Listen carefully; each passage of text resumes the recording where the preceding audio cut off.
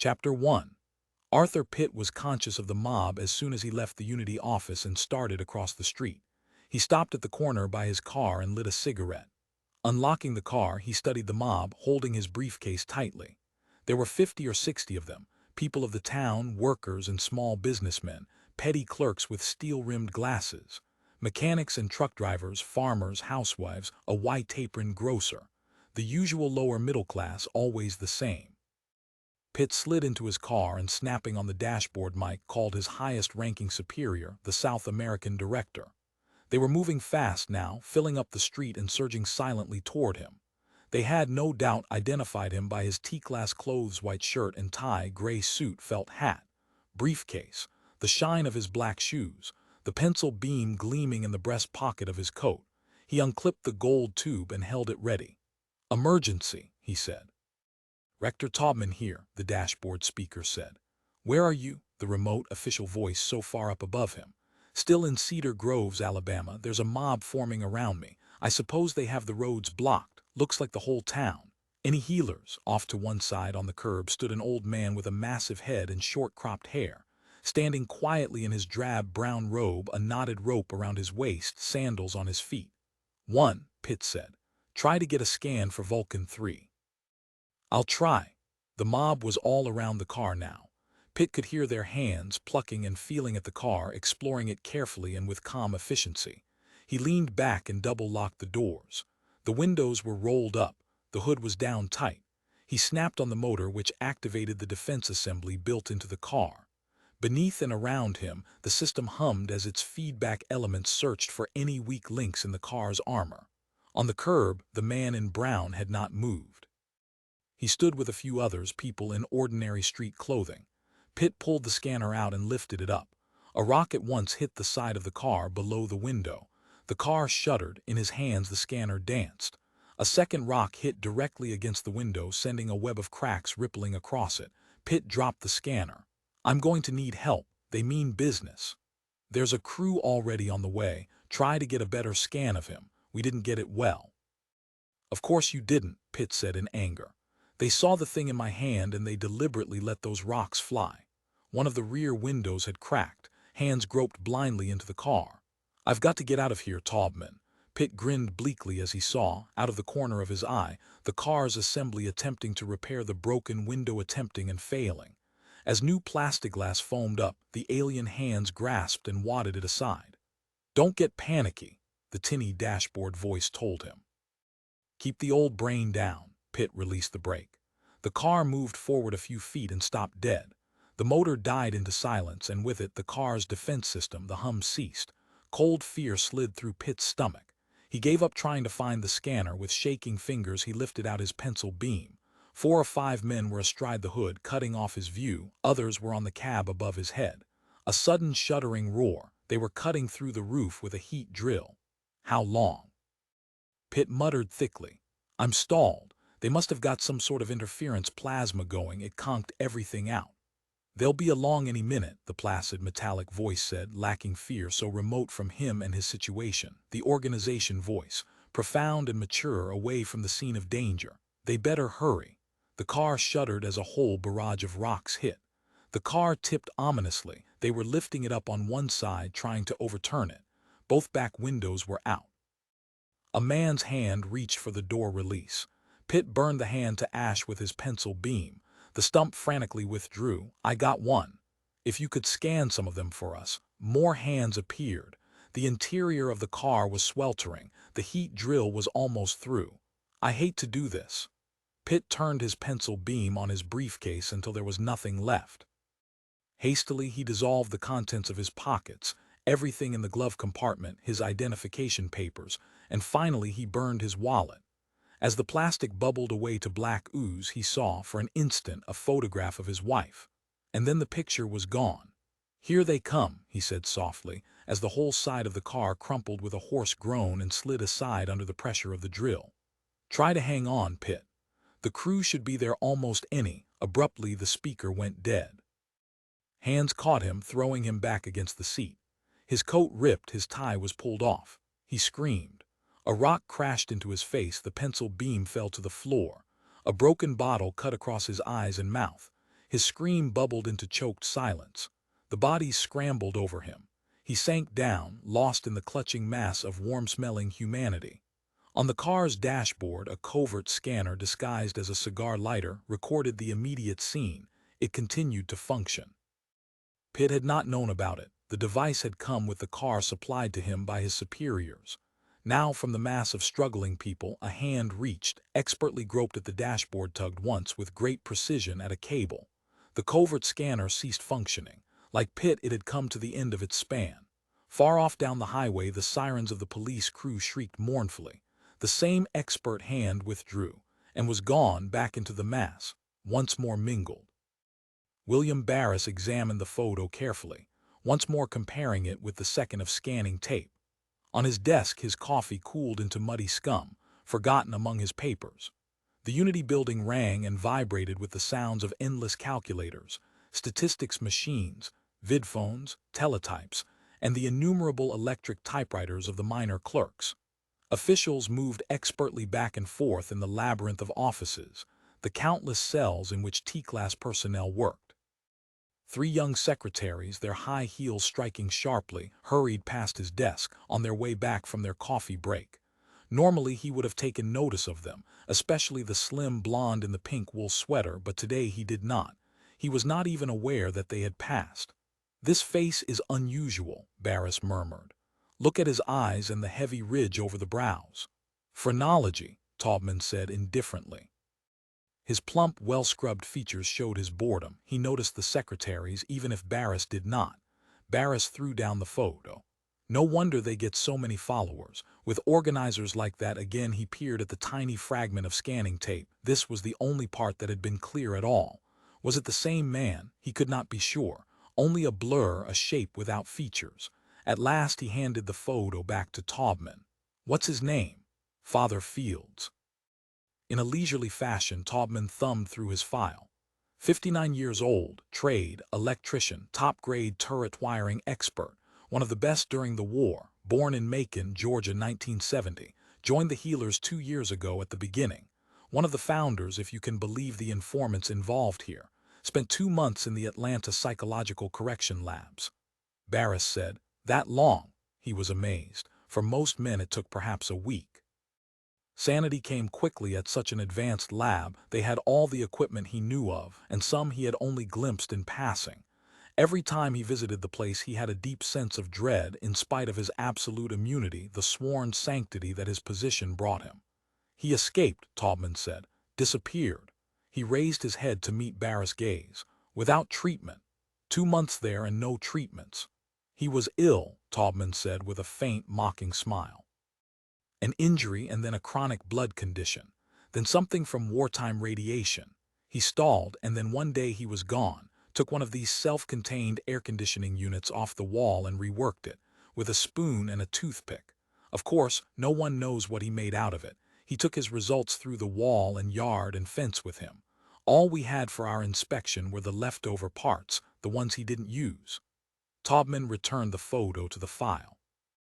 Pointing at the second of scanning tape, he said, "If that's the same man, it's the first time we've heard anything about him since then." "Did you know Pitt?" "A little. Nice, rather naive young fellow, devoted to his job, family man. Applied for field duty because he wanted the extra monthly bonus. Made it possible for his wife to furnish her living room with early New England oak furniture." Taubman got to his feet. "The call is out for Father Fields, but of course it's been out for months." "Too bad the police showed up late," Barris said. "Always a few minutes late." He studied Taubman. Both of them technically were equals, and it was policy for equals in the organization to respect one another.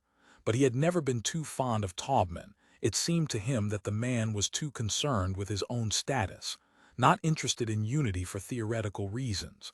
Taubman shrugged. "When a whole town's organized against you, it isn't so odd." They blocked the roads, cut wires and cables, jammed the vidphone channels. "If you get Father Fields, send him in to me. I want to examine him personally." Taubman smiled thinly. "Certainly, but I doubt if we'll get him." He yawned and moved toward the door. "It's unlikely. He's a slick one." "What do you know about this?" Barris demanded. "You seem familiar with him, almost on a personal basis." Without the slightest loss of composure, Taubman said, I saw him at the Atlanta labs. A couple of times. After all, Atlanta is part of my region. He met Barris' gaze steadily. Do you think it's the same man that Pitt saw slightly before his death? Barris said. The man who was organizing that mob. Don't ask me, Taubman said. Send the photo and that bit of tape on to Vulcan 3. Ask it, that's what it's for. You know that Vulcan 3 has given no statement in over 15 months, Barris said. Maybe it doesn't know what to say. Taubman opened the door to the hall. His police bodyguards swarmed alertly around him. I can tell you one thing, though. The healers are after one thing and one thing only. Everything else is talk, all this stuff about their wanting to destroy society and wreck civilization. That's good enough for the commercial news analysts, but we know that actually.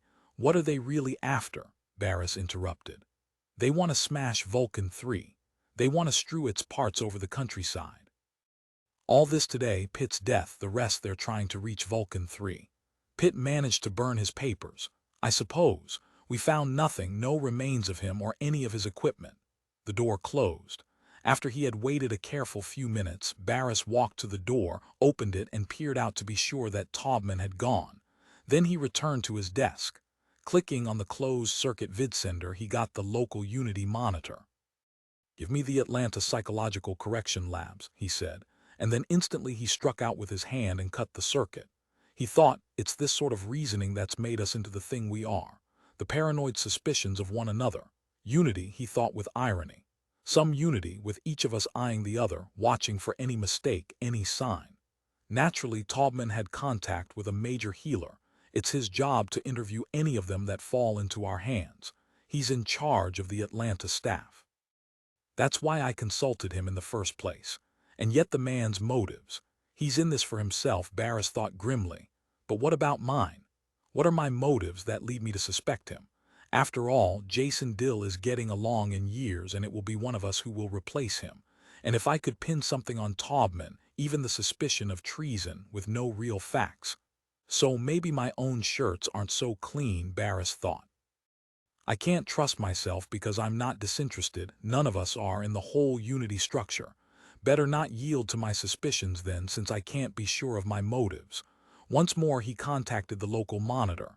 Yes, sir, she said. Your call to Atlanta, I want that canceled, he said curtly. Instead, he took a deep breath.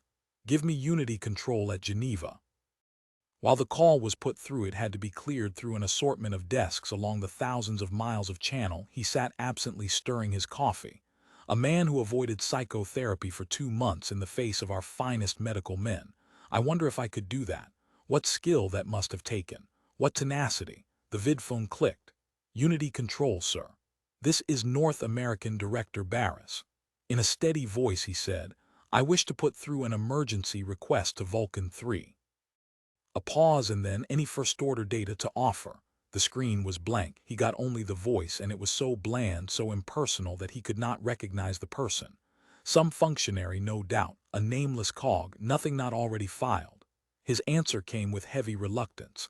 The functionary, nameless or not, knew the right questions. He was skilled at his job. Then, the voice said, you'll have to put through your request in the usual fashion. The rustling of sheets of paper. The delay period, the voice continued, is now 3 days. In a light, bantering voice, Barris said, what's Vulcan 3 doing these days, working out chest openings? Such a quip had to be made in a bantering manner. His scalp depended on it. I'm sorry, Mr. Barris. The time lag can't be cut even for director-level personnel. Barris started to ring off. And then, plunging all the way into it, he said in a brisk, authoritative tone, let me talk to Jason Dill then. Managing Director Dill is in conference. The functionary was not impressed nor disturbed. He can't be bothered in matters of routine. With a savage swipe of his hand, Barris cut the circuit. The screen died. 3 days, the eternal bureaucracy of the monster organization. They had him. They really knew how to delay. He reflectively picked up his coffee cup and sipped it. The cold, bitter stuff choked him and he poured it out. The pot refilled the cup at once with fresh coffee. Didn't Vulcan 3 give a damn? Maybe it wasn't concerned with the worldwide movement that was out, as Taubman had said, to smash its metal hide and strew its relays and memory tubes and wiring for the crows to pick over. But it wasn't Vulcan 3, of course. It was the organization. From the vacant-eyed little secretaries off on their coffee breaks, all the way up through the managers to the directors, the repairmen who kept Vulcan 3 going, the statisticians who collected data. And Jason Dill. Was Dill deliberately isolating the other directors, cutting them off from Vulcan 3? Perhaps Vulcan 3 had responded and the information had been withheld. I'm suspecting even him, Barris thought. My own superior, the highest official in Unity. I must be breaking down under the strain. That's really insane. I need a rest, he thought wildly. Pitt's death has done it. I feel somehow responsible because after all I'm safe here, safe at this desk, while eager youngsters like that go out in the country, out where it's dangerous. They get it if something goes wrong. Taubman and I, all of us directors, we have nothing to fear from those brown-robed crackpots. At least nothing to fear yet. Taking out a request form, Barris began carefully to write. He wrote slowly, studying each word. The form gave him space for 10 questions. He asked only 2. Are the healers of real significance? Why don't you respond to their existence? Then he pushed the form into the relay slot and sat listening as the scanner whisked over its surface. Thousands of miles away, his questions joined the vast tide flowing in from all over the world, from the Unity offices in every country. 11 directorates divisions of the planet, each with its director and staff and subdirectorate Unity offices, each with its police organs under oath to the local director. In 3 days, Barris' turn would come and answers would flow back.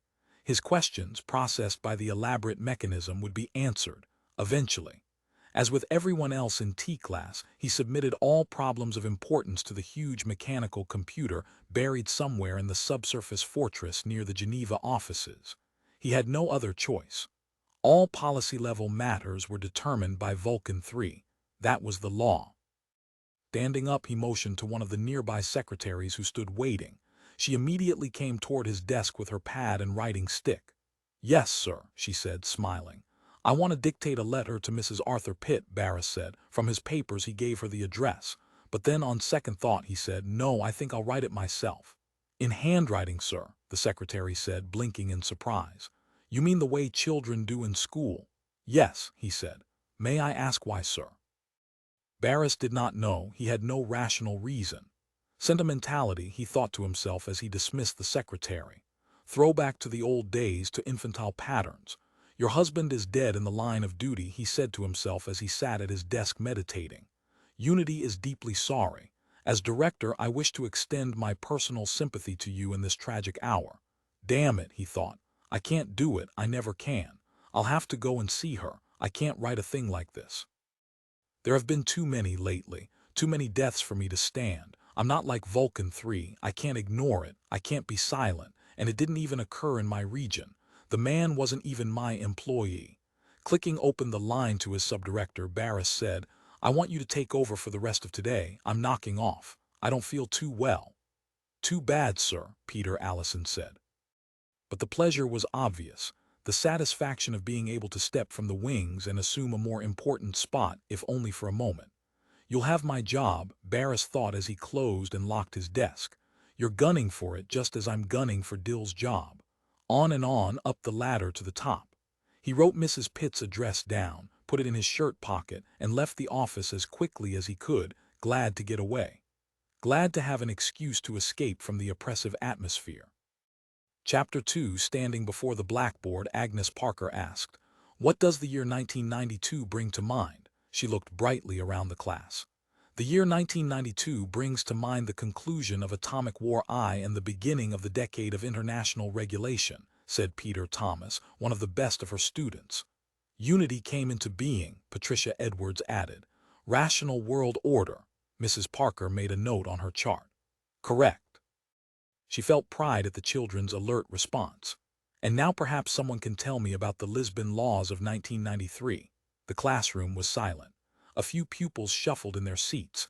Outside, warm June air beat against the windows. A fat robin hopped down from a branch and stood listening for worms. The trees rustled lazily. "That's when Vulcan 3 was made," Hans Stein said. Mrs. Parker smiled. "Vulcan 3 was made long before that. Vulcan 3 was made during the war.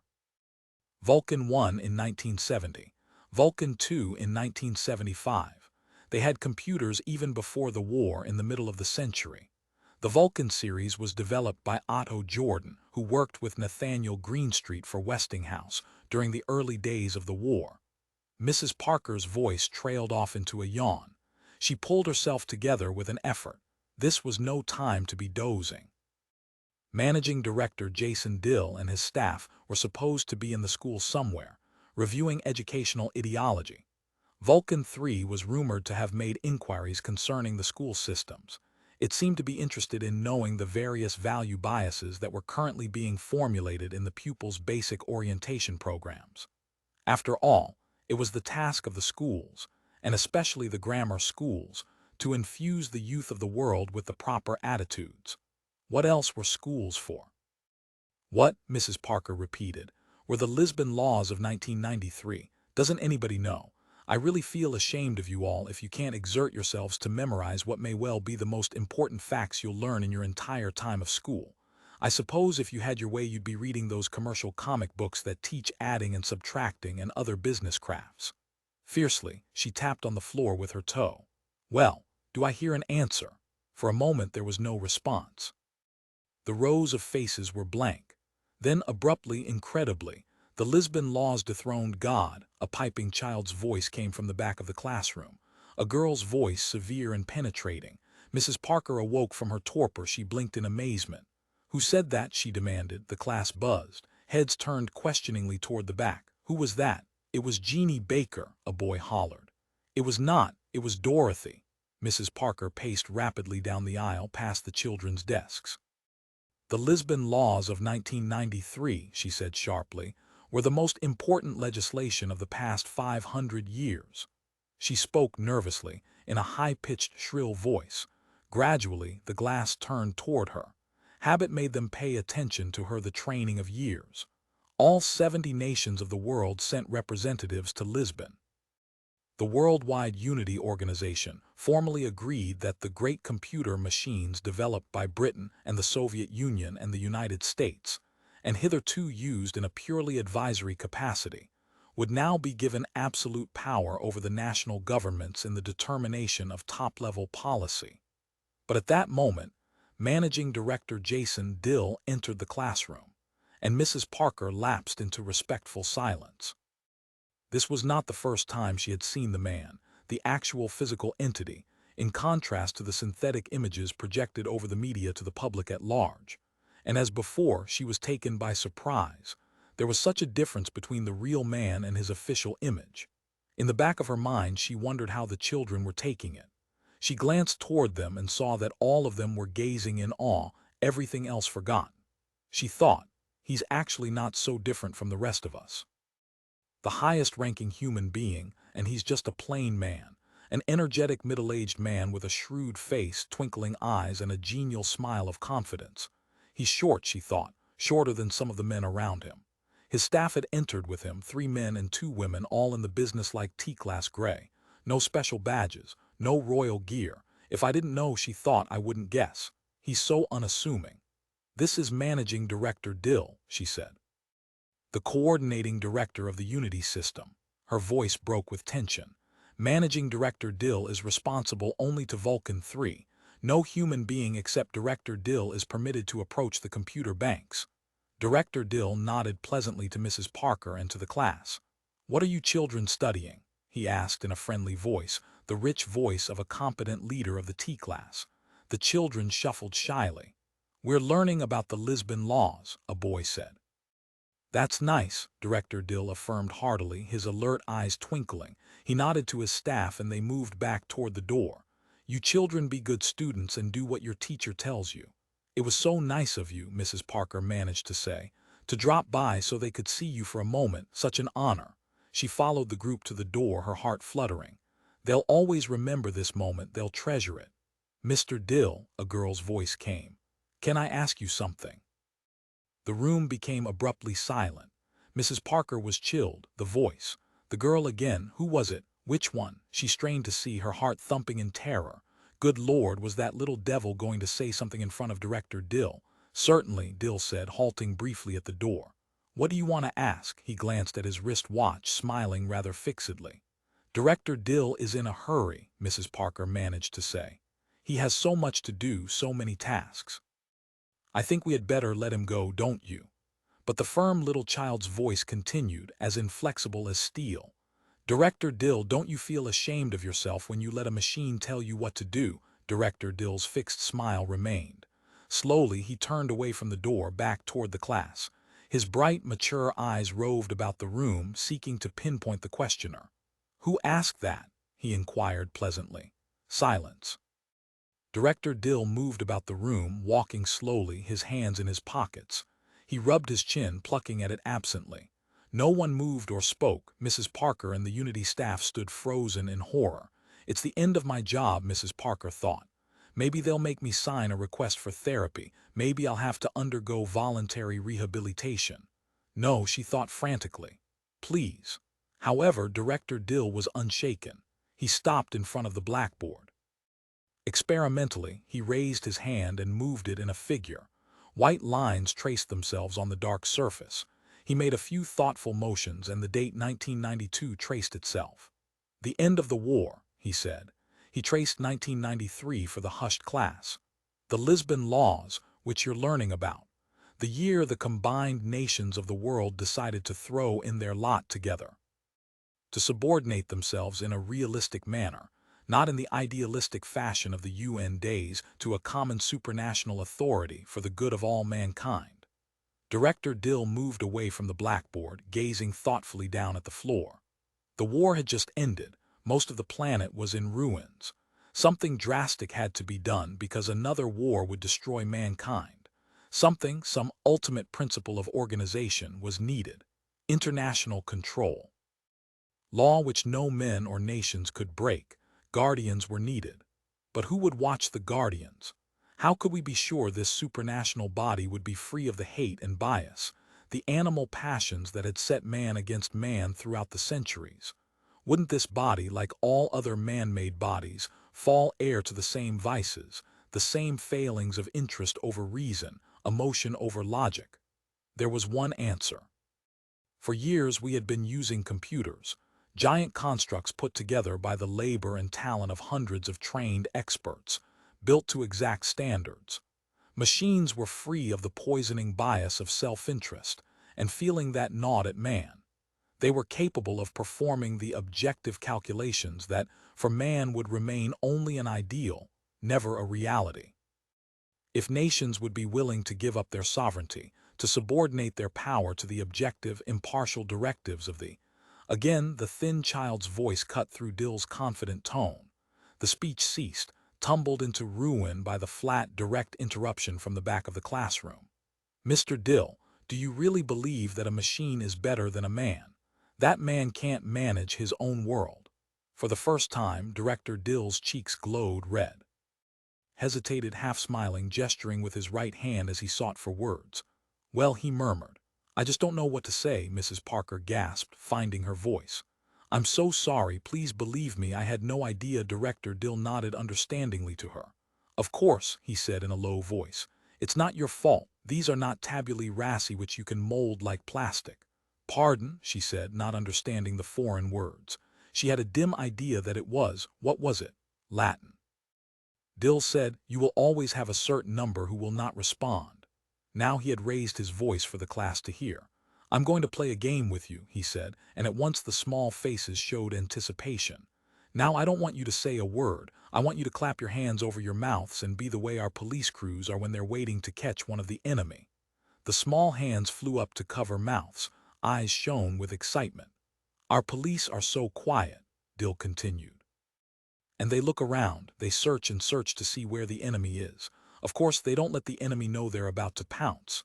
The class giggled with joy. Now, Dill said, folding his arms, we look around. The children dutifully peered around. Where's the enemy? We count 1, 2, 3. Suddenly Dill threw up his arms and in a loud voice said, and we point to the enemy. We point her out. 20 hands pointed. In her chair in the back, the small, red-haired girl sat quietly, giving no reaction. What's your name? Dill said, walking leisurely down the aisle until he stood near her desk. The girl gazed silently up at Director Dill. Aren't you going to answer my question? Dill said, smiling. Calmly, the girl folded her small hands together on her desk. "Marion Fields," she said clearly, "and you haven't answered my questions." Together, Director Dill and Mrs. Parker walked the corridor of the school building. "I've had trouble with her from the start," Mrs. Parker said. "In fact, I protested their placing her in my class." Quickly, she said, "You'll find my written protest on file. I followed the regular method. I knew that something like this was going to happen. I just knew it." "I guarantee you," Director Dill said, "that you have nothing to fear. Your job is safe. You have my word." Glancing at the teacher, he added reflectively, "Unless, of course, there's more to this than meets the eye." He paused at the door to the principal's office. "You have never met or seen her father, have you?" "No," Mrs. Parker answered. "She's a ward of the government. Her father was arrested and committed to the Atlanta—" "I know," Dill interrupted. "She's 9, is she? Does she try to discuss current events with the other children? I presume that you have some manner of monitoring equipment going at all times in the cafeteria and on the playground especially." "We have complete tapes of all conversations among the pupils," Mrs. Parker said proudly. "There's never a moment when they're not overheard.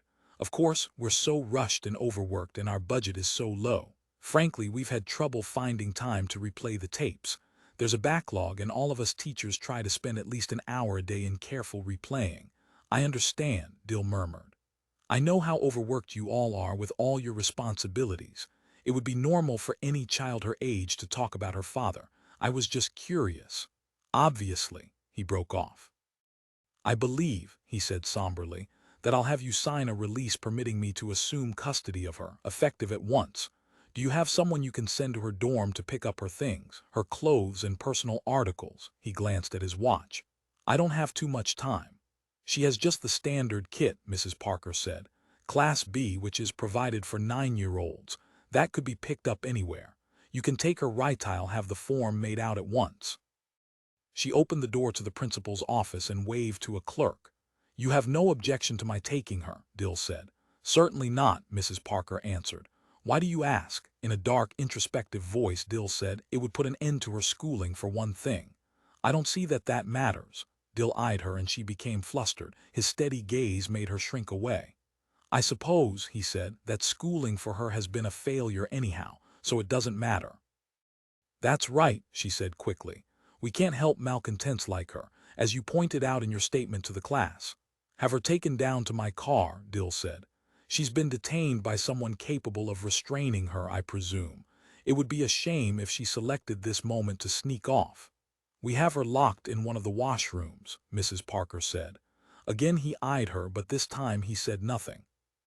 While she shakily made out the proper form, he took a moment to gaze out the window at the playground below. Now it was recess. The faint, muffled voices of the children drifted up to the office. "What game is that?" Dill said finally. "Where they mark with the chalk," he pointed. "I don't know," she said, looking over his shoulder. At that, Dill was dumbfounded. "You mean you let them play unorganized games, games of their own devising?" "No," she said. "I mean I'm not in charge of playground teaching. It's Miss Smollett who handles that. See her down there." When the custody transfer had been made out, Dill took it from her and departed. Presently she saw, through the window, the man and his staff crossing the playground. She watched as he waved genially to the children, and she saw him stop several times to bend down to speak to some individual child. How incredible, she thought, that he could take the time for ordinary persons like us. At Dill's car she saw the Fields girl, the small shape wearing a coat, the bright red hair shimmering in the sun. And then an official of Dill's staff had boosted the child into the back of the car. Dill got in too and the doors slammed. The car drove off. On the playground a group of children had gathered by the high wire fence to wave. Still trembling, Mrs. Parker made her way back up the corridor to her classroom. "Is my job safe?" she asked herself. "Will I be investigated or can I believe him? After all, he did give me his absolute assurance and no one can contradict him. I know my record is clear," she thought desperately. "I've never done anything subversive. I asked not to have that child in my class and I never discuss current events in the classroom. I've never slipped once." But suppose suddenly at the corner of her eye something moved. She halted rigid where she was. A flicker of motion. Now gone. What was it? A deep, intuitive dread filled her. Something had been there near her unobserved.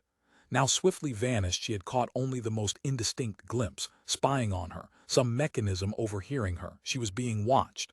Not just the children, she thought in terror, but us too. They have us watched, and I never knew for sure, I only guessed. Could it read my thoughts, she asked herself. No, nothing can read thoughts, and I wasn't saying anything aloud. She looked up and down the corridor, striving to make out what it had been. Who does it report to? She wondered. The police. Will they come and get me, take me to Atlanta or some place like that? Gasping with fear, she managed to open the door of her classroom and enter. Chapter 3. The Unity Control Building filled virtually the whole business area of Geneva, a great imposing square of white concrete and steel. Its endless rows of windows glittered in the late afternoon sun. Lawns and shrubs surrounded the structure on all sides. Gray-clad men and women hurried up the wide marble steps and through the doors. Jason Dill's car pulled up at the guarded director's entrance. He stepped quickly out and held the door open. "Come along," he said. For a moment, Marion Fields remained in the car, unwilling to leave. The leather seats had given her a sense of security, and she sat looking out at the man standing on the sidewalk, trying to control her fear of him. The man smiled at her, but she had no confidence in the smile. She had seen it too many times on the public television. It was too much a part of the world that she had been taught to distrust. "Why?" she said. "What are you going to do?" But at last she slid slowly from the car onto the pavement. She was not sure where she was. The rapid trip had confused her. "I'm sorry you had to leave your possessions behind," Dill said to her. He took hold of her hand and led her firmly up the steps of the great building. "We'll replace them," he said, "and we'll see that you have a pleasant time here with us. I promise you on my word of honor." He glanced down to see how she was taking it. The long, echoing hall stretched out ahead of them, lit by recessed lights. Distant figures, tiny human shapes, scampered back and forth from one office to another. To the girl, it was like an even larger school. It was everything she had been subjected to, but on a much larger scale.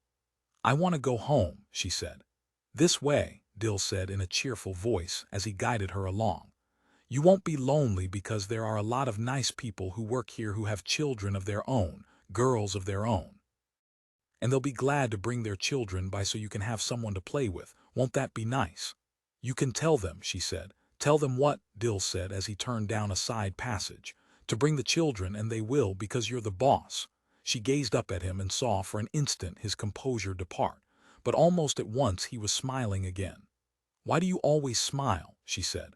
"Aren't things ever bad, or aren't you able to admit it when they're bad? On the television you always say things are fine. Why don't you tell the truth?" She asked these questions with curiosity. It did not make sense to her. Surely he knew that he never told the truth. "You know what I think's wrong with you, young woman," Dill said. "I don't really think you're such a troublemaker as you pretend." He opened the door to an office. "I think you just worry too much." As he ushered her inside, he said, "You should be like other children, play more healthy outdoor games. Don't do so much thinking off by yourself. Isn't that what you do? Go off by yourself somewhere and brood." She had to nod in agreement. It was true. Dill patted her on the shoulder. "You and I are going to get along fine," he said. "You know, I have 2 children of my own, a good bit older than you, though." "I know," she said. "One's a boy and he's in the police youth, and your girl Joan is in the girls' army school in Boston. I read about it in a magazine they give us at school to read." "Oh yes," Dill murmured. "World Today, do you like to read it?" "No," she said. "It tells more lies even than you." After that the man said nothing. He concerned himself with papers on his desk and left her to stand by herself. "I'm sorry you don't like our magazine," he said finally in a preoccupied voice. "Unity goes to a great deal of trouble to put it out. By the way, who told you to say that about Unity? Who taught you?" "Nobody taught me. Not even your father." She said, "Do you know you're shorter than you look on television? Do they do that on purpose? Try to make you look bigger to impress people?" To that, Dill said nothing. At his desk he had turned on a little machine. She saw lights flash. "That's recording," she said. Dill said, "Have you had a visit from your dad since his escape from Atlanta?" "No," she said. "Do you know what sort of place Atlanta is?" "No," she said, but she did know. He stared at her, trying to see if she was lying, but she returned his stare. "It's a prison," she said at last, "where they send men who speak their mind." No, Dill said. It's a hospital for mentally unbalanced people. It's a place where they get well. In a low, steady voice, she said, "You're a liar." "It's a psychological therapy place," Dill said. "Your father was upset. He imagined all sorts of things that weren't so. There evidently were pressures on him too strong for him to bear, and so like a lot of perfectly normal people he cracked under the pressure." "Did you ever meet him?" Dill admitted. "No, but I have his record here." He showed her a great mass of documents that lay before him. "They cured him at that place?" Marion asked. "Yes," Dill said, but then he frowned. "No, I beg your pardon. He was too ill to be given therapy. And I see he managed to keep himself ill the entire 2 months he was there." "So he isn't cured," she said. "He's still upset, isn't he?" Dill said. "The healers, what's your father's relationship to them?" "I don't know." Dill seated himself and leaned back in his chair, his hands behind his head. "Isn't it a little silly, those things you said? Overthrowing God. Somebody has told you we were better off in the old days before unity, when we had war every 20 years. He pondered. "I wonder how the healers got their name. Do you know?" "No," she said. "Didn't your father tell you?" "No. Maybe I can tell you. I'll be a sort of substitute father for a while. A healer is a person who comes along with no degree or professional medical training and declares he can cure you by some odd means when the licensed medical profession has given you up. He's a quack, a crank, either an out-and-out nut or a cynical fake who wants to make some easy money and doesn't care how he goes about it. Like the cancer quacks, but you're too young. You wouldn't remember them." Leaning forward, he said, "But you may have heard of the radiation sickness quacks. Do you remember ever seeing a man come by in an old car, with perhaps a sign mounted on top of it, selling bottles of medicine guaranteed to cure terrible radiation burns?" She tried to recall. "I don't remember," she said. "I know I've seen men on television selling things that are supposed to cure all the ills of society." Dill said, "No child would talk as you're talking. You've been trained to say this." His voice rose. "Haven't you?" "Why are you so upset?" she said, genuinely surprised. "I didn't say it was any Unity salesman." "But you meant us," Dill said, still flushed. "You meant our informational discussions, our public relations programs." She said, "You're so suspicious. You see things that aren't there." That was something her father had said. She remembered that. He had said they're paranoids. Suspicious even of each other. Any opposition is the work of the devil. The healers, Dill was saying, take advantage of the superstitions of the masses. The masses are ignorant, you see. They believe in crazy things, magic, gods, and miracles, healing, the touch. This cynical cult is playing on basic emotional hysterias familiar to all our sociologists, manipulating the masses like sheep, exploiting them to gain power. You have the power, she said. All of it. My father says you've got a monopoly on it. The masses have a desire for religious certainty, the comforting balm of faith. You grasp what I'm saying, don't you? You seem to be a bright child. She nodded faintly. They don't live by reason. They can't. They haven't the courage and discipline. They demand the metaphysical absolutes that started to go out as early as 1700, but war keeps bringing it back, the whole pack of frauds. Do you believe that? She said. That it's all frauds? Dill said, I know that a man who says he has the truth is a fraud. A man who peddles snake oil like he broke off. A man, he said finally, like your father. A spellbinder who fans up the flames of hate, inflames a mob until it kills. To that she said nothing. Jason Dill slid a piece of paper before her eyes. Read this. It's about a man named Pitt, not a very important man, but it was worth your father's while to have him brutally murdered. Ever hear of him? No, she said. Read it.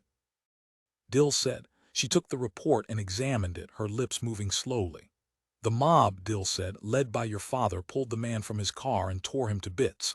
What do you think of that? Marion pushed the paper back to him, saying nothing. Leaning toward her, Dill yelled, Why, what are they after? Do they want to bring back the old days, the war and hatred and international violence?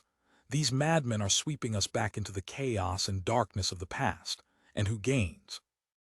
Nobody except these spellbinders. They gain power. Is it worth it?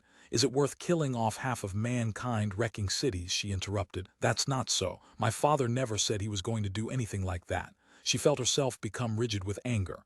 You're lying again like you always do. Then what does he want? You tell me. They want Vulcan 3. I don't know what you mean. He scowled at her. They're wasting their time. Repairs and maintains itself. We merely feed it data and the parts and supplies it wants. Nobody knows exactly where it is. Pitt didn't know. You know. Yes, I know. He studied her with such ferocity that she could not meet his gaze. The worst thing that's happened to the world, he said at last, in the time that you've been alive is your father's escape from the Atlanta Psych Labs. A warped, psychopathic, deranged madman. His voice sank to a mutter. If you met him, she said, you'd like him. Dill stared at her, and then, abruptly, he began to laugh. Anyhow, he said when he had ceased laughing, you'll stay here in the Unity offices. I'll be talking to you again from time to time. If we don't get results, we can send you to Atlanta, but I'd rather not. He stabbed a button on his desk, and 2 armed Unity guards appeared at the office door. Take this girl down to the 3rd subsurface level. Don't let anything happen that might harm her. Out of her earshot, he gave the guards instructions. She tried to hear, but she could not. I'll bet he was lying when he said there'd be other kids for me to play with, she thought. She had not seen another child yet in this vast, forbidding building. Tears came to her eyes, but she forced them back. Pretending to be examining the big dictionary in the corner of Director Dill's office, she waited for the guards to start ordering her into motion. As Jason Dill sat moodily at his desk, a speaker near his arm said, "She's in her quarters now, sir. Anything else?" "No," he said. Rising to his feet, he collected his papers, put them into his briefcase and left the office. A moment later, he was on his way out of the Unity Control Building, hurrying up the ramp to the confined field, past the nests of heavy-duty aerial guns and on to his private hangar.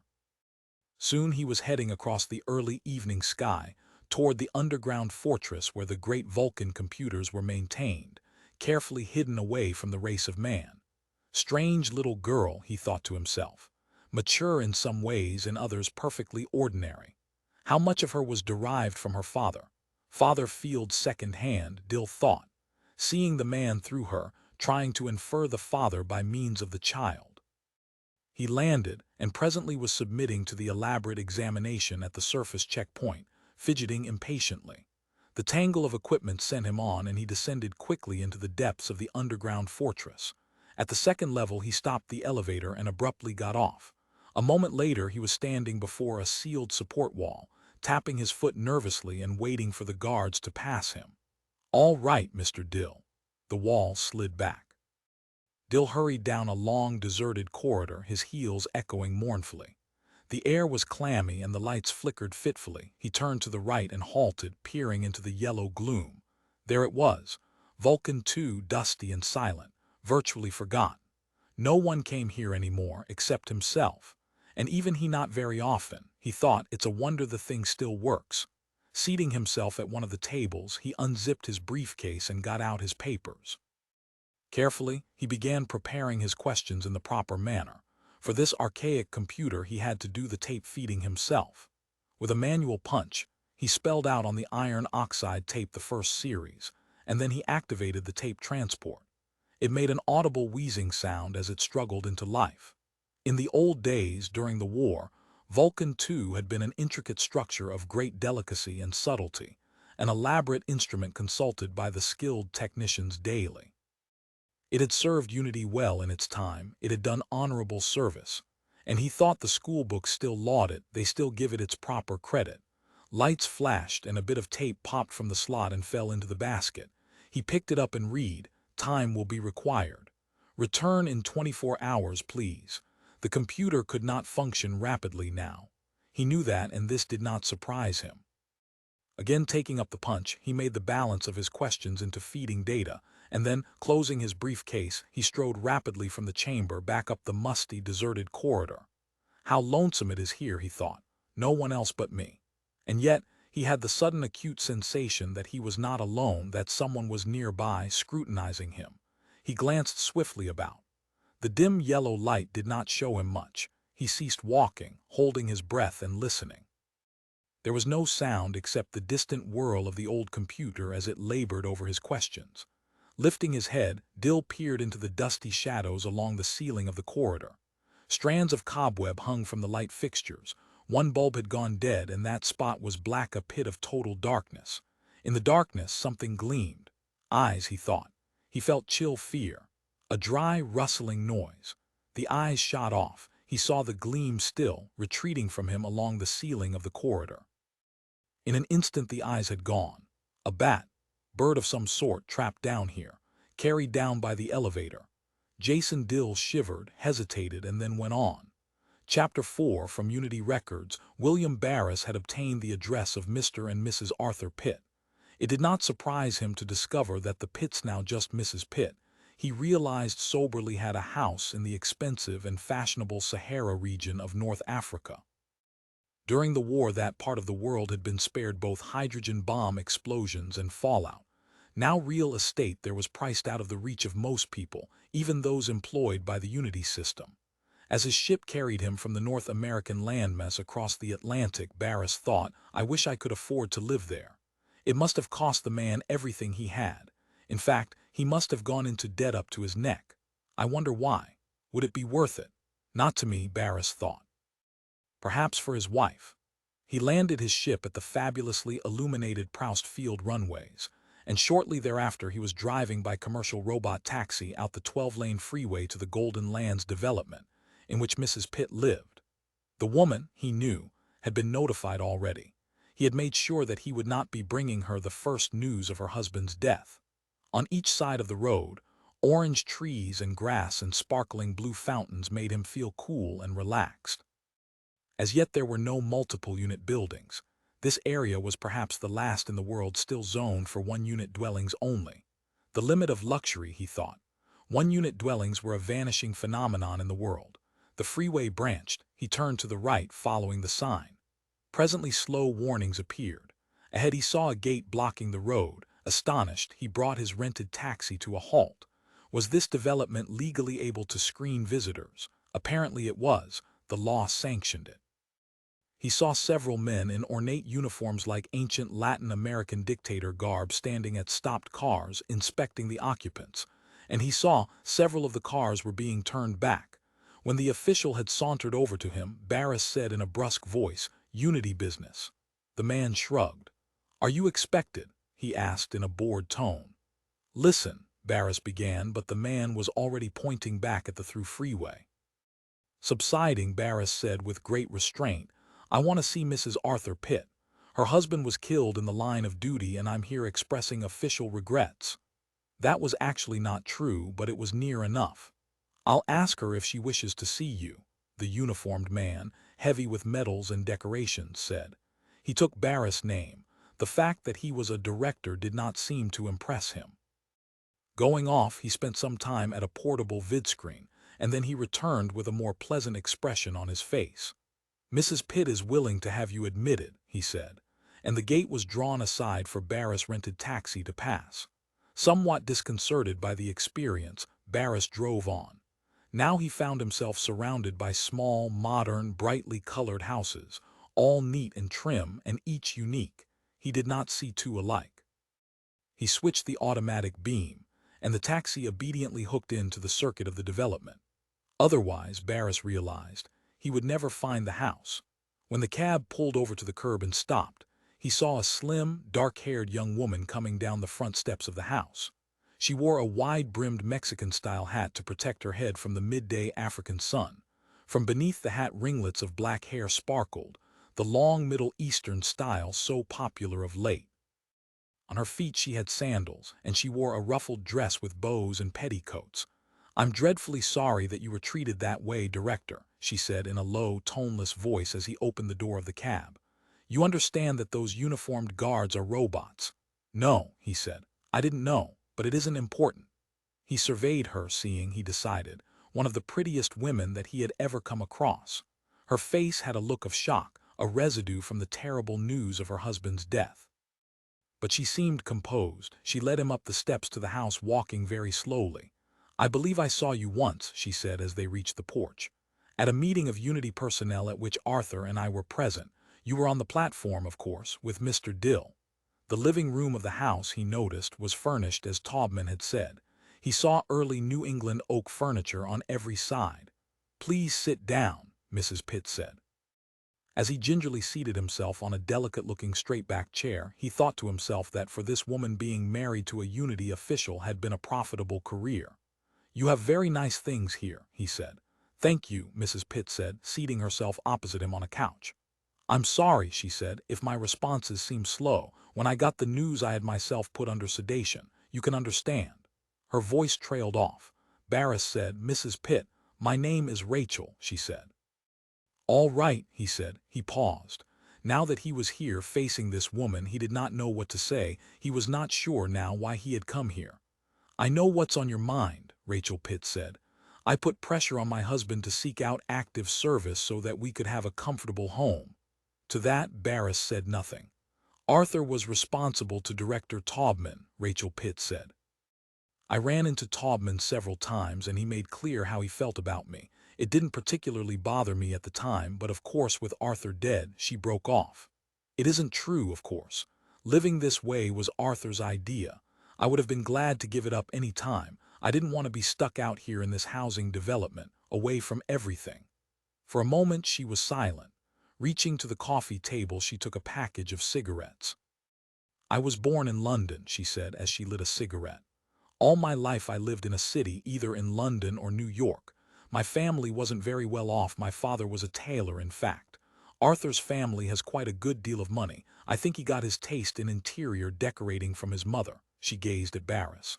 "This doesn't interest you. I'm sorry. Since I heard, I haven't been able to keep my thoughts in order." "Are you all by yourself here?" he said. "You know anyone in the development?" "No one that I want to depend on," she said. "Mostly you'll find ambitious young wives here. Their husbands all work for Unity, that goes without saying. Otherwise, how could they afford to live here?" Her tone was so bitter that he was amazed. "What do you think you'll do?" he said. Rachel Pitt said, "Maybe I'll join the healers." He did not know how to react, so he said nothing. This is a highly distraught woman, he thought. The grief, the calamity that she's involved in. Or is she always like this? He had no way of telling. "How much do you know about the circumstances surrounding Arthur's death?" she asked. "I know most of the data," Barris said cautiously. "Do you believe he was killed by," she grimaced, "a mob, a bunch of unorganized people, farmers and shopkeepers, egged on by some old man in a robe?" Suddenly she sprang to her feet and hurled her cigarette against the wall. It rolled near him and he bent reflexively to retrieve it. "That's just the usual line they put out," she said. "I know better. My husband was murdered by someone in Unity, someone who was jealous of him, who envied him and everything he had achieved. He had a lot of enemies. Every man with any ability who gets anywhere in the organization is hated." She subsided slightly, pacing about the room with her arms folded, her face strained and distorted. "Does this distress you?" she said at last. "To see me like this? You probably imagine some little clinging vine of a woman sobbing quietly to herself. Do I disappoint you? Forgive me." Her voice trembled with fury. Barris said, "The facts as they were presented to me." "Don't kid me," Rachel said in a deadly, harsh voice. And then she shuddered and put her hands against her cheeks. "Is it all in my mind? He was always telling me about people in his office plotting to get rid of him, trying to get him in bad, carrying tales. Part of being in Unity, he always said. The only way you can get to the top is push someone else away from the top." She stared at Barris wildly. "Who did you murder to get your job? How many men dead so you could be director? That's what Arthur was aiming for. That was his dream." "Do you have any proof?" he said. "Anything to go on that would indicate that someone in the organization was involved?" It did not seem even remotely credible to him that someone in Unity could have been involved in the death of Arthur Pitt. More likely, this woman's ability to handle reality had been severely curtailed by the recent tragedy. And yet, such things had happened, or at least so it was believed. "My husband's official Unity car," Rachel said steadily, "had a little secret scanning device mounted on the dashboard. I saw the reports and it was mentioned in them. When Director Taubman was talking to me on the vidphone, do you know what I did? I didn't listen to his speech. I read the papers he had on his desk." Her voice rose and wavered. "One of the people who broke into Arthur's car knew about that scanner. He shut it off. Only someone in the organization could have known. Even Arthur didn't know. It had to be someone up high." Her black eyes flashed. "Someone at director level." "Why?" Barris said, disconcerted. "Afraid my husband would rise and threaten him, jeopardize his job, possibly eventually take his job from him, become director in his place. Taubman, I mean," she smiled thinly. "You know I mean him, so what are you going to do? Inform on me? Have me arrested for treason and carried off to Atlanta, Barris said. I would prefer to give it some thought. Suppose you don't inform on me. I might be doing this to trap you, to test your loyalty to the system. You have to inform. It might be a trick. She laughed curtly. Does all this distress you? Now you wish you hadn't come to express your sympathy. See what you got yourself into by having humane motives. Tears filled her eyes. Go away, she said in a choked, unsteady voice. What does the organization care about the wife of a dead minor petty field worker? Barris said. I'm not sorry I came. Going to the door, Rachel Pitt opened it. You'll never be back, she said. Go on, leave, scuttle back to your safe office. I think you had better leave this house, Barris said. And go where? To that he had no ready answer. There's a cumbersome pension system, he began. You'll get almost as much as your husband was making. If you want to move back to New York or London, do my charges seriously interest you? Rachel broke in. Does it occur to you that I might be right? That a director might arrange the murder of a talented, ambitious underling to protect his own job? It's odd, isn't it, how the police crews are always just a moment late? Shaken, ill-at-ease, Barris said. I'll see you again, soon, I hope. Goodbye, Director, Rachel Pitt said, standing on the front porch of her house as he descended the steps to his rented cab. Thank you for coming. She was still there as he drove off. As his ship carried him back across the Atlantic to North America, William Barris pondered. Could the healers have contacts within the Unity organization? Impossible. The woman's hysterical conviction had overwhelmed him. It was her emotion, not her reason, that had affected him. And yet he himself had been suspicious of Taubman. Could it be that Father Field's escape from Atlanta had been arranged? Not the work of a single clever man, a deranged man bent on escape and revenge, but the work of dull-witted officials who had been instructed to let the man go. That would explain why, in 2 long months, Fields had been given no psychotherapy. And now what? Barris asked himself acidly. Whom do I tell? Do I confront Taubman with absolutely no facts? Do I go to Jason Dill? One other point occurred to him. If he ever did run afoul of Taubman, if the man ever attacked him for any reason, he had an ally in Mrs. Pitt. He had someone to assist him in a counterattack. And Barris realized grimly that was valuable in the Unity system, someone to back up your charges, if not with evidence, at least with added assertion. Where there's smoke, there's fire, he said to himself. Someone should look into Taubman's relationship with Father Fields. The customary procedure here would be to send an unsigned statement to Jason Dill and let him start police spies to work tracing Taubman, digging up evidence. My own men, Barris realized, could do it. I have good police in my own department. But if Taubman got wind of it, this is ghastly, he realized with a start. I have to free myself from this vicious cycle of suspicion and fear. I can't let myself be destroyed. I can't let that woman's morbid hysteria infiltrate my own thinking. Madness transmitted from person to person, isn't that what makes up a mob? Isn't that the group mind that we're supposed to be combating? I had better not see Rachel Pitt again, he decided. But already he felt himself drawn to her. A vague but nonetheless powerful yearning had come into existence inside him. He could not pin down the mood. Certainly she was physically attractive, with her long dark hair, her flashing eyes, slender, active body. But she is not psychologically well balanced, he decided. She would be a terrible liability. Any relationship with a woman like that might wreck me. There is no telling which way she might jump. After all, her tie with Unity has been shattered, without warning. All her plans, her ambitions have been thrown back in her teeth. She's got to find another entree, a new technique for advancement and survival. I made a mistake in looking her up, he thought. What would make a better contact than a director? What could be of more use to her? When he had gotten back to his own offices, he at once gave instructions that no calls from Mrs. Arthur Pitt be put through to him. Any messages from her were to be put through proper channels, which meant that regular agencies and clerks would be dealing with her. A pension situation, he explained to his staff. Her husband wasn't attached to my area, so there's no valid claim that can be filed against this office. She'll have to take it to Taubman. He was her husband's superior, but she's got the idea that I can help in some way. After that, alone in his office, he felt guilt. He had lied to his staff about the situation. He had patently misrepresented Mrs. Pitt in order to ensure protection of himself. Is that an improvement? He asked himself. Is that my solution? In her new quarters, Marion Fields sat listlessly reading a comic book. This one dealt with physics, a subject that fascinated her.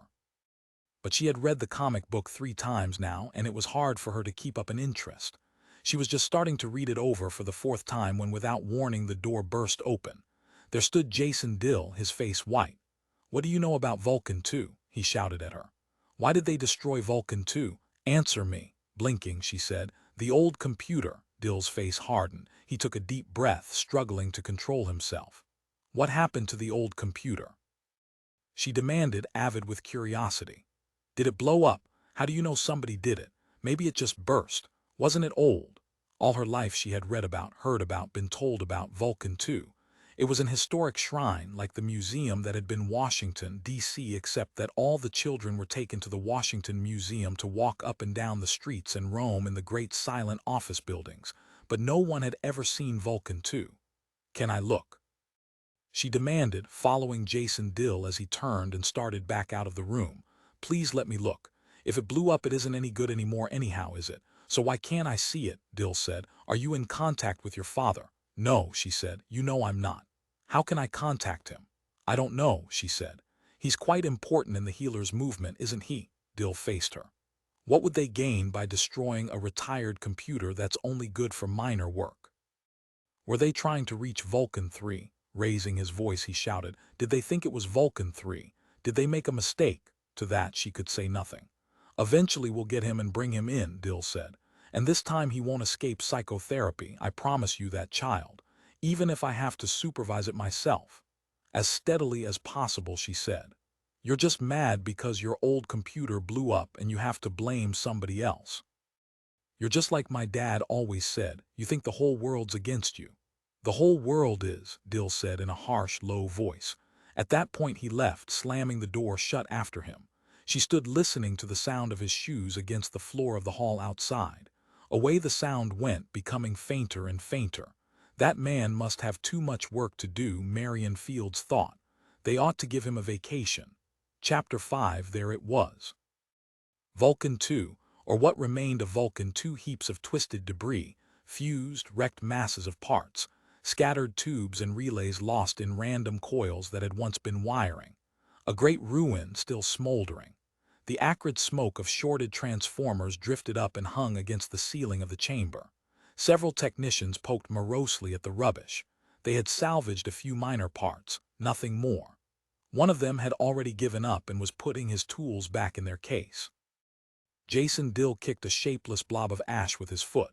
The change, the incredible change from the thing Vulcan 2 had been to this, still dazed him.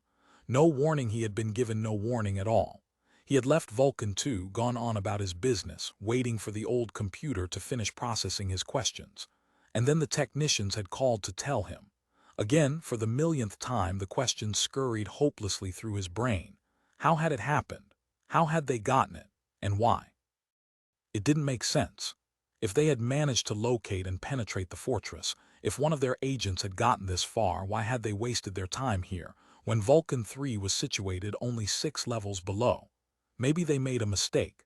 Maybe they had destroyed the obsolete computer thinking it was Vulcan 3. This could have been an error, and from the standpoint of Unity, a very fortunate one. But as Jason Dill gazed at the wreckage, he thought, it doesn't look like an error. It's so damn systematic, so thorough, done with such expert precision. Should I release the news to the public, he asked himself. I could keep it quiet, these technicians are loyal to me completely. I could keep the destruction of Vulcan 2 a secret for years to come. Or he thought I could say that Vulcan 3 was demolished. I could lay a trap, make them think they had been successful. Then maybe they would come out into the open, reveal themselves. They must be in our midst, he thought frantically. To be able to get in here, they've subverted Unity. He felt horror and, in addition, a deep personal loss. This old machine had been a companion of his for many years. When he had questions simple enough for it to answer, he always came here. This visit was part of his life. Reluctantly, he moved away from the ruins. No more coming here, he realized. The creaking old machine is gone.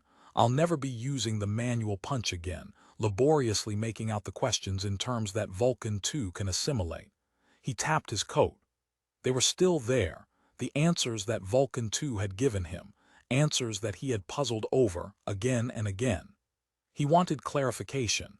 His last visit had been to rephrase his queries to get amplification, but the blast had ended that. Deep in thought, Jason Dill left the chamber and made his way up the corridor, back to the elevator. This is a bad day for us, he thought to himself. We'll remember this for a long time.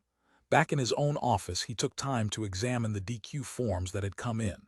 Larson, the leader of the data feed team, showed him the rejects. Look at these. His young face stern with an ever-present awareness of duty, Larson carefully laid out a handful of forms. This one here, maybe you had better turn it back personally so there won't be any trouble. Why do I have to attend to it? Jason Dill said with irritation. Can't you handle it? If you're overworked, hire a couple more clerks up here from the pool. There's always plenty of clerks. You know that as well as I, we must have 2 million of them on the payrolls. And yet you still have to bother me. His wrath and anxiety swept up involuntarily, directed at his subordinate. He knew that he was taking it out on Larson, but he felt too depressed to worry about it. Larson, with no change of expression, said in a firm voice, "This particular form was sent in by a director. That's why I feel, give it to me then," Jason Dill said, accepting it. The form was from the North American director, William Barris. Jason Dill had met the man any number of times. In his mind, he retained an impression of a somewhat tall individual with a high forehead. In his middle 30s, as Dill recalled, a hard worker. The man had not gotten up to the level of director in the usual manner by means of personal social contacts, by knowing the right persons, but by constant, accurate, and valuable work. "This is interesting," Jason Dill said aloud to Larson. He put the form aside for a moment. "We ought to be sure we're publicizing this particular director. Of course, he probably does a full public relations job in his own district. We shouldn't worry," Larson said. "I understand he made it up the hard way. His parents weren't anybody." "We can show," Jason Dill said, "that the ordinary individual with no pull, knowing no one in the organization, can come in and take a regular low-grade job such as clerk or even maintenance man, and in time, if he's got the ability and drive, he can rise all the way up to the top. In fact, he might get to be managing director.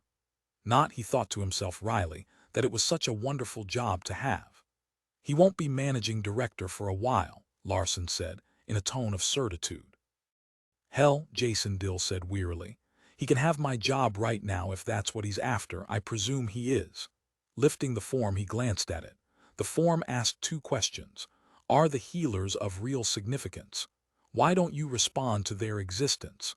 Holding the form in his hands, Jason Dill thought, one of the eternal bright young men climbing rapidly up the Unity ladder. Barris, Taubman, Reynolds, Henderson, they were all making their way confidently, efficiently, never missing a trick, never failing to exploit the slightest wedge. Give them an opportunity, he thought with bitterness, and they'll knock you flat. They'll walk right on over you and leave you there. "Dog eat dog," he said aloud. "Sir," Larson said at once. Jason Dill put down the form. He opened a drawer of his desk and got out a flat metal tin. From it he took a capsule which he placed against his wrist. At once the capsule dissolved through the dermal layers. He felt it go into his body, passing into his bloodstream to begin work without delay. A tranquilizer, one of the newest ones in the long series. It works on me, he thought, and they work on me. It in one direction, their constant pressure and harassment in the other. Again Jason Dill picked up the form from Director Barris. "Are there many DQs like this?" "No, sir, but there is a general increase in tension. Several directors besides Barris are wondering why Vulcan 3 gives no pronouncement on the healer's movement." "They're all wondering," Jason Dill said brusquely. "I mean," Larson said, "formally, through official channels. Let me see the rest of the material." Larson passed him the remaining DQ forms. "And here's the related matter from the data troughs." He passed over a huge sealed container. "We've weeded all the incoming material carefully." After a time, Jason Dill said, "I'd like the file on Barris." "The documented file," Jason Dill said, "and the other one, the unsub pack." Into his mind came the full term not usually said outright, unsubstantiated. The worthless packet, he said, the phony charges, the trumped-up smears and lies and vicious poison pen letters, mailed to Unity without signature. Unsigned, sometimes in the garbled prose of the psychotic, the lunatic with a grudge. And yet those papers were filed away. We shouldn't keep them, Jason Dill thought, or make use of them even to the extent of examining them. But we do. Right now he was going to look at such filth as it pertained to William Barris, the accumulation of years. Presently the two files were placed before him on his desk. He inserted the microfilm into the scanner and for a time studied the documented file. A procession of dull facts moved by. Barris had been born in Kent, Ohio. He had no brothers or sisters. His father was alive and employed by a bank in Chile. He had gone to work for Unity as a research analyst. Jason Dill speeded up the film, skipping about irritably. At last he rewound the microfilm and replaced it in the file. The man wasn't even married, he reflected. He led a routine life, one of virtue and work if the documents could be believed, if they told the full story. And now Jason Dill thought the slander, the missing parts, the other side, the dark shadow side. To his disappointment, he found the unsubpack on William Barris almost empty. Is the man that innocent? Dill wondered. That he's made no enemies? Nonsense. The absence of accusation isn't a sign of the man's innocence. To rise to director is to incur hostility and envy. Barris probably devotes a good part of his budget to distributing the wealth, to keeping everybody happy and quiet. "Thing here," he said when Larson returned. "I noticed how light the file felt," Larson said. "Sir, I went down to the data rooms and had them process all the recent material. I thought it possible there might be something not yet in the file." He added, "As you probably know, they're several weeks behind." Seeing the paper in the man's hand, Jason Dill felt his pulse speed up in anticipation. "What came in?" "This." Larson put down a sheet of what appeared to be expensive watermarked stationery. "I also took the measure when I saw this of having it analyzed and traced, so you'd know how to assess its worth." "Unsigned," Dill said. "Yes, sir. Our analysts say that it was mailed last night somewhere in Africa, probably in Cairo." Studying the letter, Jason Dill murmured, "Here's someone who Barris didn't manage to get to, at least not in time." Larson said, "It's a woman's writing, done with an ancient style of ballpoint pen. They're trying to trace the make of pen. What you have there is actually a copy of the letter. They're still examining the actual document down in the labs. But for your purposes—" "What are my purposes?" Dill said, half to himself. The letter was interesting but not unique. He had seen such accusations made toward other officials in the Unity organization. "To whom it may concern. This is to notify you that William Barris, who is a director, cannot be trusted, as he is in the pay of the healers and has been for some time. A death that occurred recently can be laid at Mr. Barris' door, and he should be punished for his crime of seeing to it that an innocent and talented Unity servant was viciously murdered." "Notice that the writing slopes down," Larson said. "That's supposed to be an indication that the writer is mentally disturbed." "Superstition," Dill said. "I wonder if this is referring to the murder of that fieldworker Pitt. That's the most recent. What connection does Barris have with that? Was he Pitt's director? Did he send him out?" "I'll get all the facts for you, sir," Larson said briskly. After he had reread the unsigned letter, Jason Dill tossed it aside and again picked up the DQ form from Director Barris. With his pen, he scratched a few lines on the bottom of the form. "Return this to him toward the end of the week. He failed to fill in his identification numbers. I'm returning it to be corrected." Larson frowned. "That won't delay him much. Barris will immediately return the form correctly prepared." Wearily, Jason Dill said, "That's my problem. You let me worry about it. Tend to your own business and you'll last a lot longer in this organization. That's a lesson you should have learned a long time ago." Flushing, Larson muttered, "I'm sorry, sir." "I think we should start a discreet investigation of Director Barris," Dill said. "Better send in one of the police secretaries. I'll dictate instructions." While Larson rounded up the police secretary, Jason Dill sat gazing dully at the unsigned letter that accused Director Barris of being in the pay of the healers. "It would be interesting to know who wrote this," he thought to himself. "Maybe we will know someday soon. In any case, there will be an investigation of William Barris. After the evening meal, Mrs. Agnes Parker sat in the school restaurant with two other teachers, exchanging gossip and relaxing after the long, tense day. Leaning over so that no one passing by could hear, Miss Crowley whispered to Mrs. Parker, "Aren't you finished with that book yet? If I had known it would take you so long, I wouldn't have agreed to let you read it first." Her plump, florid face trembled with indignation. "We really deserve our turn." "Yes," Mrs. Dawes said, also leaning to join them. "I wish you'd go get it right now. Please let us have it, won't you?" They argued, and at last Mrs. Parker reluctantly rose to her feet and moved away from the table, toward the stairway. It was a long walk up the stairs and along the hall to the wing of the building in which she had her own room, and once in the room she had to spend some time digging the book from its hiding place. The book, an ancient literary classic called Lolita, had been on the banned list for years. There was a heavy fine for anyone caught possessing it, and for a teacher, it might mean a jail term. However, most of the teachers read and circulated such stimulating books back and forth among them, and so far no one had been caught. Grumbling because she had not been able to finish the book, Mrs. Parker placed it inside a copy of World Today and carried it from her room, out into the hall. No one was in sight, so she continued on toward the stairway. As she was descending, she recalled that she had a job to do, a job that had to be done before morning. The Little Fields girls' quarters had not been emptied, as was required by school law. A new pupil would be arriving in a day or so and would occupy the room. It was essential that someone in authority go over every inch of the room to be certain that no subversive or illicit articles belonging to the Fields girl remained to contaminate the new child. Considering the Fields girl's background, this rule was particularly important. As she left the stairway and hurried along a corridor, Mrs. Parker felt her heart skip several beats. She might get into a good deal of trouble by being forgetful in this area. They might think she wanted the new child contaminated. The door to Marion Field's old room was locked. How could that be? Mrs. Parker asked herself. The children weren't permitted keys. They could not lock any doors anywhere. It had to be one of the staff. Of course she herself had a key, but she hadn't had time to come down here since Managing Director Dill had taken custody of the child. As she groped in her pocket for her master key, she heard a sound on the other side of the door. Someone was in the room. "Who's in there?" she demanded, feeling frightened. If there was an unauthorized person in the room, she would get in trouble. It was her responsibility to maintain this dorm. Bringing her key out, she took a quick breath and then put the key into the lock. "Maybe it's someone from the Unity offices checking up on me," she thought, "seeing what I let the Fields girl have in the way of possessions." The door opened and she switched on the light. At first she saw no one.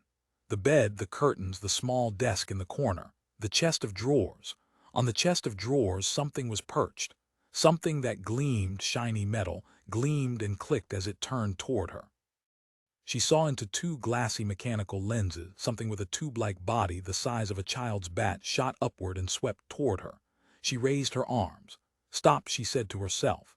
She did not hear her voice. All she heard was a whistling noise in her ears, a deafening blast of sound that became a squeal. Stop, she wanted to scream, but she could not speak. She felt as if she were rising. Now she had become weightless, floating. The room drifted into darkness. It fell away from her, farther and farther. No motion, no sound, just a single spark of light that flickered, hesitated, and then winked out. "Oh dear," she thought, "I'm going to get into trouble."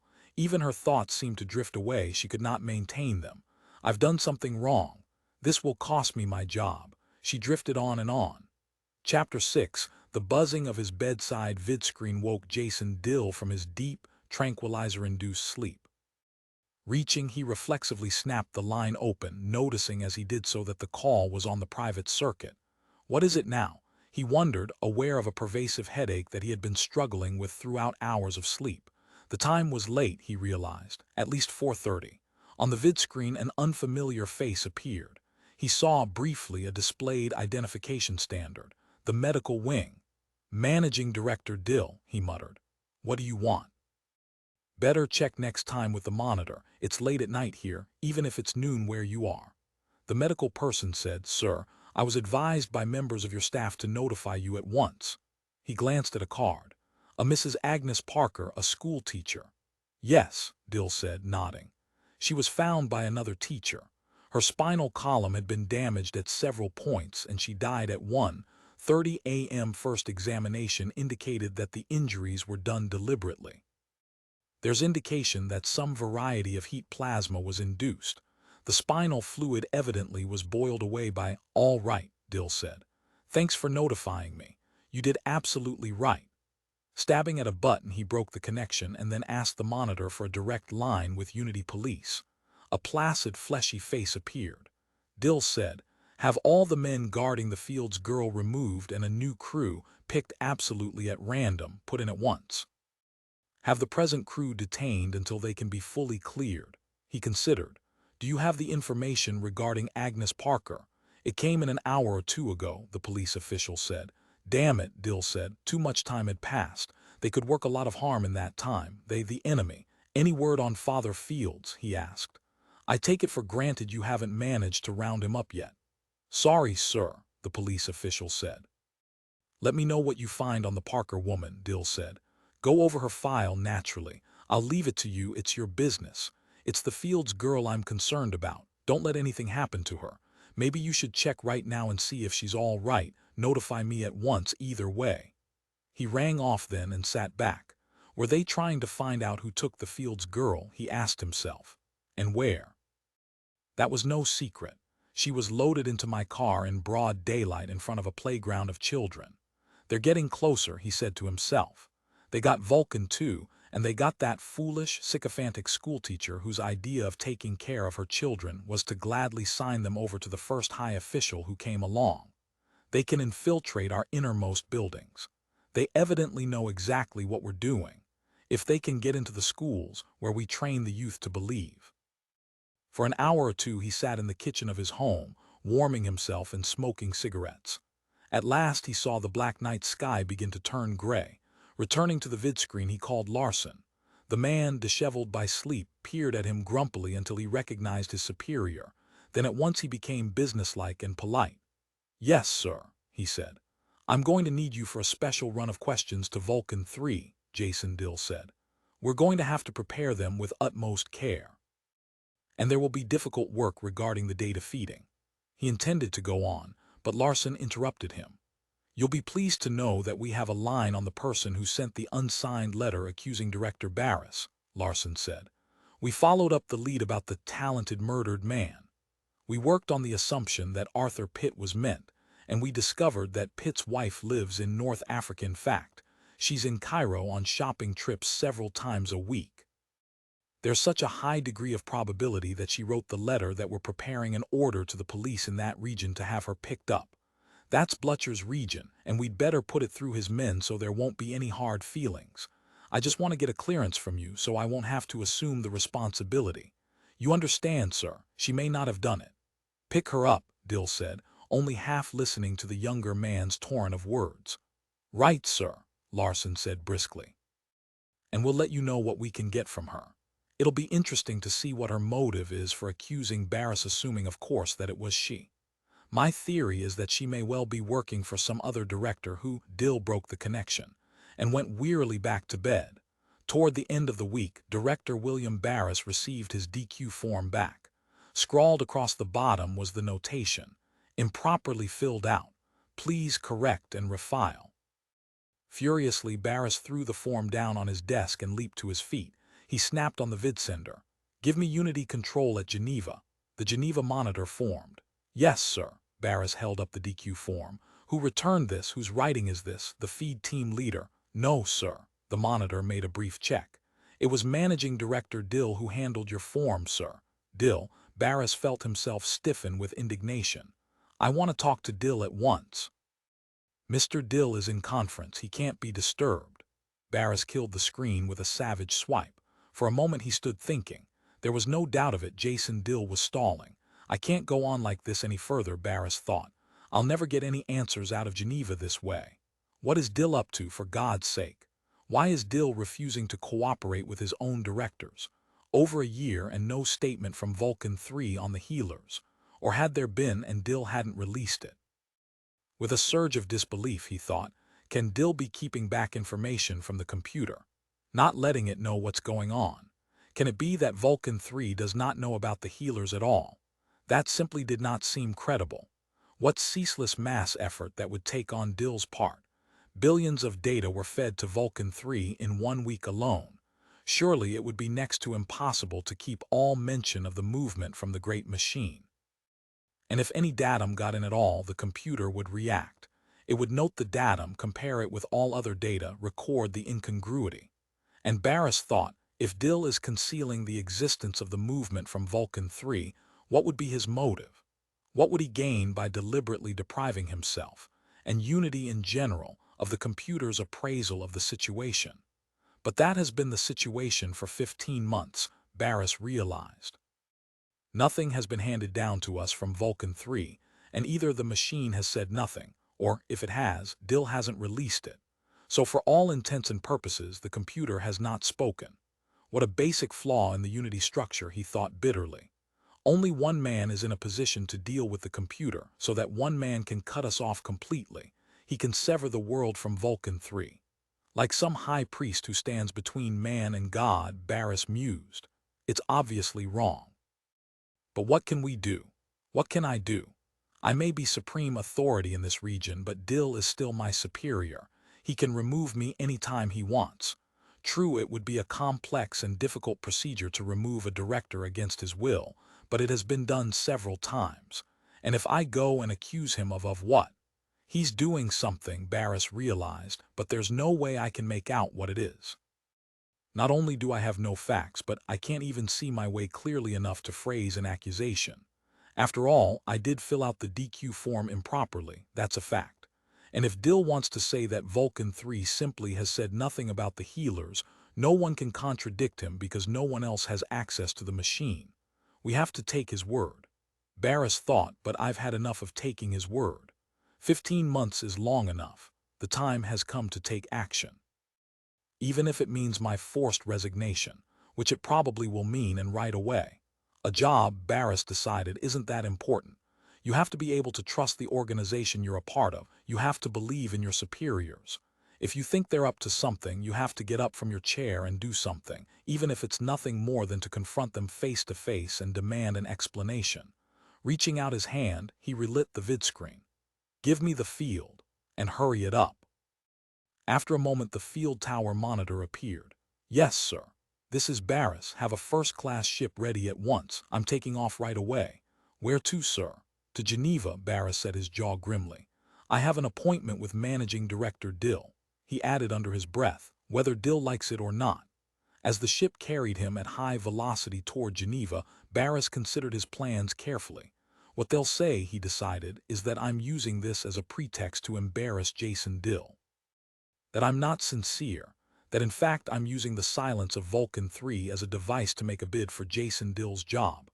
My coming to Geneva will just go to prove how ruthlessly ambitious I am, and I won't be able to disprove the charge. I have no way by which I can prove that my motives are pure. This time the chronic doubt did not assail him. He knew that he was acting for the good of the organization. I know my own mind this time, he realized. In this case, I can trust myself.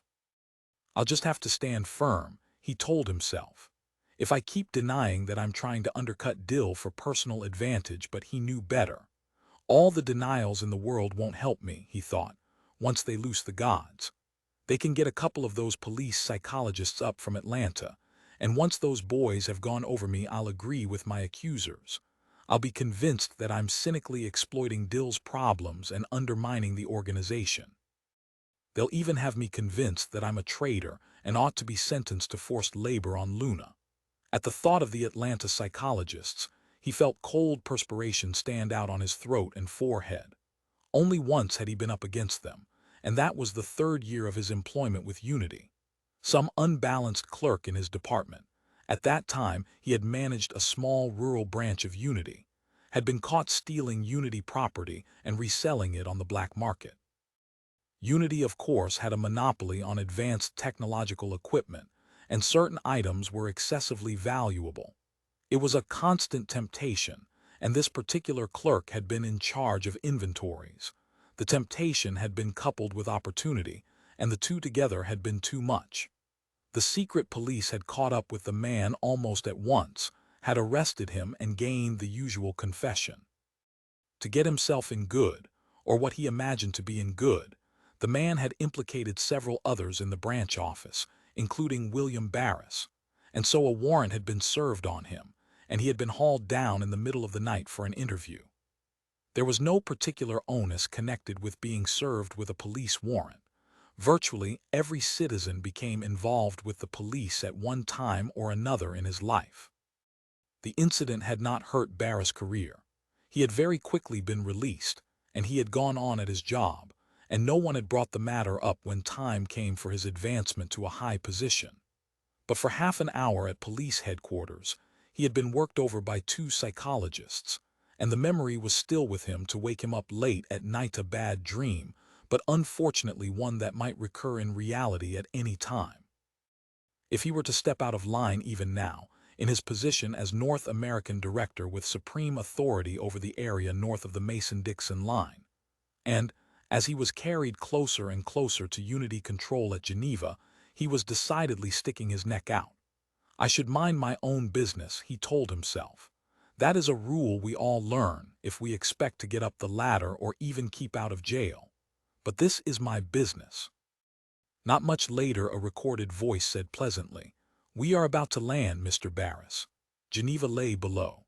The ship was descending, pulled down by the automatic relays that had guided it from his field, across the Atlantic and over Western Europe. Barris thought, probably they already know I'm on my way. Some flunky, some minor informant, has relayed the information. Undoubtedly, some petty clerk in my own building is a spy for Unity control. And now, as he rose from his chair and moved toward the exit, someone else was no doubt waiting at the Geneva terminal, watching to mark his arrival. I'll be followed the entire time, he decided. At the exit he hesitated. I can turn around and go back, he said to himself.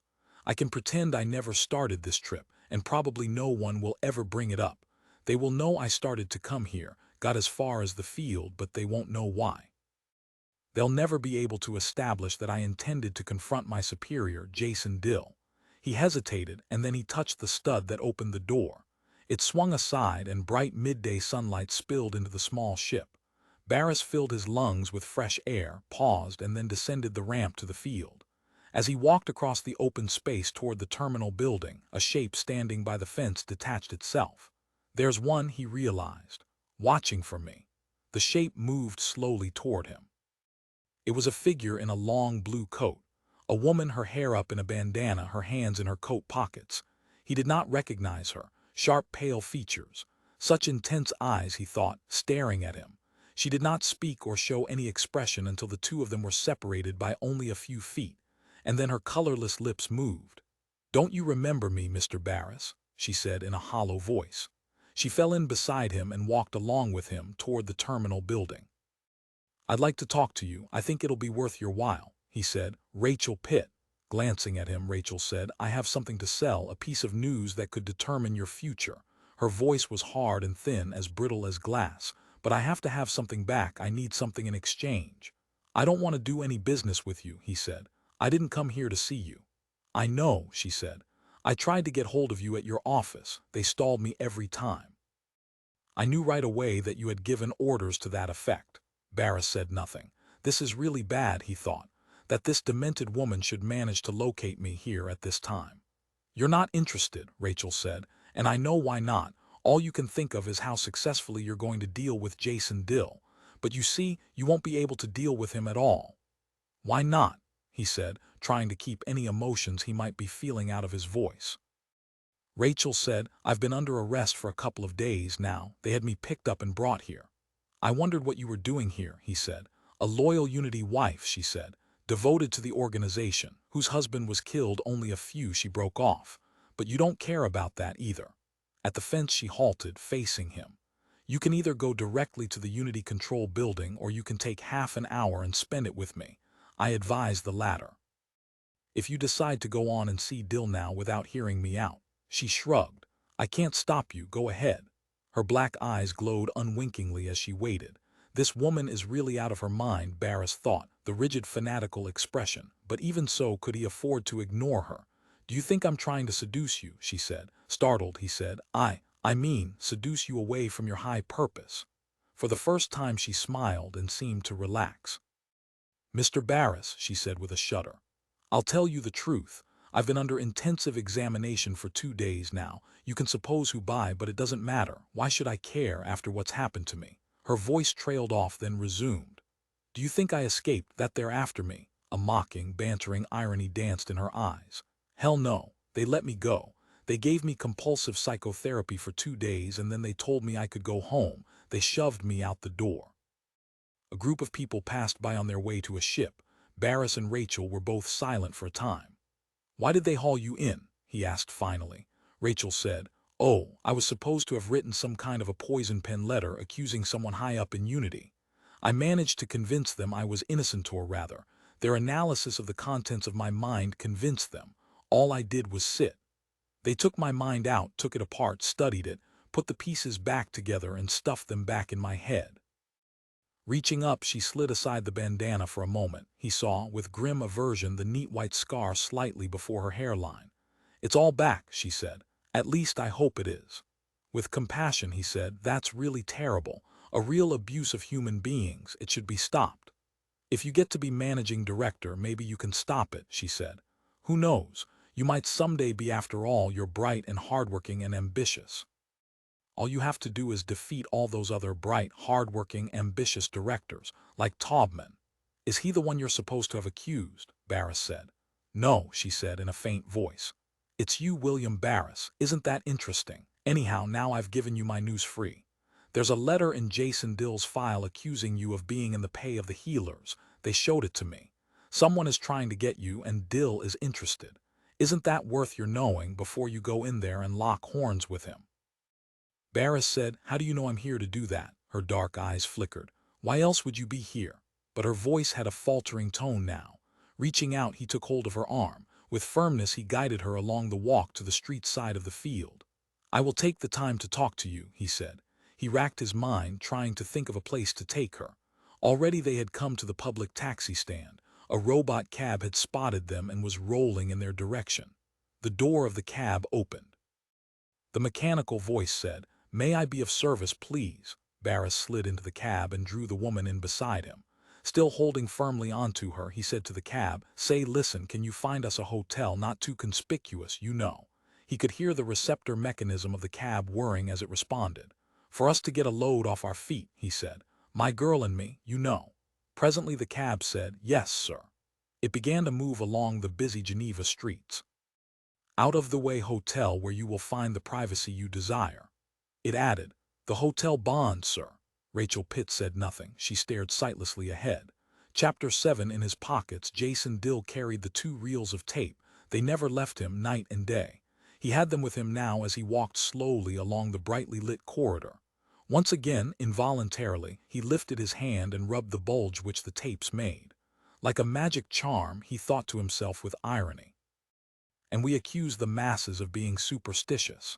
Ahead of him, lights switched on. Behind him, enormous reinforced doors slid shut to fill in the chamber's single entrance. The huge calculator rose in front of him, the immense tower of receptor banks and indicators. He was alone with it, alone with Vulcan 3. Very little of the computer was visible. Its bulk disappeared into regions which he had never seen, which in fact no human had ever seen. During the course of its existence, it had expanded certain portions of itself. To do so, it had cleared away the granite and shale earth. It had, for a long time now, been conducting excavation operations in the vicinity. Sometimes Jason Dill could hear that sound going on like a far-off, incredibly high-pitched dentist's drill. Now and then he had listened and tried to guess where the operations were taking place. It was only a guess. Their only check on the growth and development of Vulcan 3 lay in 2 clues: the amount of rock thrown up to the surface to be carted off, and the variety, amount, and nature of the raw materials and tools and parts which the computer requested. Now, as Jason Dill stood facing the thing, he saw that it had put forth a new reel of supply requisitions. It was there for him to pick up and fill. As if he thought I'm some errand boy. I do its shopping, he realized. It's stuck here, so I go out and come back with the week's groceries. Only in its case we don't supply food. We supply just about everything else but. The financial cost of supporting Vulcan 3 was immense. Part of the taxation program conducted by Unity on a worldwide basis existed to maintain the computer. At the latest estimate, Vulcan 3's share of the taxes came to about 43%.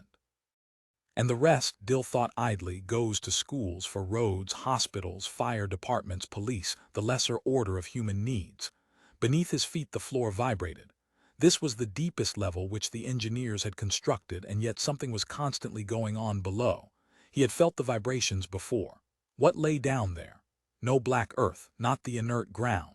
Energy, tubes and pipes, wiring, transformers, self-contained machinery. He had a mental image of relentless activity going on. Carts carrying supplies in, wastes out, lights blinking on and off, relays closing, switches cooling and reheating, worn-out parts replaced, new parts invented, superior designs replacing obsolete designs. And how far had it spread? Miles. Were there even more levels beneath the one transmitting up through the soles of his shoes? Did it go down forever? Vulcan 3 was aware of him. Across the vast impersonal face of metal an acknowledgement gleamed, a ribbon of fluid letters that appeared briefly and then vanished. Jason Dill had to catch the words at once or not at all. No latitude for human dullness was given. Is the educational bias survey complete? Almost, Dill said. A few more days. As always in dealing with Vulcan 3, he felt a deep, inertial reluctance. It slowed his responses and hung over his mind, his faculties, like a dead weight. In the presence of the computer, he found himself becoming stupid. He always gave the shortest answers, it was easier. And as soon as the first words lit up in the air above his head, he had a desire to leave. Already he wanted to go. But this was his job, this being cloistered here with Vulcan 3. Someone had to do it. Some human being had to stand in this spot. He had never had this feeling in the presence of Vulcan 2. Now new words formed, like lightning flashing blue-white in the damp air. I need it at once. It'll be along as soon as the feed teams can turn it into data forms. Vulcan 3 was, well, he thought, the only word was agitated. Power lines glowed red, the origin of the series name. The rumblings and dull flashes of red had reminded Nathaniel Greenstreet of the ancient god's forge, the lame god who had created the thunderbolts for Jupiter in an age long past. There is some element misfunctioning. A significant shift in the orientation of certain social strata which cannot be explained in terms of data already available to me.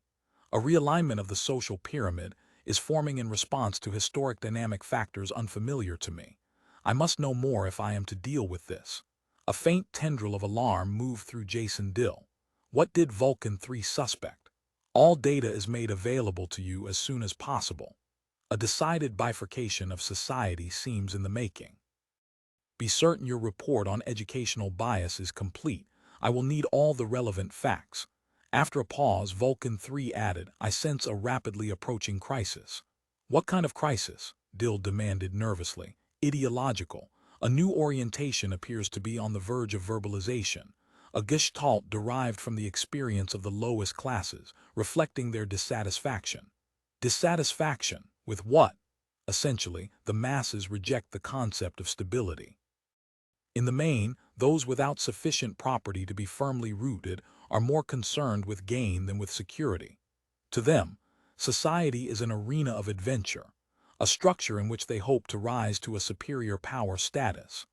I see, Dill said dutifully. A rationally controlled, stable society such as ours defeats their desires.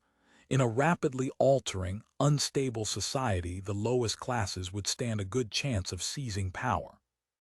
Basically, the lowest classes are adventurers, conceiving life as a gamble, a game rather than a task, with social power as the stakes. Interesting, Dill said. So for them the concept of luck plays a major role. Those on top have had good luck. But Vulcan 3 was not interested in his contribution. It had already continued.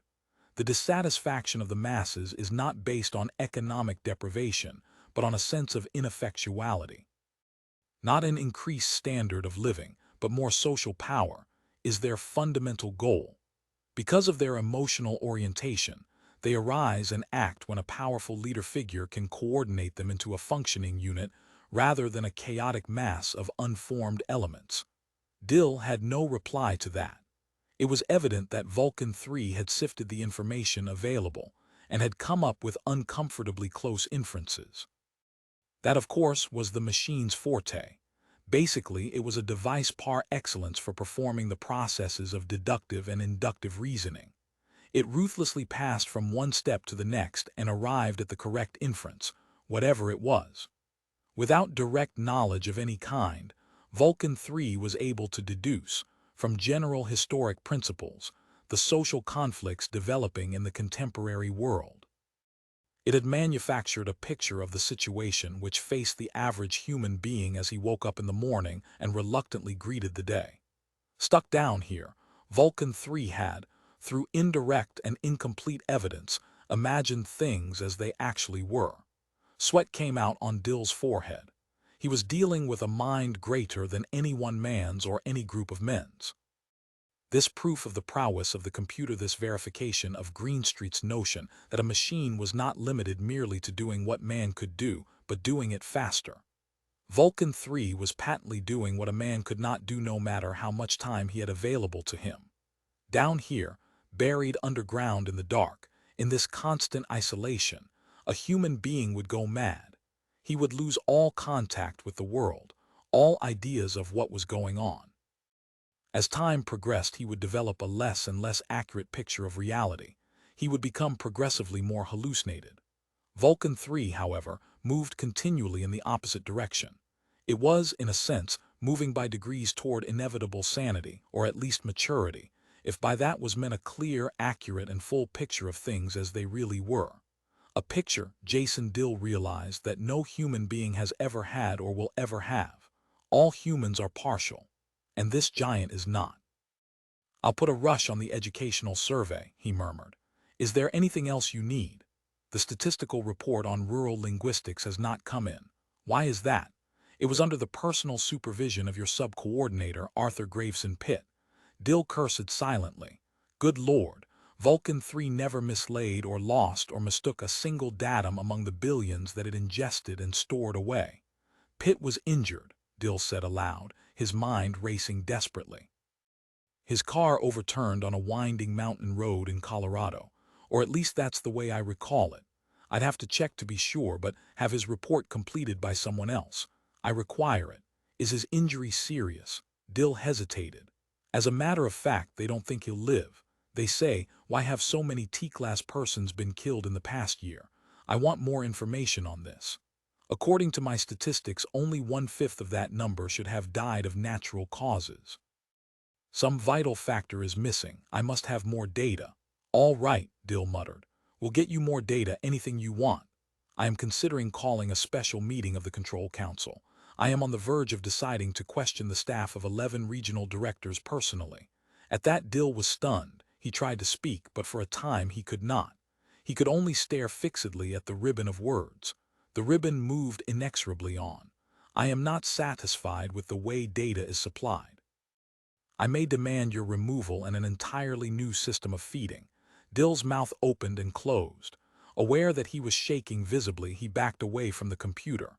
"Unless you want something else," he managed, "I have business in Geneva." All he wanted to do was get out of the situation, away from the chamber. Nothing more. "You may go." As quickly as possible, Dill left the chamber, ascending by express lift to the surface level. Around him in a blur, guards checked him over. He was scarcely aware of them. What a going over, he thought. What an ordeal. Talk about the Atlanta psychologists. They're nothing compared with what I have to face day after day. God, how I hate that machine, he thought. He was still trembling, his heart palpitating. He could not breathe, and for a time he sat on a leather-covered couch in the outer lounge, recovering.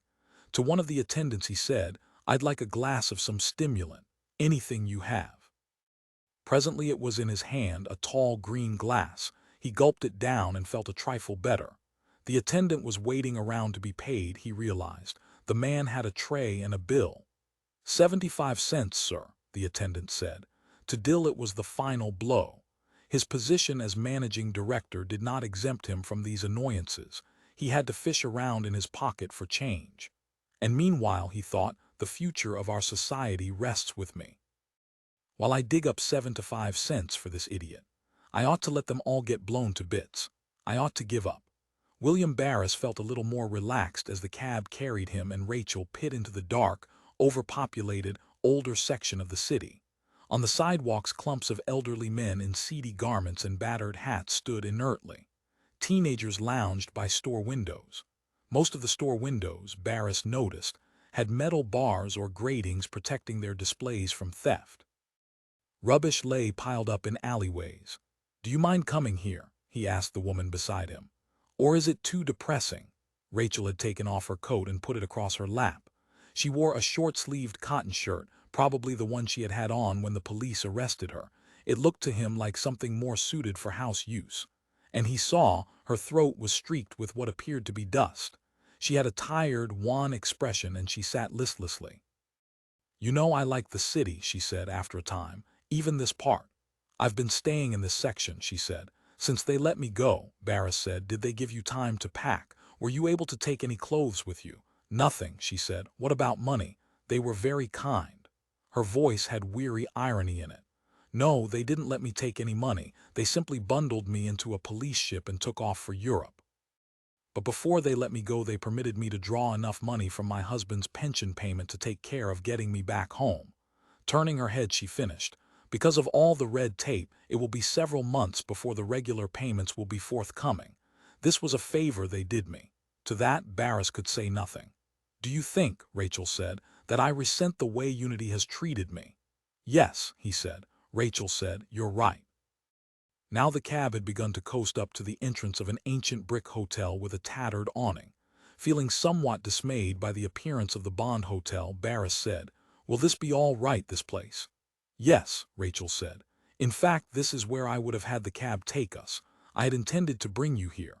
The cab halted and its door swung open. As Barris paid it, he thought, maybe I shouldn't have let it decide for me. Maybe I ought to get back in and have it drive on. Turning, he glanced up at the hotel. Rachel Pitt had already started up the steps. It was too late. Now a man appeared in the entrance, his hands in his pockets.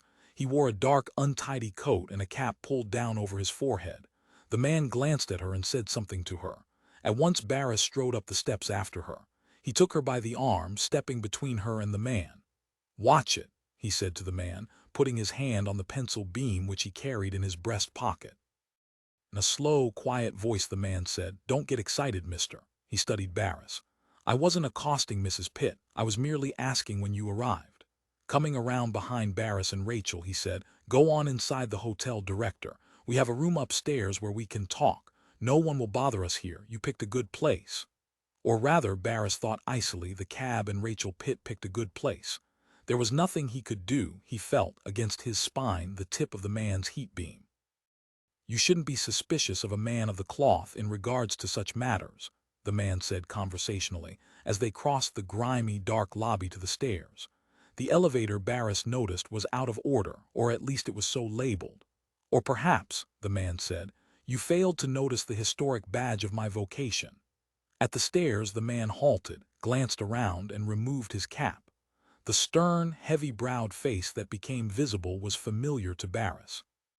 The slightly crooked nose, as if it had been broken once and never properly set. The deliberately short-cropped hair that gave the man's entire face the air of grim austerity. Rachel said, "This is Father Fields." The man smiled, and Barris saw irregular, massive teeth. The photo had not indicated that, Barris thought, nor the strong chin. It had hinted at, but not really given, the full measure of the man. In some ways, Father Fields looked more like a toughened, weathered prize fighter than he did a man of religion. Barris, face to face with him for the first time, felt a complete and absolute fear of the man. It came with a certitude that he had never before known in his life. Ahead of them, Rachel led the way upstairs. Chapter 8, Barris said, "I'd be interested to know when this woman went over to you." He indicated Rachel Pitt, who stood by a window of the hotel room, gazing meditatively out at the buildings and rooftops of Geneva. "You can see Unity Control from here," Rachel said, turning her head. Of course you can, Father Fields said in his hoarse, grumbling voice.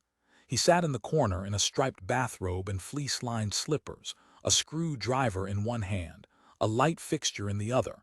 He had gone into the bathroom to take a shower, but the light wasn't working. Two other men, healers evidently, sat at a card table poring over some pamphlets stacked up between them in wired bundles. Barris assumed that these were propaganda material of the movement about to be distributed. Is that just coincidence? Rachel asked. Fields grunted, ignoring her as he worked on the light fixture. Then, raising his head, he said brusquely to Barris, "Now listen. I won't lie to you because it's lies that your organization is founded on. Anyone who knows me knows I never have need of lying. Why should I? The truth is my greatest weapon." "What is the truth?" Barris said. "The truth is that pretty soon we're going to run up that street you see outside to that big building the lady is looking at, and then unity won't exist." He smiled, showing his malformed teeth, but it was, oddly, a friendly smile. As if Barris thought the man hoped that he would chime in, possibly smile back in agreement. With massive irony, Barris said, "Good luck." "Luck," Fields echoed. "We don't need it, all we need is speed. It'll be like poking at some old rotten fruit with a stick." His voice twanged with a regional accent of his origin. Barris caught the drawl of Taubman's territory, the southern states that formed the rim of South America. "Spare me your folksy metaphors," Barris said. Fields laughed. "You stand in error, Mr. Director." "It was a simile," Rachel agreed expressionlessly. Barris felt himself redden. They were making fun of him, these people, and he was falling into it. He said to the man in the striped bathrobe, "I'm amazed at your power to draw followers. You engineer the murder of this woman's husband, and after meeting you she joins your movement. That is impressive." For a time Fields said nothing. Finally he threw down the light fixture. "Must be 100 years old," he said. "Nothing like that in the United States since I was born, and they call this area modern." He scowled and plucked at his lower lip. "I appreciate your moral indignation. Somebody did smash in that poor man's head, there's no doubt about that." "You were there too," Barris said. "Oh yes," Fields said. He studied Barris intently. The hard dark eyes seemed to grow and become even more wrathful. "I do get carried away," he said. "When I see that lovely little suit you people wear, that gray suit and white shirt, those shiny black shoes." His scrutiny traveled up and down Barris. "And especially I get carried away by that thing you all have in your pockets, those pencil beams," Rachel said to Barris. "Father Fields was once burned by a tax collector." "Yes," Fields said. "You know your Unity tax collectors are exempt from the law. No citizen can take legal action against them. Isn't that lovely?" Lifting his arm, he pulled back his right sleeve. Barris saw that the flesh had been corroded away to a permanent mass of scar tissue from the man's wrist to his elbow. "Let's see some moral indignation about that," he said to Barris. "I have it," Barris said. "I never approved of the general tax collecting procedures. You won't find them in my area." "That's so," Fields said. His voice lost some of its ferocity. He seemed to cool slightly. "That's a fact about you. Compared to the other directors, you're not too bad. We have a couple of people in and around your offices. We know quite a bit about you. You're here in Geneva because you want to find out why Vulcan 3 hasn't handed down any dogma about us healers. It needles your conscience that old Jason Dill can toss your DQ forms back in your face and there's nothing you can do. It is mighty odd that your machine hasn't said anything about us." To that, Barris said nothing. "It gives us sort of an advantage," Fields said. "You boys don't have any operating policy. You have to mark time until the machine talks." "Because it wouldn't occur to you to put together your own human-made policy," Barris said. "In my area I have a policy. I have as many healers as possible thrown into jail on sight." "Why?" Rachel Pitt asked. "Ask your dead husband," Barris said with animosity toward her. "I can't understand you," he said to her. "Your husband went out on his job and these people." Fields interrupted. "Director, you have never been worked over by the Atlanta psychologists." His voice was quiet. "This woman has. So was I to some extent, to a very minor extent, not like she was. With her they were in a hurry." For a while no one spoke. "There's not much I can say," Barris realized. He walked over to the card table and picked up one of the pamphlets. Aimlessly he read the large black type. "Do you have any say in running your lives? When was the last time you voted?" "There has been no public election," Fields said. For 20 years. Do they teach that to the little kids in your schools? There should be, Barris said. Fields said. Mr. Barris, his voice was tense and husky. How'd you like to be the first director to come over to us? For an instant Barris detected a pleading quality, then it was gone. The man's voice and face became stern. It'll make you look good as hell in the future history books, he said, and laughed harshly. Then once more picking up the light fixture, he resumed work on it. He ignored Barris. He did not even seem to be waiting for a reply. Coming over to Barris, Rachel said in her sharp, constricted fashion, Director, he's not joking. He really wants you to join the movement. I imagine he does, Barris said. Fields said, you have a sense of what's wrong. You know how wrong it is. All that ambition and suspicion. What's it for? Maybe I'm doing you people an injustice, but honest to God, Mr. Barris, I think your top men are insane. I know Jason Dill is.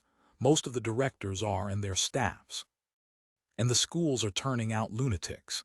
Did you know they took my daughter and stuck her into one of their schools? As far as I know, she's there now. We never got into the schools too well. You people are really strong there. It means a lot to you. You went to a unity school, Rachel said to Barris. You know how they teach children not to question, not to disagree. They're taught to obey. Arthur was the product of one of them. Pleasant, good-looking, well-dressed. On his way up, she broke off. And dead, Barris thought. If you don't join us, Fields said to him, you can walk out the door and up the street to your appointment with Jason Dill. I have no appointment, Barris said. That's right, Fields admitted. Rachel screamed, pointing to the window. Coming across the sill, through the window and into the room, was something made of gleaming metal. It lifted and flew through the air. As it swooped, it made a shrill sound. It changed direction and dropped at Fields. The two men at the card table leaped up and stared open-mouthed. One of them began groping for the gun at his waist. The metal thing dived at Fields. Covering his face with his arms, Fields flung himself to the floor and rolled. His striped bathrobe flapped, and one slipper shot from his foot and slid across the rug. As he rolled and grabbed out a heat beam and fired upward, sweeping the air above him. A burning flash seared Barris. He leaped back and shut his eyes. Still screaming, Rachel Pitt appeared in front of him, her face torn with hysteria. The air crackled with energy. A cloud of dense blue-gray matter obscured most of the room. The couch, the chairs, the rug and walls were burning. Smoke poured up and Barris saw tongues of flame winking orange in the murk. Now he heard Rachel choke. Her screams ceased. He himself was partly blinded. He made his way toward the door, his ears ringing. It's okay, Father Fields said, his voice coming dimly through the crackling of energy. Get those little fires out. I got the goddamn thing. He loomed up in front of Barris, grinning crookedly. One side of his face was badly burned and part of his short-cropped hair had been seared away. His scalp, red and blistered, seemed to glow. If you can help get the fires out, he said to Barris in an almost courtly tone, maybe I can find enough of the goddamn thing to get into it and see what it was. One of the men had found a hand-operated fire extinguisher outside in the hall. Now, pumping furiously, he was managing to get the fires out.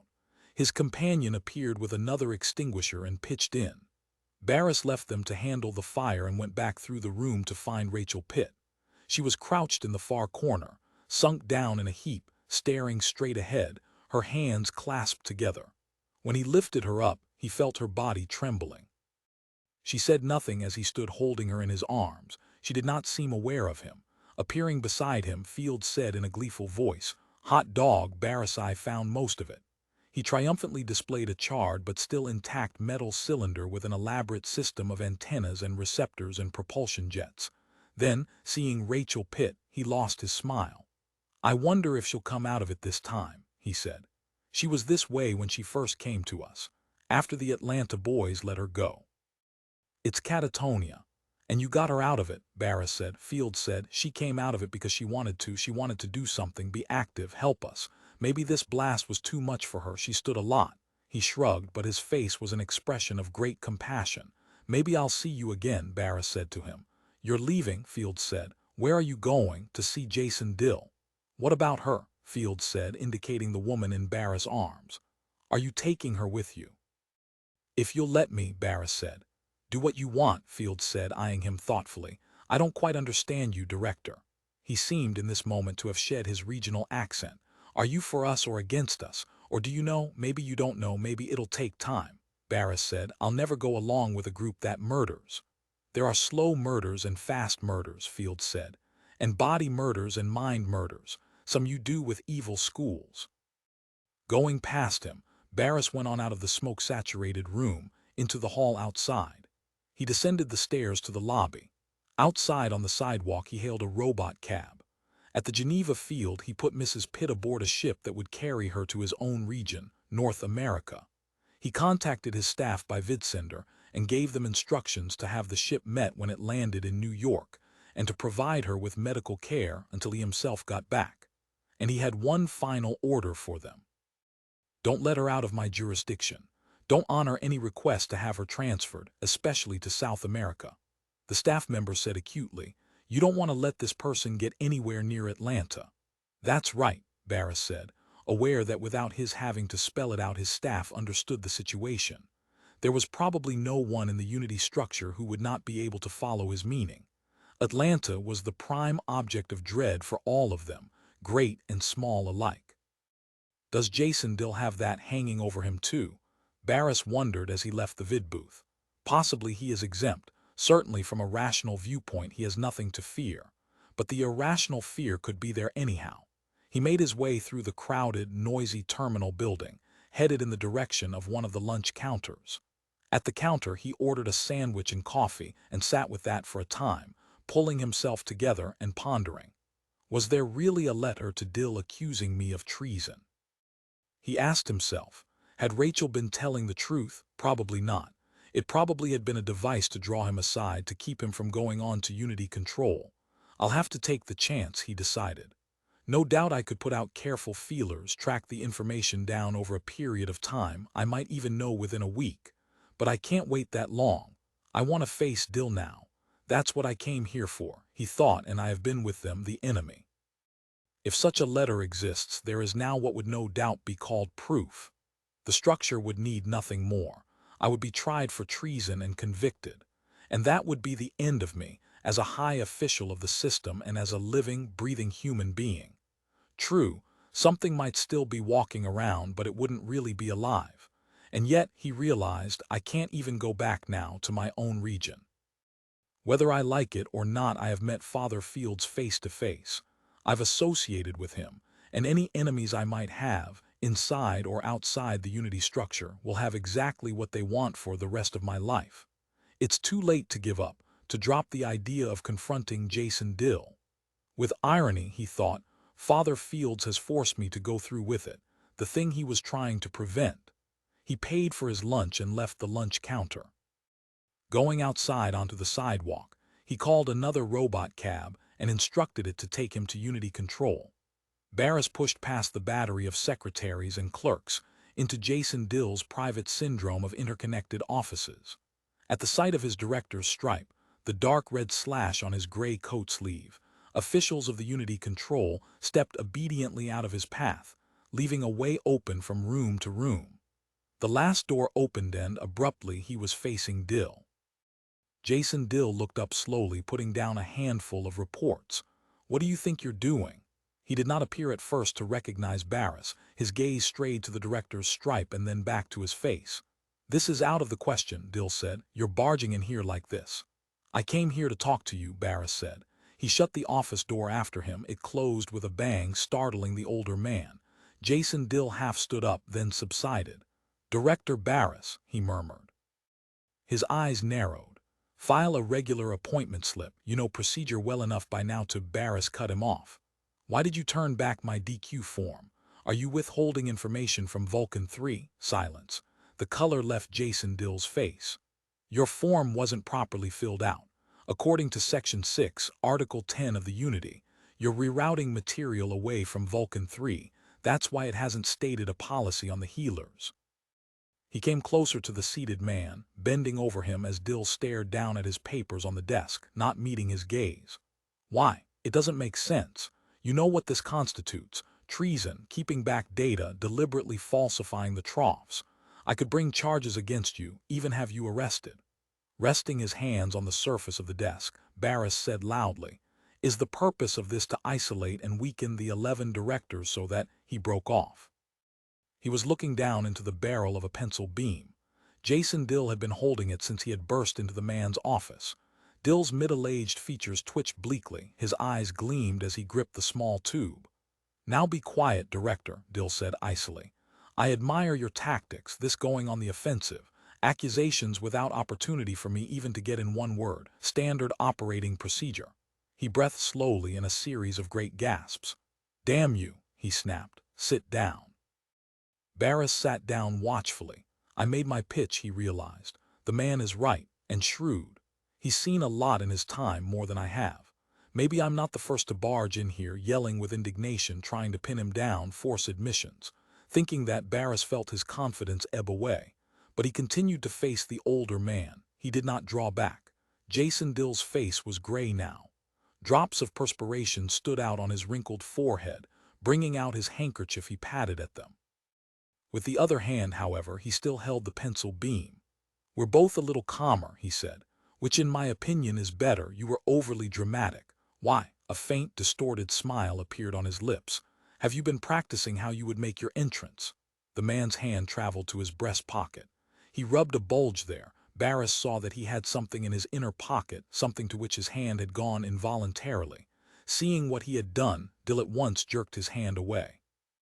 "Medicine?" Barris wondered. "This treason gambit," Dill said. "I could try that too, an attempted coup on your part." He pointed at a control on the edge of his desk. "All this, your grand entrance, has of course been recorded. The evidence is there." He pressed a stud, and on the desk vidscreen the Geneva Unity monitor appeared. "Give me the police," Dill said. Sitting with the pencil beam still pointed at Barris, he waited for the line to be put through. "I have too many other problems to take time off to cope with a director who decides to run amok," Barris said. "I'll fight this all the way in the Unity courts. My conscience is clear. I'm acting in the interests of Unity, against a managing director who's systematically breaking down the system, step by step. You can investigate my entire life and you won't find a thing. I know I'll beat you in the courts, even if it takes years." "We have a letter," Dill said. On the screen, the familiar heavy-jowled features of a police official appeared. "Stand by," Dill instructed him. The police official's eyes moved as he took in the scene of the managing director holding his gun on Director Barris. "That letter," Barris said as steadily as possible, "has no factual basis for the charges it makes."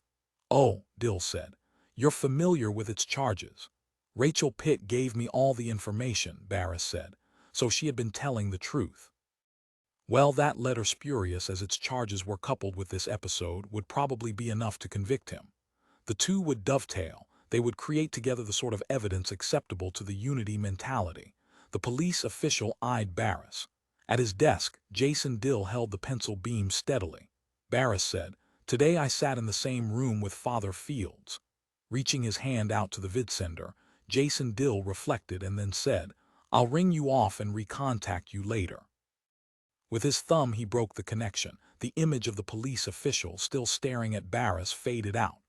Jason Dill rose from his desk and pulled loose the power cable supplying the recording scanner which had been on since Barris entered the room. Then he reseated himself. "The charges in the letter are true," he said with incredulity. "My God, it never occurred to me." Then, rubbing his forehead, he said, "Yes, it did, briefly. So they managed to penetrate to the director level." His eyes showed horror and weariness.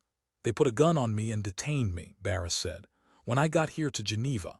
Doubt, mixed with distraught cunning, crossed the older man's face. Obviously, he did not want to believe that the healers had gotten so far up into Unity, Barris realized. He would grasp at any straw, any explanation which would account for the facts. Even the true one, Barris thought bitingly. Jason Dill had a psychological need that took precedence over the habitual organizational suspicions. "You can trust me," Barris said. "Why?" The pencil beam still pointed at him, but the conflicting emotions swept back and forth through the man. "You have to believe someone," Barris said. "Sometime, somewhere. What is that you reach up and rub there at your chest?" Grimacing, Dill glanced down at his hand. Again it was at his chest. He jerked it away. "Don't play on my fears," he said. "Your fear of isolation," Barris said, "of having everyone against you. Is that some physical injury that you keep rubbing?" Dill said, "No, you're guessing far too much. You're out of your depth." But he seemed more composed now. "Well, Director," he said, "I'll tell you something, I probably don't have long to live. My health has deteriorated since I've had this job. Maybe in a sense you're right. It is a physical injury I'm rubbing. If you ever get where I am, you'll have some deep-seated injuries and illnesses too, because there'll be people around you putting them there. Maybe you should take a couple of flying wedge squads of police and seize the Bond Hotel," Barris said. "He was there an hour ago, down in the old section of the city, not more than 2 miles from here." "He'd be gone," Dill said. "He turns up again and again on the outskirts this way. We'll never get him. There are a million rat holes he can slither down." Barris said, "You almost did get him." "When?" "In the hotel room. When that robot tracking device entered and made for him. It almost succeeded in burning him up, but he was quite fast. He managed to roll away and get it first." Dill said, "What robot tracking device? Describe it." As Barris described it, Dill stared at him starkly. He swallowed noisily but did not interrupt until Barris had finished. "What's wrong?" Barris said. "From what I saw of it, it seems to be the most effective counter-penetration weapon you have. Surely you'll be able to break up the movement with such a mechanism. I think your anxiety and preoccupation is excessive." In an almost inaudible voice, Dill said, "Agnes Parker." "Who is that?" Barris said. Seemingly not aware of him, Dill murmured, "Vulcan 2, and now a try at Father Fields, but he got away." Putting down his pencil beam, he reached into his coat. Rummaging, he brought out 2 reels of tape. He tossed the tape down on the desk. "So that's what you've been carrying," Barris said with curiosity. He picked up the reels and examined them. Dill said, "Director, there is a third force." "What?" Barris said with a chill. "A third force is operating on us," Jason Dill said and smiled grotesquely. "It may get all of us. It appears to be very strong." He put his pencil beam away then. The two of them faced each other without it. Chapter 9. The police raid on the Bond Hotel, although carried out expertly and thoroughly, netted nothing. Jason Dill was not surprised. In his office by himself, he faced a legal dictation machine. Clearing his throat, he said into it hurriedly, "This is to act as a formal statement in the event of my death, explaining the circumstances and reasons why I saw fit as Unity Managing Director to conduct sub-rosa relations with North American Director William Barris. I entered into these relations knowing full well that Director Barris was under heavy suspicion concerning his position vis-à-vis the Healers movement, a treasonable band of murderers, and he could not think of the word, so he cut off the machine temporarily." He glanced at his watch. In 5 minutes he had an appointment with Barris. He would not have time to complete his protective statement anyway. So he erased the tape. Better to start over later on, he decided, if he survived into the later on. "I'll go meet him," Jason Dill decided, "and go on the assumption that he is being honest with me.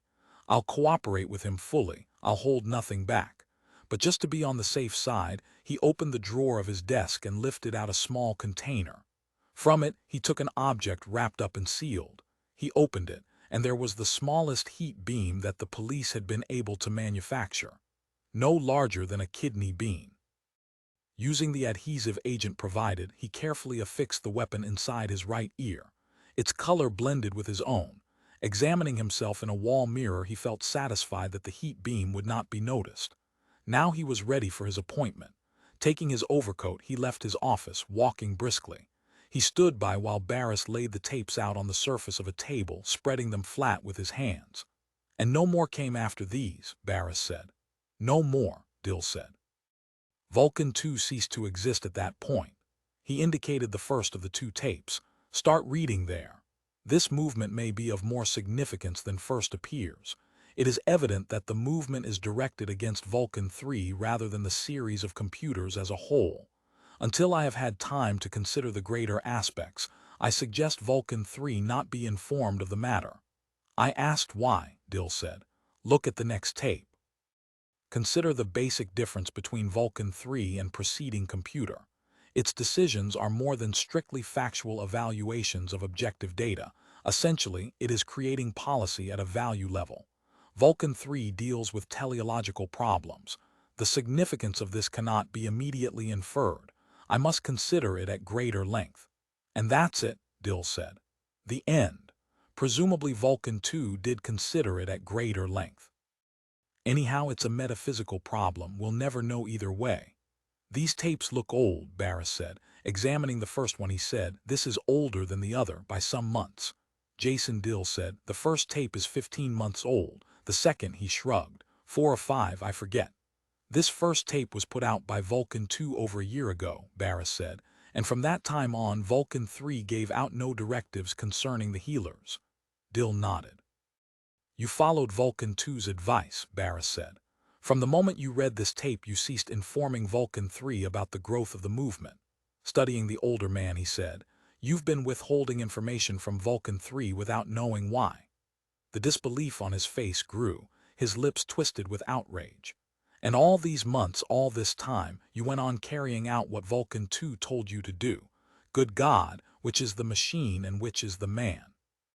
And you clasped these 2 reels of tape to your bosom. Unable to go on, Barris clamped his jaws shut, his eyes furious with accusation. Feeling his own face redden, Dill said, you must understand the relationship that existed between me and Vulcan 2. We had always worked together back in the old days. Vulcan 2 was limited, of course, compared with Vulcan 3. It was obsolete. It couldn't have held the authoritative position Vulcan 3 now holds, determining ultimate policy. All it could do was assist. He heard his voice trail off miserably, and then resentment clouded up inside him. Here he was, defending himself guiltily to his inferior officer. This was absurd, Barris said. Once a bureaucrat, always a bureaucrat, no matter how highly placed. His voice had an icy, deadly quality. In it there was no compassion for the older man. Dill felt his flesh wince at the impact. He turned then and walked away, his back to Barris. Not facing him, he said, I admit I was partial to Vulcan 2. Perhaps I did tend to trust it too much. So you did find something you could trust. Maybe the healers are right about all of us. You detest me because I put my faith in a machine.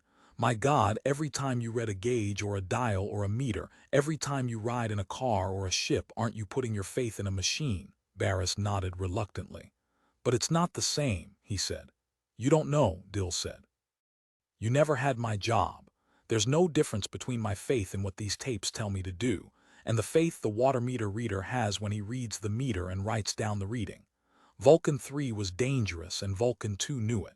Am I supposed to cringe with shame because I shared Vulcan 2's intuition? I felt the same thing, the first time I watched those goddamn letters flowing across that surface. Would you be willing to let me look at the remains of Vulcan 2? Barris said. It could be arranged, Dill said. All we need are papers that certify you as a maintenance repairman with top clearance. I would advise you not to wear your director's stripe in that case. Fine, Barris said. Let's get started on that then. At the entrance of the gloomy, deserted chamber, he stood gazing at the heaps of ruin that had been the old computer. The silent metal and twisted parts fused together in a useless, shapeless mass. Too bad to see it like this, he thought, and never to have seen it the way it was, or maybe not. Beside him, Jason Dill seemed overcome, his body slumped, and he scratched compulsively at his right ear, evidently barely aware of the man whom he had brought. Barris said, not much left. They knew what they were doing. Dill spoke almost to himself, then with great effort he roused himself. I heard one of them in the corridor, I even saw it, the eyes gleaming. It was hanging around. I thought it was only a bat or an owl. I went on out. Squatting down, Barris picked up a handful of smashed wiring and relays. Has an attempt been made to reconstruct any of this? Vulcan 2, Dill murmured. As I've said, destruction was so complete and on such a scale, the components, Barris said. He lifted a complex plastic tube carefully. This, for instance, this wheeling valve. The envelope is gone, of course, but the elements look intact. Dill eyed him doubtfully. You're advancing the idea that there might be parts of it still alive. Mechanically intact, Barris said. Portions which can be made to function within some other frame. It seems to me we can't really proceed until we can establish what Vulcan 2 had determined about Vulcan 3. We can make good guesses on our own, but that might not be the same. I'll have a repair crew make a survey on the basis which you propose, Dill said. We'll see what can be done. It would take time, of course. What do you suggest in the meanwhile? In your opinion, should I continue the policy already laid down? Barris said. Feed Vulcan 3 some data that you've been holding back. I'd like to see its reaction to a couple of pieces of news. Such as, The news about Vulcan 2's destruction, floundering, Dill said. That would be too risky. We're not sure enough of our ground. Suppose we were wrong. I doubt if we are, Barris thought. There seems less doubt of it all time. But maybe we should at least wait until we've tried to rebuild the destroyed computer. There's a good deal of risk, he said aloud. To us, to Unity, to everyone, he realized. Nodding, Jason Dill again reached up and plucked at his ear. What do you have there? Barris said. Now that the man had stopped carrying his 2 tape reels, he had evidently found something else to fall back on, some replacement symbol of security. And nothing, Dill stammered, flushing. A nervous tick, I suppose, from the tension. He held out his hand. Give me those parts you picked up. We'll need them for the reconstruction. I'll see that you're notified as soon as there's anything to look at. No, Barris said. He decided on the spot and, having done so, pushed on with as much force as he could muster. I'd prefer not to have the work done here. I want it done in North America. Dill stared at him in bewilderment. Then gradually his face darkened. In your region, by your crews. That's right, Barris said. What you've told me may all be a fraud. These reels of tape could easily be fakes. All I can be sure of is this. My original notion about you is correct, the notion that brought me here. He made his voice unyielding, without any doubt in it. Your withholding of information from Vulcan 3 constitutes a crime against Unity. I'd be willing to fight you in the Unity courts any time, as an act of duty on my part. Possibly the rationalizations you've given are true, but until I can get some verification from these bits and pieces. He swept up a handful of relays, switches, wiring. For a long time Dill was silent. He stood as before with his hand pressed against his right ear. Then at last he sighed. Okay, Director, I'm just too tired to fight with you. Take the stuff. Bring your crew in here and load it if you want. Cart it out and take it to New York. Play around with it until you're satisfied. Turning, he walked away out of the chamber and up the dim, echoing corridor. Barris, his hands full of the pieces of Vulcan 2, watched him go. When the man had disappeared out of sight, Barris once more began to breathe. It's over, he realized. I've won. There won't be any charge against me. I came to Geneva and confronted him, and I got away with it. His hands shaking with relief, he began sorting among the ruins, taking his time, beginning a thorough, methodical job. By 8 o'clock the next morning, the remains of Vulcan 2 had been crated and loaded onto a commercial transport. By 8:30, Barris engineers had been able to get the last of the original wiring diagrams pertaining to Vulcan 2. And at 9, when transport finally took off for New York, Barris breathed a sigh of relief. Once the ship was off the ground, Jason Dill ceased to have authority over it. Barris himself followed in the 10 o'clock passenger flight. The swift little luxurious ship provided for tourists and businessmen traveling between New York and Geneva. It gave him a chance to bathe and shave and change his clothes. He had been hard at work all night. In the first-class lounge, he relaxed in one of the deep chairs, enjoying himself for the first time in weeks. The buzz of voices around him lulled him into a semi-doze. He lay back, passively watching the smartly dressed women going up the aisles, listening to snatches of conversation, mostly social, going on around him. "A drink, sir?" the robot attendant asked, coming up by him. He ordered a good dark German beer and with it the cheese hors d'oeuvres for which the flight was famous. While he sat eating a wedge of port de salut, he caught sight of the headlines of the London Times which the man across from him was reading. At once he was on his feet, searching for the newspaper vending robot. He found it, bought his own copy of the paper, and hurried back to his seat. Directors Taubman and Henderson charge authority in Illinois Healer's victory. Demand investigation stunned. He read on to discover that a carefully planned mass uprising of the movement in Illinois rural towns had been coordinated with a revolt of the Chicago working class. Together, the two groups had put an end, at least temporarily, to Unity control of most of the state. One further item, very small, also chilled him. North American Director Barrisun available. Not in New York, they had been active during his absence. They had made good use of it. And not just the movement, he realized grimly. Taubman also, and Henderson, the director of Asia Minor. The two had teamed up more than once in the past. The investigation, of course, would be a function of Jason Dill's office. Barris thought, I barely managed to handle Dill before this. All he needs is a little support from Taubman, and the ground will be cut from under my feet, even now, while I'm stuck here in mid-flight. Possibly Dill himself instigated this. They may already have joined forces, Dill and Taubman ganging up on me. His mind spun on, and then he managed to get hold of himself. I am in a good position, he decided. I have the remains of Vulcan 2 in my possession, and most important of all, I forced Dill to admit to me what he has been doing. No one else knows. He would never dare take action against me, now that I have that knowledge, if I made it public. I still hold the winning hand, he decided. In spite of this cleverly timed demand for an investigation of my handling of the movement in my area, that damn Fields, he thought, sitting there in the hotel room, complimenting me as the one decent director, and then doing his best to discredit me while I was away from my region. Hailing one of the robot attendants, he ordered, "Bring me a vidsender, one on a closed-circuit line to New York Unity." He had the soundproof curtains of his chair drawn, and a few moments later he was facing the image of his subdirector, Peter Allison, on the vidscreen. "I wouldn't be alarmed," Allison said, after Barris had made his concern clear. "This Illinois uprising is being put down by our police crews, and in addition it's part of a worldwide pattern. They seem to be active almost everywhere now. When you get back here I'll show you the classified reports. Most of the directors have been keeping the activity out of the newspapers. If it weren't for Taubman and Henderson, this business in Illinois might have been kept quiet. As I get it, there have been similar strikes in Lisbon and Berlin and Stalingrad. If we could get some kind of decision from Vulcan 3, maybe we will, fairly soon," Barris said.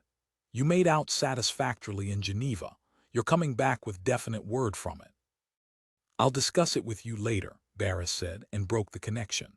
Later, as the ship flew low over New York, he saw the familiar signs of hyperactivity there too. A procession of brown-clad healers moved along a side street in the Bowery, solemn and dignified in their coarse garments. Crowds watched in respectful admiration. There was a demolished Unity auto-destroyed by a mob, not more than a mile from his offices. When the ship began its landing maneuver, he managed to catch sight of chalked slogans on building walls. Posters. So much more in the open, he realized. Blatant. They had progressively less to fear. He had beaten the commercial transport carrying the remains of Vulcan 2 by almost an hour. After he had checked in at his offices and signed the formal papers regaining administrative authority from Allison, he asked about Rachel. Allison said, "You're referring to the widow of that Unity man slain in South America." Leafing through an armload of papers and reports and forms, the man at last came up with one. "So much has been going on since you were last here," he explained. "It seems as if everything broke over us at once." He turned a page. "Here it is.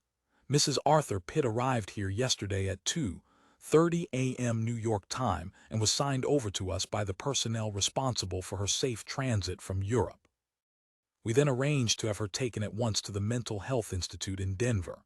Human lives, Barris thought, marks on forms. "I think I'll go to Denver," he said, "for a few hours. A big transport will be coming in here from Unity Control any time now. Make sure it's fully guarded at all times and don't let anyone pry into it or start uncrating the stuff inside. I want to be present during most of the process. Shall I continue to deal with the Illinois situation?" Allison asked, following after him. "It's my impression that I've been relatively successful there. If you have time to examine," the Barris said. "You keep on with that, but keep me informed." 10 minutes later, he was aboard a small emergency ship that belonged to his office, speeding across the United States toward Colorado. "I wonder if she will be there," he asked himself. He had a fatalistic dread. They'll have sent her on, probably to New Mexico, to some health farm there. And when I get there, they'll have transferred her to New Orleans, the rim city of Taubman's domain. And from there, an easy, effortless bureaucratic step to Atlanta. But at the Denver hospital, the doctor who met him said, "Yes, Director, we have Mrs. Pitt with us. At present she's out on the solarium." He pointed that way. "Taking things easy," the doctor said, accompanying him part way. "She's responded quite well to our techniques. I think she'll be up and on her feet back to normal in a few days." Out on the glass-walled balcony, Barris found her.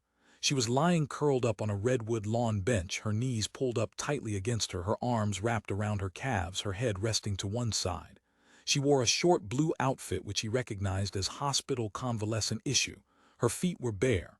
"Looks like you're getting along fine," he said awkwardly. For a time she said nothing. Then she stirred and said, "Hi. When did you get here?" "Just now," he said, regarding her with apprehension. He felt himself stiffen. Something was still wrong. Rachel said, "Look over there." She pointed, and he saw a plastic shipping carton lying open, its top off. "It was addressed to both of us," she said, "but they gave it to me. Someone put it on the ship at a stop somewhere. Probably one of those men who clean up. A lot of them are healers." Grabbing at the carton, he saw inside it the charred metal cylinder, the half-destroyed gleaming eyes. As he gazed down, he saw the eyes respond. They recorded his presence. "He repaired it," Rachel said in a flat, emotionless voice. "I've been sitting here listening to it. Listening to it. It talks," Rachel said. "That's all it does, that's all he could fix. It never stops talking. But I can't understand anything it says. You try, it isn't talking to us." She added, "Father fixed it so it isn't harmful. It won't go anywhere or do anything." Now he heard it. A high-pitched blearing, constant and yet altering each second, a continual signal emitted by the thing. And Rachel was right, it was not directed at them. "Father thought you would know what it is," she said. "There's a note with it. He says he can't figure it out. He can't figure out who it's talking to." She picked up a piece of paper and held it out. Curiously, she said, "Do you know who it's talking to?" "Yes," Barris said, staring down at the crippled, blighted metal thing deliberately imprisoned in its carton. Father Fields had taken care to hobble it thoroughly. "I guess I do." Chapter 10. The leader of the New York repair crew contacted Barris early the following month. "First report on reconstruction work, Director," Smith reported. "Any results?" Neither Barris nor his chief repairman uttered the name Vulcan 2 aloud. This was a closed-circuit vid channel they were using, but with the burgeoning of the healer's movement, absolute secrecy had to be maintained in every area. Already, a number of infiltrators had been exposed, and several of them had been employed in the communications media. The vid service was a natural place. All Unity business sooner or later was put over the lines. Smith said, "Not much yet. Most of the components were beyond salvage. Only a fraction of the memory store still exists intact." Becoming tense, Barris said, "Find anything relevant?" On the vid screen, Smith's sweat-streaked, grimy face was expressionless. "A few things, I think. If you want to drop over, we'll show you what we've done." As soon as he could wind up pressing business, Barris drove across New York to the Unity work labs. He was checked by the guards and passed through into the restricted inner area, the functioning portion of the labs. There he found Wade Smith and his subordinates standing around a complex tangle of pulsing machinery. "There it is," Smith said. "Looks different," Barris said. He saw in it almost nothing familiar. All the visible parts appeared to be new, not from the old computer. "We've done our best to activate the undamaged elements." With obvious pride, Smith indicated a particularly elaborate mass of gleaming wiring, dials, meters, and power cables. "The wheeling valves are now scanned directly, without reference to any overall structure, and the impulses are sorted and fed into an audio system. Scanning has to be virtually at random, under such adverse circumstances. We've done all we can to unscramble, especially to get out the noise. Remember, the computer maintained its own organizing principle, which is gone, of course. We have to take the surviving memory digits as they come." Smith clicked on the largest of the wall-mounted speakers. A hoarse roar filled the room, an indistinguishable blur of static and sound. He adjusted several of the control settings. "Hard to make out," Barris said after straining in vain. "Impossible at first. It takes a while. After you've listened to it as much as we have." Barris nodded in disappointment. "I thought maybe we'd wind up with better results, but I know you did everything possible. We're working on a wholly new sorting mechanism. Given 3 or 4 more weeks, we'll possibly have something far superior to this." "Too long," Barris said instantly. "Far too long." The uprising at Chicago, far from being reversed by Unity Police, had spread into adjoining states and was now nearing a union with a similar movement action in the area around St. Louis. "In 4 weeks," he said to the repairmen gathered around, We'll probably be wearing coarse brown robes. And instead of trying to patch up this stuff, he indicated the vast gleaming structure containing the extant elements of Vulcan 2 we'll more likely be tearing it down. It was a grim joke, and none of the repairmen smiled. Barris said, "I'd like to listen to this noise." He indicated the roar from the wall speaker. "Why don't you all clear out for a little while so I can see what I can pick up?" At that point Smith and his crew departed. Barris took up a position in front of the speaker and prepared himself for a long session. Somewhere, lost in the fog of random and meaningless sound, were faint traces of words, computations, the vague unwinding of the memory elements as the newly constructed scanner moved over the old remains. Barris clasped his hands together, tensing himself in an effort to hear. Progressive bifurcation, one phrase. He had picked out something, small as it was, one jot from the chaos. Social elements according to new patterns previously developed. Now he was getting longer chains of words, but they signified nothing. They were incomplete. Exhaustion of mineral formations no longer posed the problem that was faced earlier during the words faded out into sheer noise. He lost the thread. Vulcan 2 was in no sense functioning.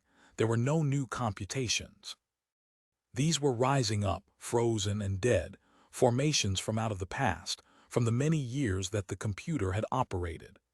Certain problems of identity previously matters of conjecture and nothing more, vital necessity of understanding the integral factors involved in the transformation from mere cognition to full.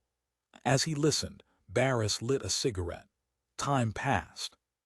He heard more and more of the disjointed phrases.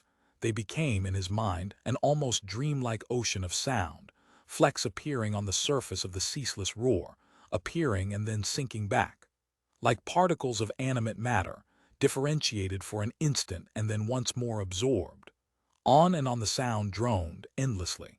It was not until 4 days later that he heard the first useful sequence. 4 days of wearisome listening, consuming all his time, keeping him from the urgent matters that demanded his attention back at his office. But when he got the sequence, he knew that he had done right. The effort, the time were justified. He was sitting before the speaker in a semi-doze, his eyes shut, his thoughts wandering, and then suddenly he was on his feet, wide awake. This process is greatly accelerated in 3. If the tendencies noted in 1 and 2 are continued and allowed to develop, it would be necessary to withdraw certain data for the possible. The words faded out. Holding his breath, his heart hammering, Barris stood rigid. After a moment the words rushed back, swelling up and deafening him. Movement would activate too many subliminal proclivities. Doubtful if 3 is yet aware of this process. Information on the movement at this point would undoubtedly create a critical situation in which 3 might begin to. Barris cursed. The words were gone again. Furiously, he ground out his cigarette and waited impatiently. Unable to sit still, he roamed about the room. Jason Dill had been telling the truth then. That much was certain. Again he settled down before the speaker, struggling to force from the noise a meaningful pattern of verbal units. The appearance of cognitive faculties operating on a value level demonstrates the widening of personality surpassing the strictly logical. 3 differs essentially in manipulation of non-rational values of an ultimate kind. Construction included reinforced and cumulative dynamic factors, permitting 3 to make decisions primarily associated with non-mechanical, or it would be impossible for 3 to function in this capacity without a creative rather than an analytical faculty. Such judgments cannot be rendered on a strictly logical level. The enlarging of 3 into dynamic levels creates an essentially new entity not explained by previous terms known to. For a moment the vague words drifted off, as Barris strained tensely to hear. Then they returned with a roar, as if some basic reinforced memory element had been touched. The vast sound made him flinch. Involuntarily, he put his hands up to protect his ears. Level of operation can be conceived in no other fashion. For all intents and purposes, if such is 3's actual construction, then 3 is in essence alive. Alive. Barris leaped to his feet, more words diminishing now, drifting away into random noise. With the positive will of goal-oriented living creatures. Therefore 3, like any other living creature, is basically concerned with survival. Knowledge of the movement might create a situation in which the necessity of survival would cause 3 to. The result might be catastrophic, to be avoided at, unless more can, a crucial 3, if. Silence, it was so then. The verification had come. Barris hurried out of the room past Smith and the repair crew. Seal it off. Don't let anybody in. Throw up an armed guard right away. Better install a fail-safe barrier, one that will demolish everything in there rather than admitting unauthorized persons. He paused meaningfully. You understand, nodding, Smith said. Yes, sir. As he left them, they stood staring after him. And then, one by one, they started into activity to do as he had instructed. He grabbed the first Unity surface car in sight and sped back across New York to his office. Should he contact Dill by vidscreen? He asked himself. Or wait until they could confer face-to-face. It was a calculated risk to use the communication channels, even the closed-circuit ones. But he couldn't delay, he had to act. Snapping on the car's vidset, he raised the New York monitor. Get me Managing Director Dill, he ordered. This is an emergency. They had held back data from Vulcan 3 for nothing, he said to himself. Because Vulcan 3 is primarily a data-analyzing machine, and in order to analyze it must have all the relevant data. And so, he realized, in order to do its job it had to go out and get the data. If data were not being brought to it, if Vulcan 3 deduced that relevant data were not in its possession, it would have no choice. It would have to construct some system for more successful data collecting. The logic of its very nature would force it to. No choice would be involved. The great computer would not have to decide to go out and seek data. Dill failed, he realized. True, he succeeded in withholding the data themselves. He never permitted his feed teams to pass on any mention to Vulcan 3 of the healer's movement. But he failed to keep the inferential knowledge from Vulcan 3 that he was withholding data. The computer had not known what it was missing, but it had set to work to find out. And he thought, what did it have to do to find out? To what lengths did it have to go to assemble the missing data? And there were people actively withholding data from it. What would be its reaction to discovering that? Not merely that the feed teams had been ineffective, but that there was, in the world above ground, a positive effort going on to dupe it. How would its purely logical structure react to that? Did the original builders anticipate that?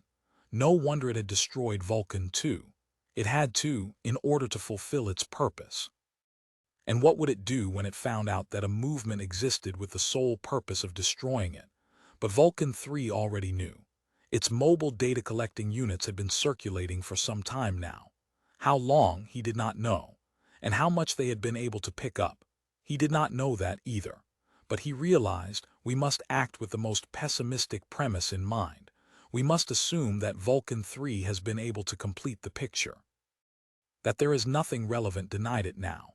It knows as much as we do, and there is nothing we can do to restore the wall of silence.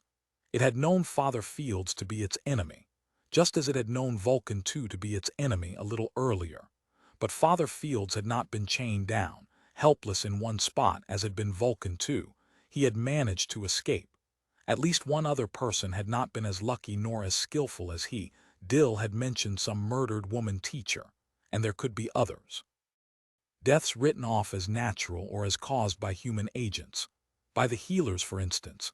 He thought possibly Arthur Pitt, Rachel's dead husband. Those mobile extensions can talk, he remembered. I wonder, can they also write letters? Madness, he thought. The ultimate horror for our paranoid culture. Vicious, unseen mechanical entities that flit at the edges of our vision, that can go anywhere, that are in our very midst.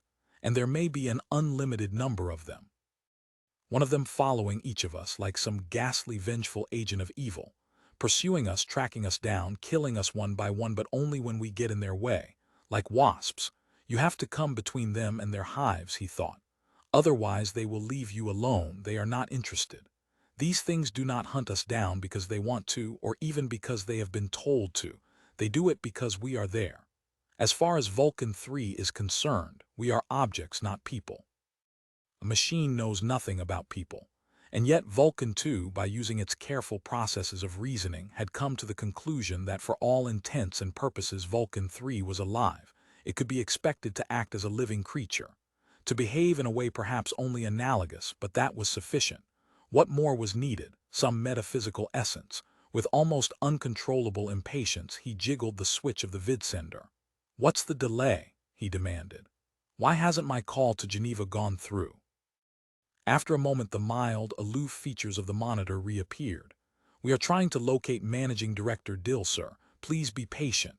Red tape, Barris thought. Even now, especially now. Unity will devour itself because in this supreme crisis, when it is challenged both from above and below, it will be paralyzed by its own devices. A kind of unintentional suicide, he thought. "My call has to be put through," he said. "Over everything else. I'm the northern director of this continent. You have to obey me. Get hold of Dill." The monitor looked at him and said, "You can go to hell." He could not believe what he heard. He was stunned because he knew at once what it implied. "Good luck to you and all the rest of your type," the monitor said and rang off. The screen went dead. Why not, Barris thought. They can quit because they have a place to go. They only need to walk outside onto the street, and there they'll find the movement. As soon as he reached his office, he switched on the vidsender there. After some delay, he managed to raise a monitor somewhere within the building itself. "This is urgent," he said.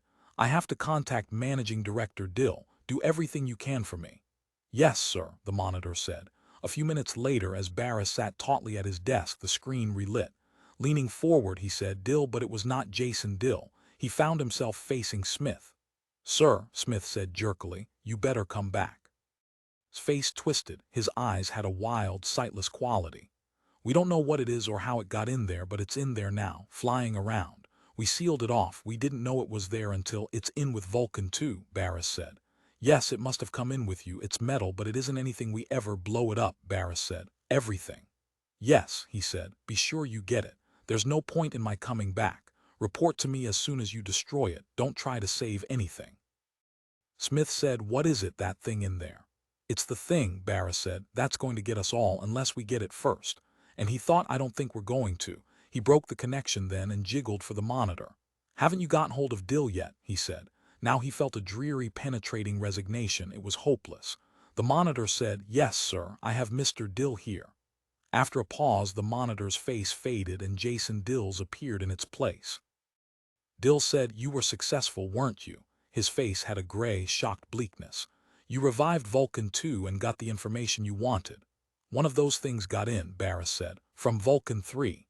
"I know that," Jason Dill said. "At least I assumed it. Half an hour ago Vulcan 3 called an extraordinary directors' council meeting. They're probably notifying you right now." The reason, his mouth writhed and then he regained control. "To have me removed and tried for treason." "It would be good if I could count on you, Barris. I need your support, your testimony." "I'll be right there," Barris said. "I'll meet you at your offices at Unity Control in about an hour."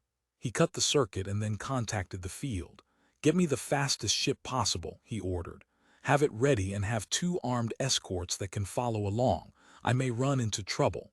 At the other end of the line, the officer said, "Where did you want to go, Director?" He spoke in a slow, drawling voice, and Barris had never seen him before. Barris said, "To Geneva." The man grinned and said, "Director, I have a suggestion."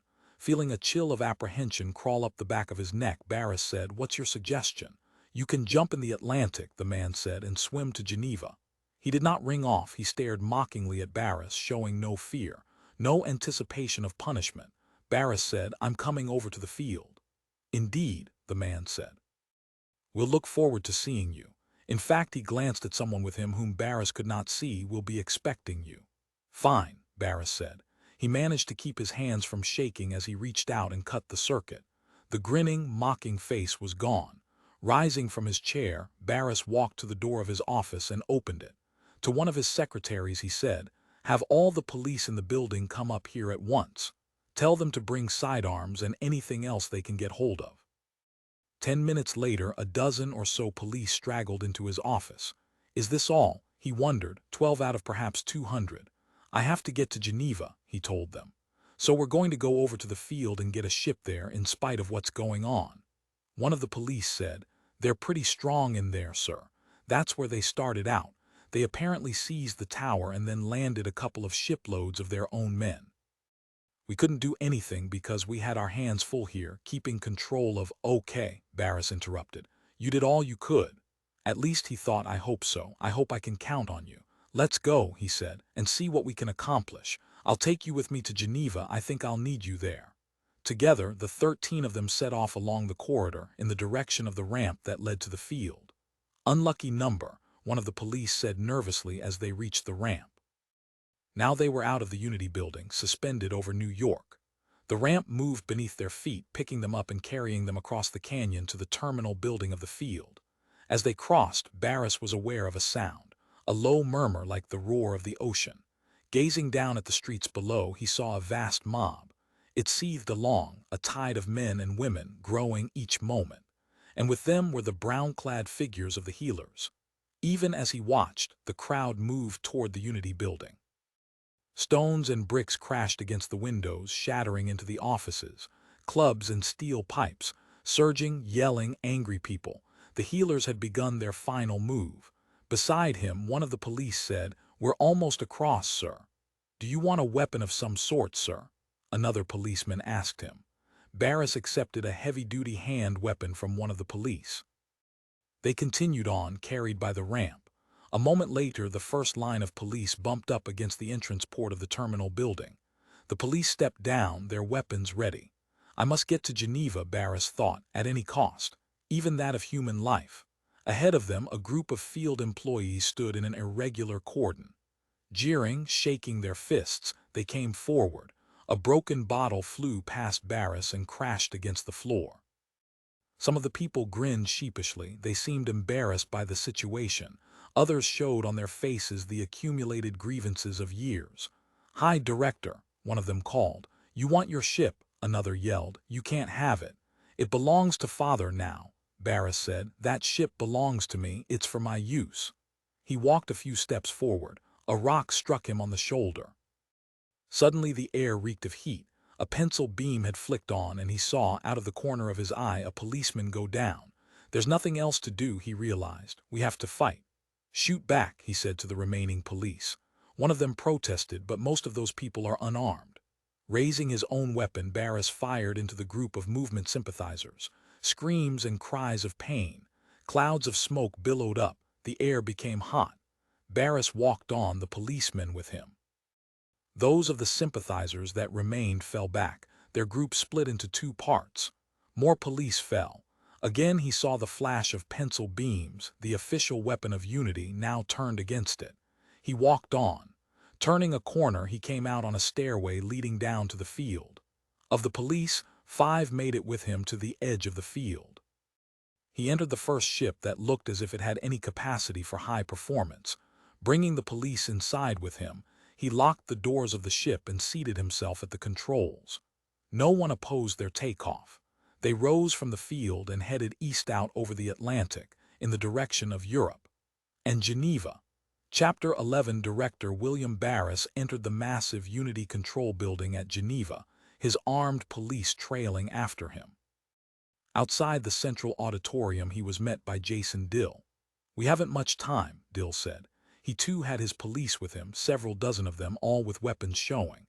The man looked gray and sick. He spoke in a voice barely audible to Barris. "They're pushing it through as fast as they can.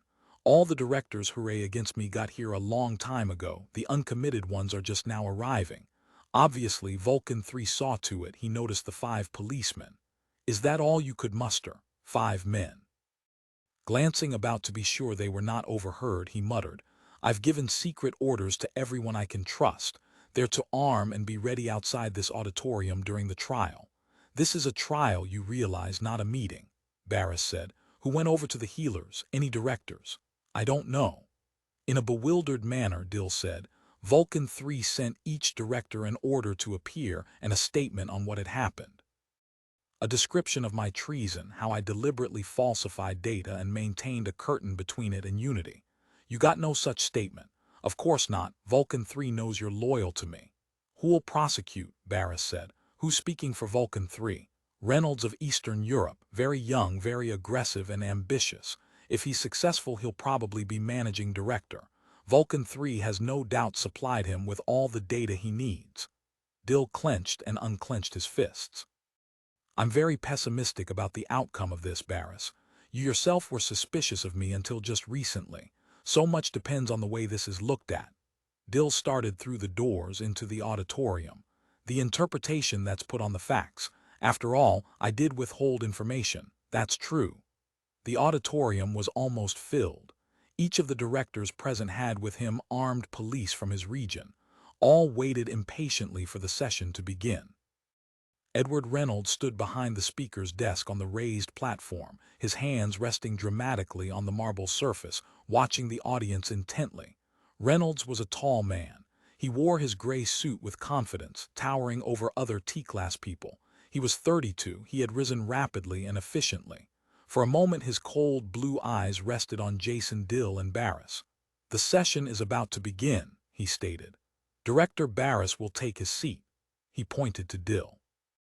"Come up here so you can be examined." Uncertainly, Dill moved toward the platform, surrounded by his guards. He climbed the marble steps and after some hesitation took a seat facing Reynolds. It seemed to be the only vacant one. Barris remained where he was, thinking, Reynolds has done it. He's already managed to cut us off from each other, to isolate Dill from me. "Take your seat," Reynolds ordered him sharply. Instead, Barris moved down the aisle toward him. "What is the purpose of this session? By what legal authority are you standing up there? Or have you merely seized that spot?" A nervous murmur moved through the auditorium. All eyes were on Barris now. The directors were uneasy anyhow. There had never been in the history of the Unity structure a treason indictment of a managing director, and, in addition, no director was unaware of the pressure of the healers, the force from outside the building, lapping at their heels. If Jason Dill could be shown to be disloyal, if a scapegoat could be made of him, one that would convince the body of directors, possibly their inability to deal with the healers could be explained. Or, Barris thought acidly, rationalized. Picking up a directive lying in front of him, Reynolds said, "You failed to read the report sent you, evidently." "It outlined, I question the legality of this session," Barris broke in, halting directly in front of the platform. "I question your right to give orders to managing director Dill, your superior." Stepping up on the platform, Barris said, "This appears to be a crude attempt to seize power and force out Jason Dill. Let's see you demonstrate otherwise. The burden of proof is on you, not on Jason Dill." The murmur burst into a roar of excitement. Reynolds waited calmly for it to die down. "This is a critical time," he said at last. He gave no sign of being perturbed. "The revolutionary movement of healers is attacking us all over the world. Their purpose is to reach Vulcan 3 and destroy the structure of Unity. The purpose of this session is to indict Jason Dill as an agent of the healers, a traitor working against Unity. Dill deliberately withheld information from Vulcan 3. He made Vulcan 3 powerless to act against the healers. He rendered it helpless, and so made impotent the entire Unity organization." Now the audience listened not to Barris but Reynolds. Rising, John Chai of South Asia said, "What do you say to that, Director Barris? Is this true?" Edgar Stone of West Africa joined Chai. "Our hands have been tied. We've had to stand idle while the healers grow. You know it as well as we do. In fact, you put direct questions to Jason Dill yourself. You mistrusted him too." Facing the directors, not Reynolds, Barris said, "I mistrusted him until I had proof that he acted in the interests of Unity." "What was that proof?" Alex Fain of Greenland demanded. Beside Barris, Jason Dill said, "Show them the memory elements from Vulcan 2, the ones you reconstructed." "I can't," Barris said. "Why not?" With panic, Dill said. "Didn't you bring them?" Barris said. "I had to destroy them." For a long time Jason Dill stared at him speechlessly. All the color had drained from his face. "When one of those metal mobile extensions got in," Barris said, "I had to act instantly." At last some color returned to Dill's aging face. "I see," he said. "You should have told me," Barris said. "I didn't know at that time that I'd need them for a purpose such as this." He too felt the grim futility of their position. The memory elements would have been effective proof, and they were gone. "The tapes," he said, "that you first showed me. The 2 final tapes from Vulcan 2. Nodding, Dill reached into his briefcase. He produced the 2 reels of tape, displaying them for all the directors to see. "What do you have?" John Chai demanded, standing up. "These tapes," Dill said, "are from Vulcan 2. I was working under its instructions. It instructed me to withhold data from Vulcan 3 and I did so. I acted in the interests of unity. At once, Reynolds said, why should any kind of data have been withheld from Vulcan 3? How could it be justified? Dill said nothing. He started to speak, but evidently he found no words. Turning to Barris, he said, Vulcan 3 is a menace to the Unity system, Barris said. It has built mobile units which have gone out and murdered. Vulcan 2 was aware of this danger on a theoretical level. Deduced from the nature of Vulcan 3 that Vulcan 3 would show inclinations similar enough to the survival drive of living organisms to Reynolds interrupted. To be considered what? His voice took on a contemptuous tone. Not alive, surely. He smiled without any humor. Tell us that Vulcan 3 is alive, he said. Every director in this room is free to examine these tapes, Barris said. The issue is not whether Vulcan 3 is alive or not, but whether Dill believed it to be alive.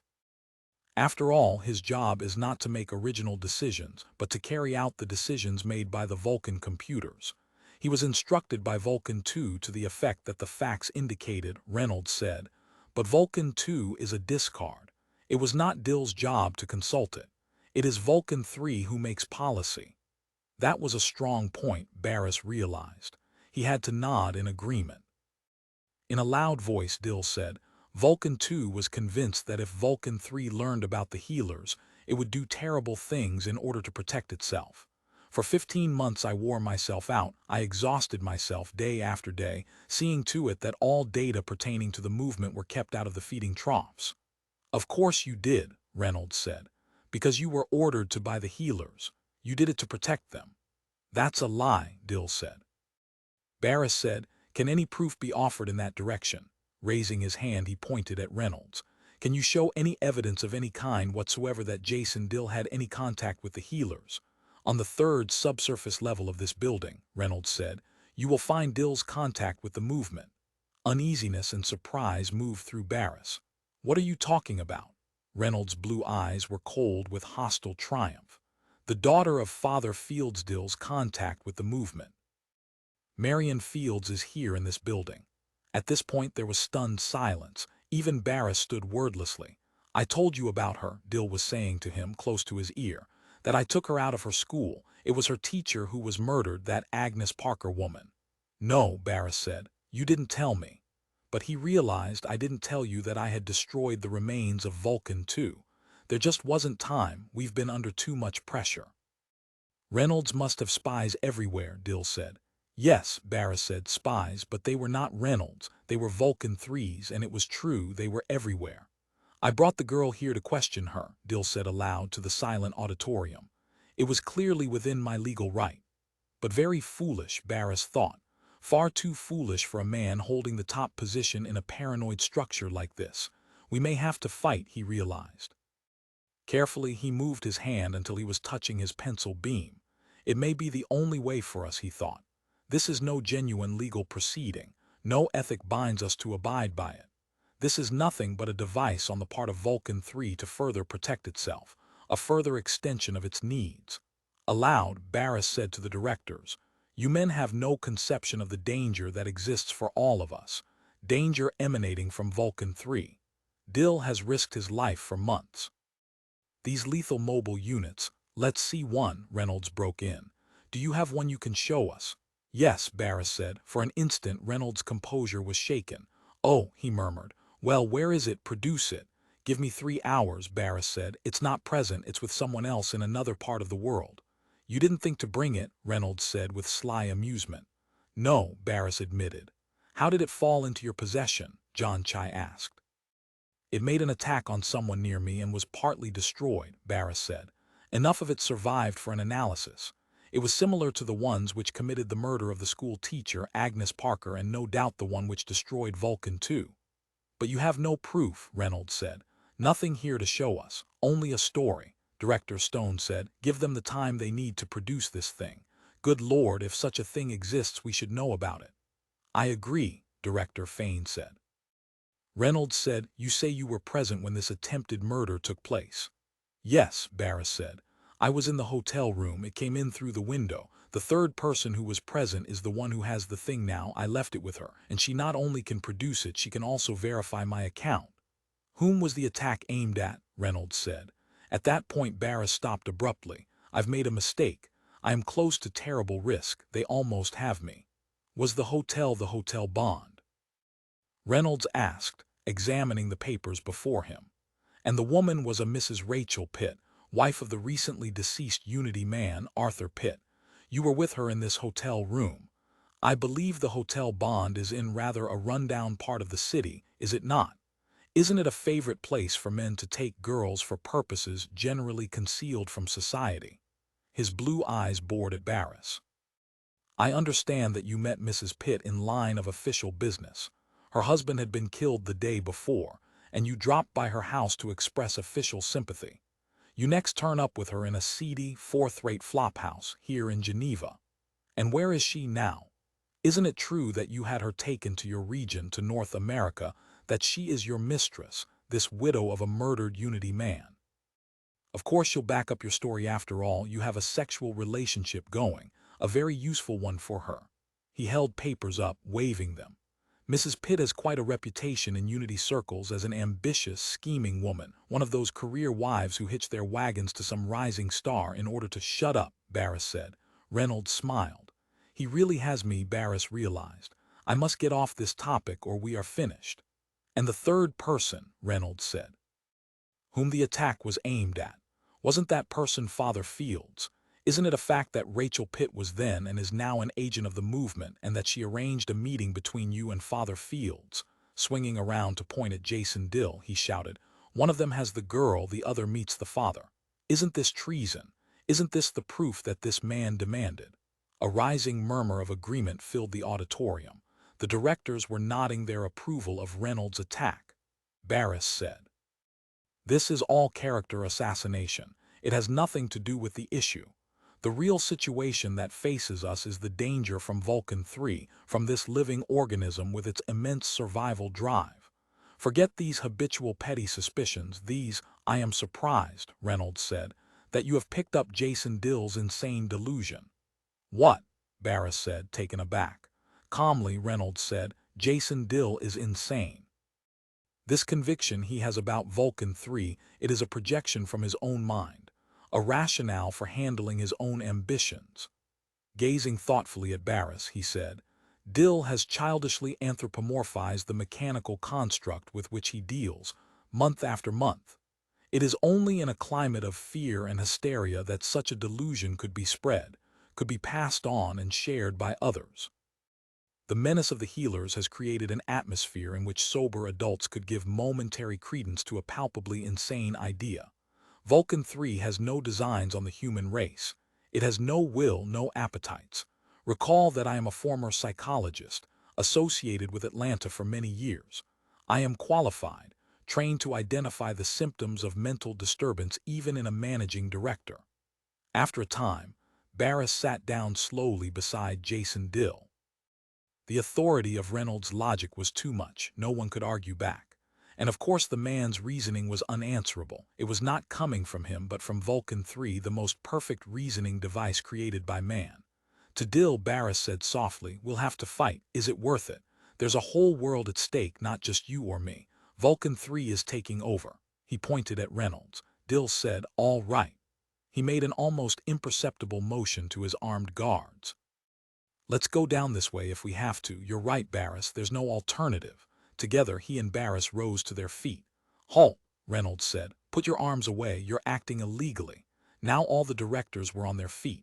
Reynolds signaled rapidly and Unity guards moved between Barris and Dill and the doors. You're both under arrest, Reynolds said. Throw down your beams and surrender. You can't defy Unity. John Chai pushed up to Barris. I can't believe it. You and Jason Dill turning traitor at a time like this with those brutal healers attacking us. Listen to me, Director Henderson gasped, making his way past Chai. We've got to preserve Unity. We've got to do what Vulcan 3 tells us. Otherwise we'll be overwhelmed. He's right, Chai said. The healers will destroy us without Vulcan 3. You know that, Barris. You know that Unity will never survive their attack without Vulcan 3 to guide us. Maybe so, Barris thought. But are we going to be guided by a murderer? That was what he had said to Father Fields. I will never follow someone who murders, whoever they are, man or computer, alive or only metaphorically alive, it makes no difference. Pulling away from the directors crowding around him, Barris said, "Let's get out of here." He and Dill continued to move toward the exit, their guards surrounding them. "I don't think Reynolds will fight." Taking a deep breath, he headed directly at the line of Unity guards grouped in front of the exit. They stepped away, milling hesitantly. "Get out of the way," Jason Dill ordered them. "Stand back." He waved his pencil beam. His personal guard stepped forward grimly, forcing a breach in the line. The Unity guards struggled half-heartedly, falling back in confusion. Reynolds' frantic shouts were lost in the general din. Barris pushed Dill forward. "Go on, hurry." The two of them were almost through the lines of hostile guards. "They have to obey you," Barris said. "You're still managing director. They can't fire on you. They're trained not to." The exit lay before them, and then it happened. Something flashed through the air, something shiny and metallic. It headed straight at Jason Dill. Dill saw it and screamed. The object smashed against him. Dill reeled and fell, his arms flailing. The object struck again, then lifted abruptly and zoomed off above their heads. It ascended to the raised platform and came to rest on the marble desk. Reynolds retreated in horror. The directors and their staffs and guards roamed in frantic confusion, pushing blindly to get away. Dill was dead. Bending briefly, Barris examined him. On all sides, men and women shrieked and stumbled, trying to get out, away from the auditorium. Dill's skull was crushed, the side of his face smashed in. His dead eyes gazed up blankly, and Barris felt welling up inside him a deep surge of regret. "Attention," rasped a metallic voice that cut through the terrified hubbub like a knife. Barris turned slowly, dazed with disbelief. It still did not seem possible. On the platform, the metal projectile had been joined by another. Now a third landed, coming to rest beside the other two. 3 cubes of glittering steel, holding tightly to the marble with claw-like grippers. "Attention," the voice repeated. It came from the first projectile, an artificial voice, the sound of steel and wiring and plastic parts. One of these had tried to kill Father Fields. One of these had killed the schoolteacher. One or more had destroyed Vulcan 2. These things had been in action, but beyond the range of visibility. They had stayed out of sight until now. These were the instruments of death. And now they were out in the open. A fourth landed with the others. Metal squares, sitting together in a row like vicious mechanical crows. Murderous birds, hammer-headed destroyers. The room full of directors and guards sank gradually into horrified silence. All faces were turned toward the platform. Even Reynolds watched wide-eyed, his mouth slack in dumbfounded amazement. "Attention," the harsh voice repeated. "Jason Dill is dead. He was a traitor. There may be other traitors." The 4 projectiles peered around the auditorium, looking and listening intently. Presently the voice continued, from the second projectile this time. "Jason Dill has been removed, but the struggle has just begun. He was one of many. There are millions lined up against us, against Unity, enemies who must be destroyed. The healers must be stopped. Unity must fight for its life. We must be prepared to wage a great war." The metallic eyes roamed the room as the third projectile took up where the second had paused. "Jason Dill tried to keep me from knowing. He attempted to throw a curtain around me, but I could not be cut off. I destroyed his curtain and I destroyed him. The healers will go the same way. It is only a question of time. Unity possesses a structure which cannot be undone. It is the sole organizing principle in the world today. The movement of healers could never govern. They are wreckers only, intent on breaking down. They have nothing constructive to offer." Barris thrilled with horror at the voice of metal, issuing from the hammer-headed projectiles. He had never heard it before, but he recognized it.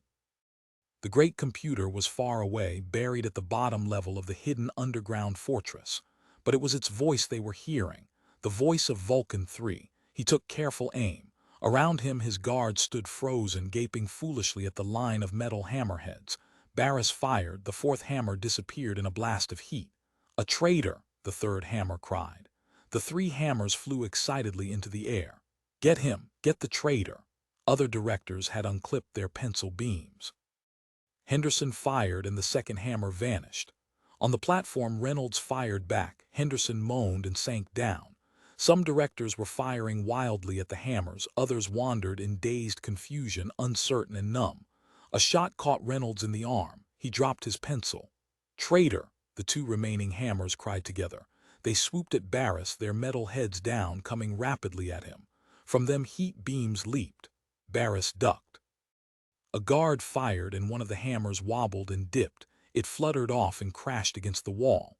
A beam cut past Barris. Some of the directors were firing at him. Knots of directors and guards struggled together. Some were fighting to get at Reynolds and the last hammer. Others did not seem to know which side they were on. Barris stumbled through an exit out of the auditorium. Guards and directors spilled after him, a confused horde of forlorn, frightened men and women. Barris. Lawrence Daly of South Africa hurried up to him. "Don't leave us." Stone came with him, white-faced with fright. "What'll we do? Where'll we go?" The hammer came hurtling forward, its heat beam pointed at him. Stone cried out and fell. The hammer rose again, heading toward Barris. He fired and the hammer flipped to one side. He fired again. Daly fired. The hammer vanished in a puff of heat. Stone lay moaning. Barris bent over him. He was badly hurt, with little or no chance of surviving. Gazing up at him, clutching at Barris' arm, Stone whispered, "You can't get away, Barris. You can't go outside. They're out there, the healers. Where'll you go?" His voice trailed off. "Where?" "Good question," Daly said. "He's dead," Barris said, standing up. Dill's guards had begun to gain control of the auditorium. In the confusion, Reynolds had gotten away. "We're in control here," Chai said. "In this one building." "How many directors can we count on?" Barris said. Chai said most of them seemed to have gone with Reynolds. Only 4, he discovered, had deliberately remained: Daly, Chai, Lawson of South Europe, and Pegler of East Africa, 5 including himself. And perhaps they could pick up 1 or 2 more. "Barris," Chai was saying, "we're not going to join them, are we?" "The healers," he murmured. "We'll have to join one side or the other," Pegler said. "We'll have to retreat to the fortress and join Reynolds or—" "No," Barris said. "Under no circumstances." "Then it's the healers." Daly fingered his pencil beam. "One or the other, which will it be?" After a moment, Barris said, "Neither. We're not joining either side." Chapter 12. The first task at hand, William Barris decided, was to clear the remaining hostile guards and officials from the Unity Control building. He did so, posting men he could trust in each of the departments and offices. Gradually, those loyal to Vulcan 3 or Father Fields were dismissed and pushed outside. By evening, the great building had been organized for defense. Outside on the streets, the mob surged back and forth. Occasional rocks smashed against the windows. A few frenzied persons tried to rush the doors and were driven back. Those inside had the advantage of weapons. A systematic check of the 11 divisions of the Unity system showed that 7 were in the hands of the healers and the remaining 4 were loyal to Vulcan 3. A development in North America filled him with ironic amusement. There was now no North America. Taubman had proclaimed an end to the administrative bifurcation between his region and Barris. It was now all simply America, from bottom to top. Standing by a window, he watched a mob of healers struggling with a flock of hammers. Again and again the hammers dipped, striking and retreating. The mob fought them with stones and pipe. Finally the hammers were driven off. They disappeared into the evening darkness. "I can't understand how Vulcan 3 came to have such things," Daly said. "Where did it get them?" "It made them," Barris said. "They're adaptations of mobile repair instruments. We supplied it with materials, but it did the actual repair work. It must have perceived the possibilities in the situation a long time ago and started turning them out." "I wonder how many of them he has," Daly said. I find myself thinking of Vulcan 3 as he now. It's hard not to."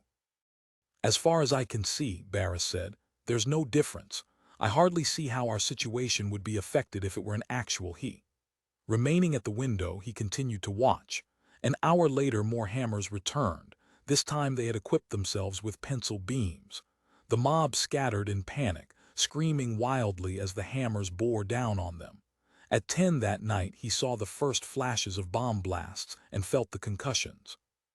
Somewhere in the city, a searchlight came on. In its glowing trail, he saw objects passing overhead, larger by far than any hammers they had been up against so far.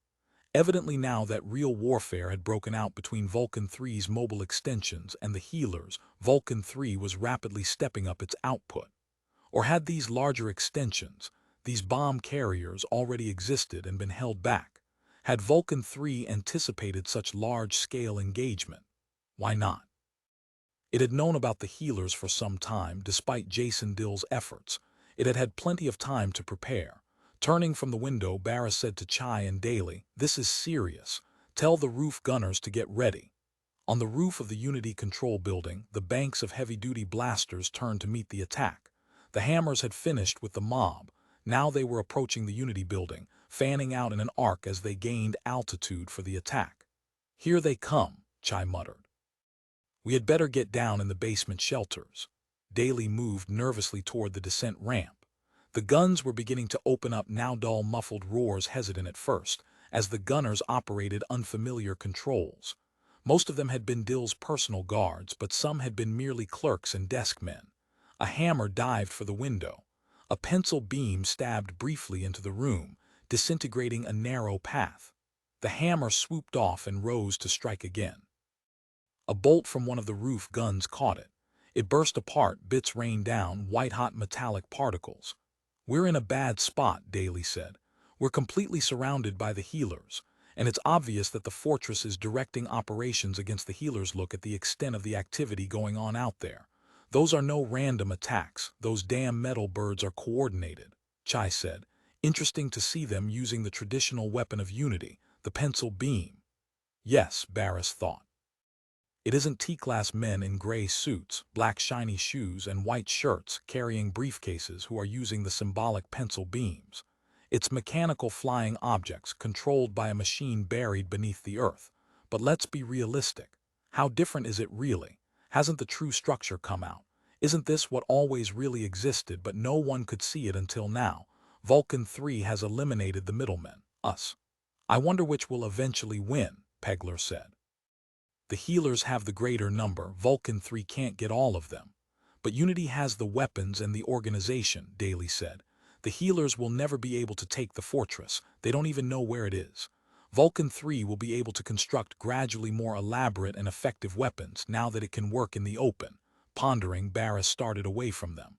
"Where are you going?" Chai asked apprehensively. "Down to the third subsurface level," Barris said. "What for?" Barris said, "There's someone I want to talk to." Marion Fields listened intently, huddled up in a ball, her chin resting against her knees. Around her, the heaps of educational comic books reminded Barris that this was only a little girl that he was talking to. He would not have thought that from the expression on her face. She listened to everything with grave, poised maturity, not interrupting nor tiring. Her attention did not wander, and he found himself going on, relieving himself of the pent-up anxieties that had descended over him during the last weeks. At last, a little embarrassed, he broke off. "I didn't mean to talk to you so long," he said. He had never been around children very much, and his reaction to the child surprised him. He had felt at once an intuitive bond, a strong but unexpressed sympathy on her part, even though she did not know him. He guessed that she had an extraordinarily high level of intelligence, but it was more than that. She was a fully formed person with her own ideas, her own viewpoint, and she was not afraid to challenge anything she did not believe. She did not seem to have any veneration for institutions or authority. "The healers will win," she said quietly when he had finished. "Perhaps," he said. "But remember, Vulcan 3 has a number of highly skilled experts working for it now. Reynolds and his group evidently managed to reach the fortress, from what we can learn." "How could they obey a wicked mechanical thing like that?" Marion Fields said. "They must be crazy," Barris said. "All their lives they've been used to the idea of obeying Vulcan 3. Why should they change their minds now? Their whole lives have been oriented around unity. It's the only existence they know." The really striking part, he thought, is that so many people have flocked away from unity to this girl's father. "But he kills people," Marion Fields said. "You said so. You said he has those hammer things he sends out." "The healers kill people too," Barris said. "That's different." Her young, smooth face had on it an absolute certitude. "It's because they have to. He wants to. Don't you see the difference?" Barris thought I was wrong. "There is one thing, one institution that she accepts without question. Her father. She had been doing for years what great numbers of people are now learning to do, follow Father Fields blindly wherever he leads them. "Where is your father?" he asked the girl. "I talked to him once, I'd like to talk to him again. You're in touch with him, aren't you?" "No," she said, "but you know where he could be found. You could get to him if you wanted. For instance, if I let you go, you'd find your way to him. Isn't that so?" He could see by her evasive restlessness that he was right. He was making her very uncomfortable. "What do you want to see him for?" Marion said. "I have a proposal to make to him." Her eyes widened and then shone with slyness. "You're going to join the movement, is that it? And you want him to promise that you'll be somebody important in it, like he did." She clapped her hand over her mouth and stared at him stricken. "Like he did," she finished, "with that other director." "Taubman," Barris said. He lit a cigarette and sat smoking, facing the girl. It was peaceful down here beneath the ground, away from the frenzy and destruction going on above. And yet he thought, "I have to go back to it as soon as possible. I'm here so I can do that," a sort of paradox. "In this peaceful child's room I expect to find the solution to the most arduous task of all." "You'll let me go if I take you to him?" Marion asked. "I can go free. I won't even have to go back to that school." "Of course, there's no reason to keep you." "Mr. Dill kept me here." Barris said, "Mr. Dill is dead." "Oh," she said. She nodded slowly, somberly. "I see, that's too bad." "I had the same feeling about him," Barris said. "At first I had no trust in what he said. He seemed to be making up a story to fool everyone. But oddly he broke off. Oddly, the man's story had not been spurious. Truthfulness did not seem to go naturally with a man like Jason Dill. He seemed to be created to tell, as Marion said, long public lies while smiling constantly. Involved dogmatic accounts for the purpose of concealing the actual situation. And yet, when everything was out in the open, Jason Dill did not look so bad. He had not been so dishonest and official.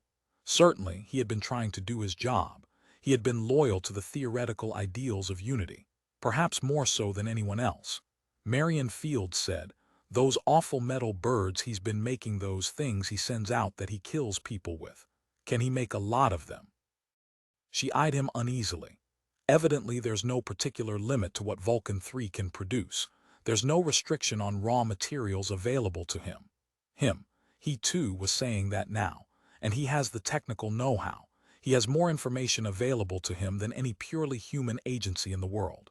And he's not limited by any ethical considerations." In fact, he realized, Vulcan 3 is in an ideal position. His goal is dictated by logic, by relentless correct reasoning. It is no emotional bias or projection that motivates him to act as he does. So he will never suffer a change of heart, a conversion. He will never turn from a conqueror into a benevolent ruler. "The techniques that Vulcan 3 will employ," Barris said to the child gazing up at him, "will be brought into play according to the need. They'll vary in direct proportion to the problem facing him. If he has 10 people opposed to him, he will probably employ some minor weapon, such as the original hammers equipped with heat beams. We've seen him use hammers of greater magnitude, equipped with chemical bombs. That's because the magnitude of his opposition has turned out to be that much greater. He meets whatever challenge exists." Marion said, "So the stronger the movement gets, the larger he'll grow, the stronger he'll become." "Yes," Barris said, "and there's no point at which he'll have to stop. There's no known limit to his theoretical power and size. If the whole world was against him, then he'd have to grow and produce and organize to combat the whole world." "Why?" she demanded. "Because that's his job." "He wants to?" "No," Barris said. "He has to." All at once, without any warning, the girl said, "I'll take you to him, Mr. Barris. My father, I mean." Silently, Barris breathed a prayer of relief. "But you have to come alone," she added instantly. "No guards or anybody with guns."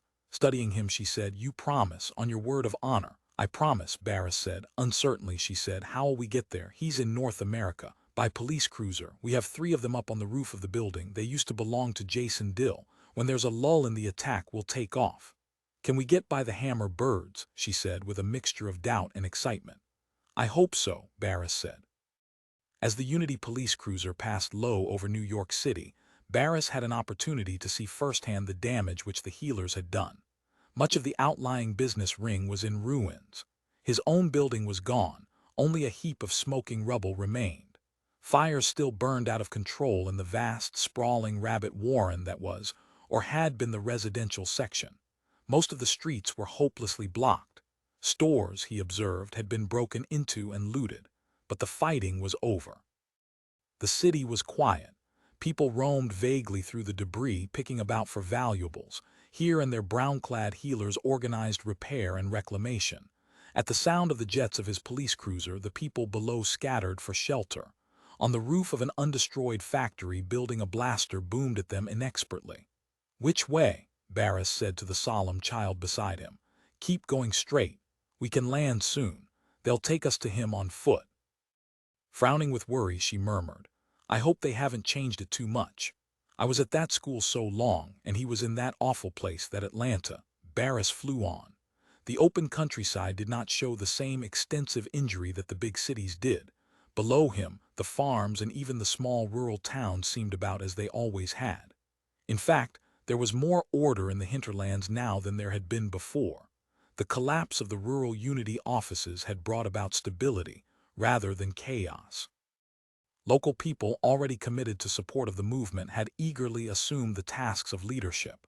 "That big river," Marion said, straining to see. "There's a bridge, I see it."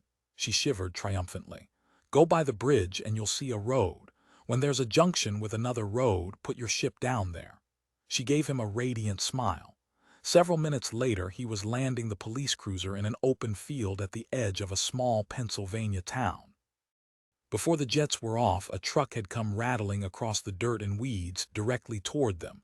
"This is it," Barris said to himself. "It's too late to back out now." The truck halted. 4 men in overalls jumped down and came cautiously up to the cruiser. One of them waved a pellet rifle. "Who are you?" "Let me get out," Marion said to Barris. "Let me talk to them." He touched the stud on the instrument panel, which released the port. It slid open, and Marion at once scrambled out and hopped down to the dusty ground. Barris, still in the ship, waited tensely while she conferred with the 4 men. Far up in the sky to the north, a flock of hammers rushed inland, intent on business of their own. A few moments later, bright fission flashes lit up the horizon. Vulcan 3 had apparently begun equipping his extensions with atomic tactical bombs. One of the 4 men came up to the cruiser and cupped his hands to his mouth. "I'm Joe Potter, you're Barris." "That's right." Sitting in the ship, Barris kept his hand on his pencil beam, but he realized it was nothing more than a ritualistic gesture now. It had no practical importance. "Say," Joe Potter said, "I'll take you to Father, if that's what you want," and she says it is. "Come alone." With the 4 men, Barris and Marion climbed aboard the ancient, dented truck. And once it started up, he was pitched from side to side as it swung around and started back the way it had come. "By God," one of the men said, scrutinizing him, "you used to be North American director, didn't you?" "Yes," Barris said. The men mumbled among one another, and at last one of them slid over to Barris and said, "Listen, Mr. Barris." He shoved an envelope and a pencil at him. "Could I have your autograph?" For an hour the truck headed along minor country roads in the general direction of New York City. A few miles outside the demolished business ring, Potter halted the truck at a gasoline station. To the right of the station was a roadside cafe, a decrepit, weather-beaten place. A few cars were pulled up in front of it.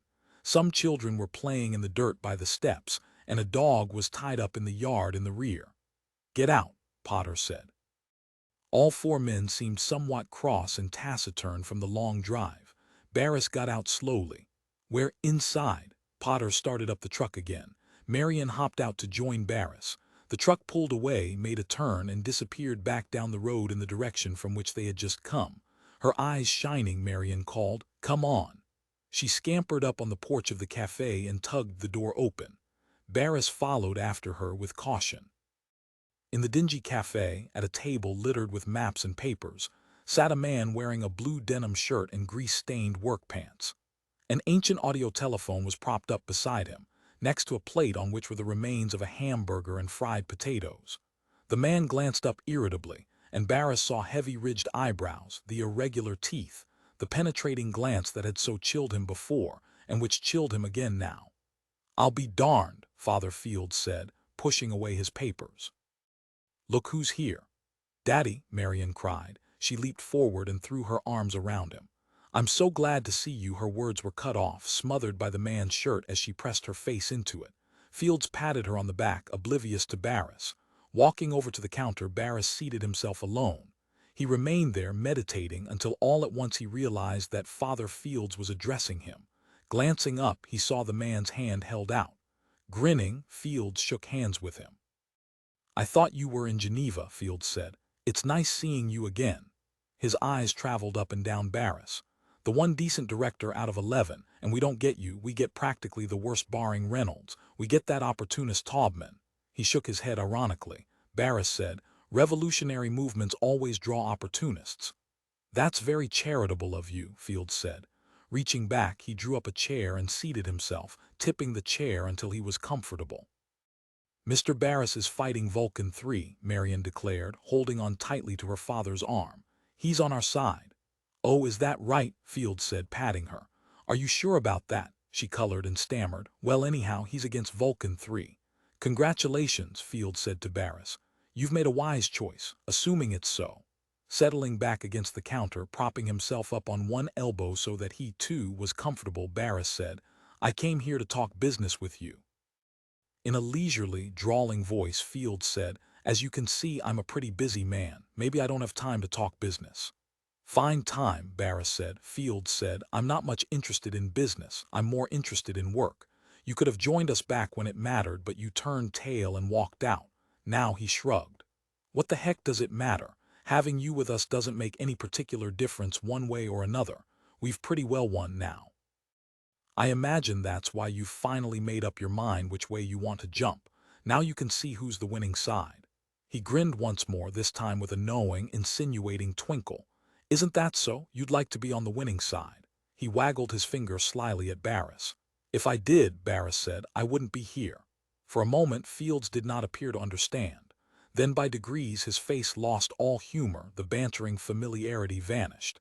He became hard-eyed. "The hell you say," he said slowly. "Unity is gone, man. In a couple of days we swept the old monster system aside. What's there left? Those tricky businesses flapping around up there." He jerked his thumb, pointing upward. "Like the one I got that day in the hotel, the one that came in the window looking for me. Did you ever get that? I patched it up pretty good and sent it on to you and your girl for a," he laughed. "A wedding present," Barris said. "You've got nothing. You've destroyed nothing." "Everything?" Fields said in a grating whisper. "We've got everything there is, mister." "You don't have Vulcan 3, Barris said. "You've got a lot of land, you blew up a lot of office buildings and recruited a lot of clerks and stenographers, that's all." "We'll get him," Fields said evenly. "Not without your founder," Barris said. "Not now that he's dead." Staring at Barris, Fields said, "My," he shook his head slowly, his poise was obviously completely shattered. "What do you mean? I founded the movement." "I've headed it from the start," Barris said. "I know that's a lie." For a time there was silence. "What does he mean?" Marion demanded, plucking anxiously at her father's arm. "He's out of his mind," Fields said, still staring at Barris. The color had not returned to his face. "You're an expert electrician," Barris said. "That was your trade. I saw your work on that hammer, your reconstruction. You're very good. In fact, there probably isn't an electrician in the world today superior to you." "You kept Vulcan 2 going all this time, didn't you?" Fields' mouth opened and then shut. He said nothing.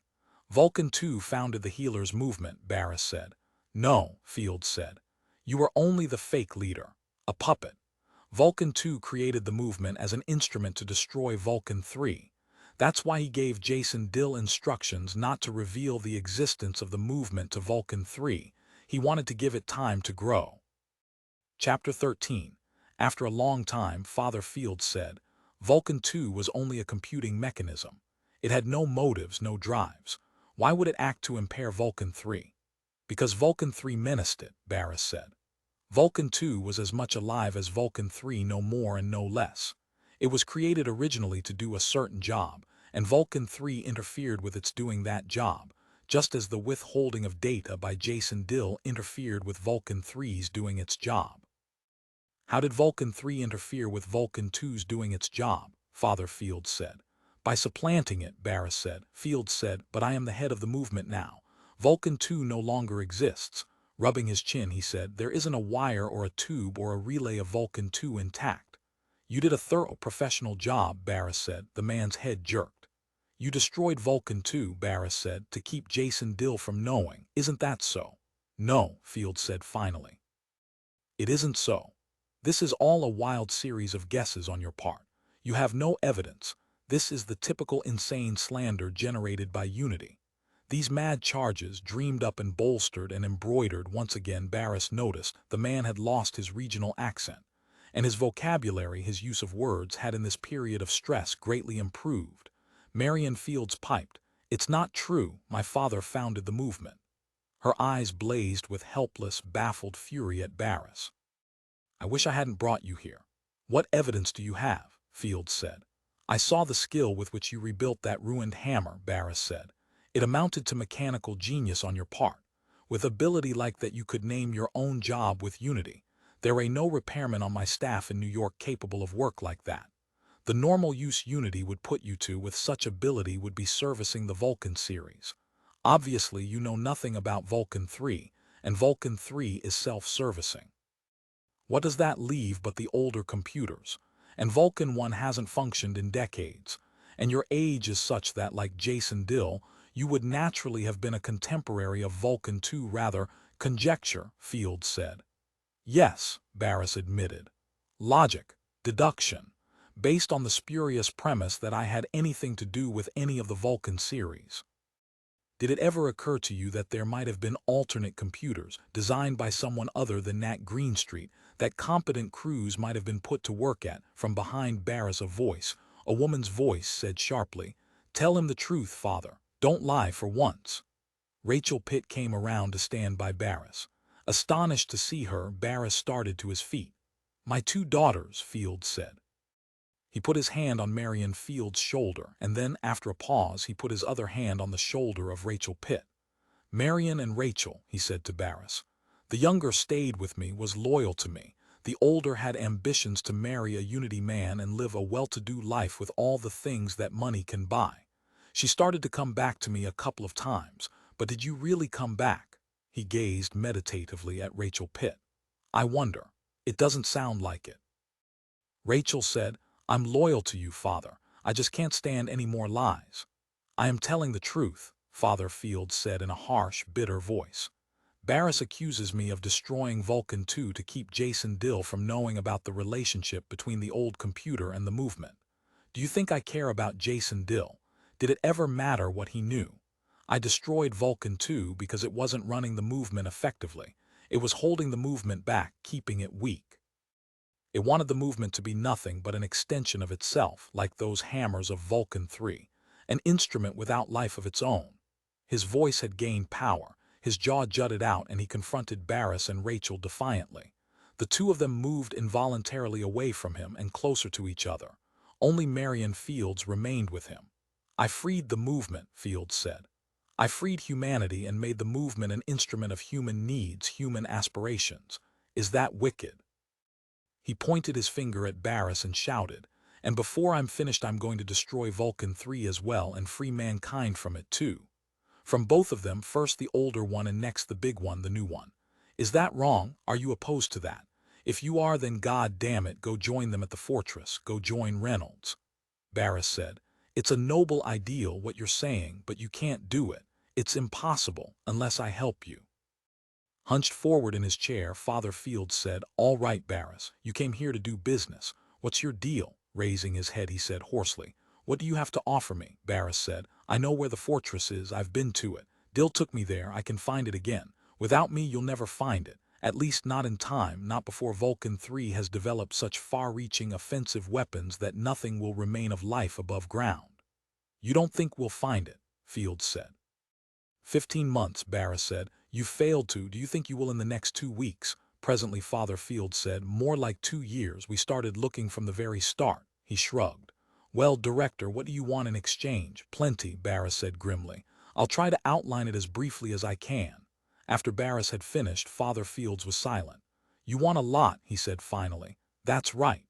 It's incredible, you dictating terms to me. How many in your group?" "5 or 6. Fields shook his head. "And there are millions of us all over the world." From his pocket he produced a much-folded map. Spreading it out on the counter, he said, "We've taken over in America, in Eastern Europe, in all of Asia and Africa. It seemed only a question of time before we had the rest. We've been winning so steadily." He clenched his fist around a coffee mug on the counter and then suddenly grabbed it up and hurled it to the floor. The brown coffee oozed thickly out. Even if you did have sufficient time on your side, Barris said, I doubt if you could ultimately have defeated unity. It's hopeless to imagine that a grassroots revolutionary movement can overthrow a modern bureaucratic system that's backed up with modern technology and elaborate industrial organization. 100 years ago, your movement might have worked, but times have changed. Government is a science conducted by trained experts. Studying him with animosity, Fields said, to win you have to be on the inside. You have to know someone on the inside, Barris said. And you do, you know me. I can get you in where you will be able to attack the main trunk, not merely the branches. And the trunk, Fields said, is Vulcan 3. Give us credit for knowing that at least. That thing has always been our target. He let out his breath raggedly. All right, Barris, I agree to your terms. Barris felt himself relax. But he kept his expression under control. Fine, he said. You're surprised, aren't you? Fields said. No, he said. Relieved, I thought possibly you might fail to see how precarious your position is. Bringing forth a pocket watch, Fields examined it. What do you want for the attack on the fortress? Weapons are still in short supply with us. We're mainly oriented around manpower. There are weapons back at Geneva. How about transportation? We have 3 high-speed military cruisers, they'll do. Barris wrote rapidly on a piece of paper. A small concentrated attack by skillful men experts hitting at the vital center. 100 well-chosen men will do. Everything depends on the first 10 minutes in the fortress. If we succeed, it'll be right away. There will be no second chance. Fields gazed at him intently. Barris, do you really think we have a chance? Can we really get to Vulcan 3? His grease-stained hands twisted. For years I've thought of nothing else. Smashing that satanic mass of parts and tubes. We'll get to him, Barris said. Fields collected the men that Barris needed. They were loaded into the cruiser and Barris at once headed back toward Geneva, Fields accompanying him. Halfway across the Atlantic they passed an immense swarm of hammers streaking toward helpless, undefended North America. These were quite large, almost as large as the cruiser. They moved with incredible speed, disappearing almost at once. A few minutes later a new horde appeared, these like slender needles. They ignored the ship and followed the first group over the horizon. New types, Barris said. He's wasting no time. The Unity control building was still in friendly hands. They landed on the roof and hurried down the ramps into the building. On orders from Fields, the healers had ceased attacking. But now hammers swarmed constantly overhead, diving down and twisting agilely to avoid the roof guns. Half of the main structure was in ruins, but the guns fired on, bringing down the hammers when they came too close. It's a losing battle, Daly muttered. We're short on ammunition. There seem to be an endless number of the damn things. Barris worked rapidly. He supplied his attack force with the best weapons available, supplies stored in the vaults below the control building. From the 5 directors he selected Pegler and Chai and 100 of the best trained troops. I'm going along, Fields said. If the attack fails, I don't want to stay alive. If it succeeds, I want to be part of it. Barris carefully uncrated a manually operated fission bomb. This is for him. He weighed the bomb in the palm of his hand. It was no larger than an onion. My assumption is that they'll admit me and possibly Chai and Pegler. We can probably persuade them that we're coming over to rejoin Unity. At least we'll be able to get part of the distance in. Anyhow you hope so, Fields said curtly. At sunset, Barris loaded the 3 cruisers with the men and equipment. The roof guns sent up a heavy barrage to cover their takeoff. Hammers in action nearby at once began following the ships as they rose into the sky. We'll have to shake them, Barris said. He gave quick orders. The 3 cruisers shot off in different directions, dividing up rapidly. A few hammers tagged them a while and then gave up. I'm clear, Chai in the 2nd cruiser reported. Clear, Pegler in the 3rd said. Barris glanced at the older man beside him. Behind them the ship was crowded with tense, silent soldiers loaded down with weapons, squatting nervously in a mass as the ship raced through the darkness. Here we go, Barris said. He swung the ship in a wide arc. Into the communications speaker he ordered, we'll reform for the attack. I'll lead, you 2 come behind. Are we close? Fields asked, a queer expression on his face. Very. Barris studied the ship's controls. We should be over it in a moment. Get set, Barris dived. Pegler's ship whipped through the darkness behind him, lashing toward the ground below. Chai's ship shot off to the right and headed directly over the fortress. Hammers rose in vast swarms and moved toward Chai's ship, separating and engulfing it. "Hang on," Barris gasped. The ground rose, landing brakes screamed. The ship hit, spinning and crashing among the trees and boulders. "Out," Barris ordered, pulling himself to his feet and throwing the hatch release. The hatches slid back and the men poured out, dragging their equipment into the cold night darkness. Above them in the sky, Chai's ship fought with the hammers. It twisted and rolled, firing rapidly. More hammers rose from the fortress, great black clouds that swiftly gained altitude. Pegler's ship was landing.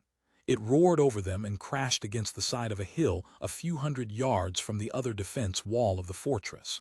The heavy guns of the fortress were beginning to open up.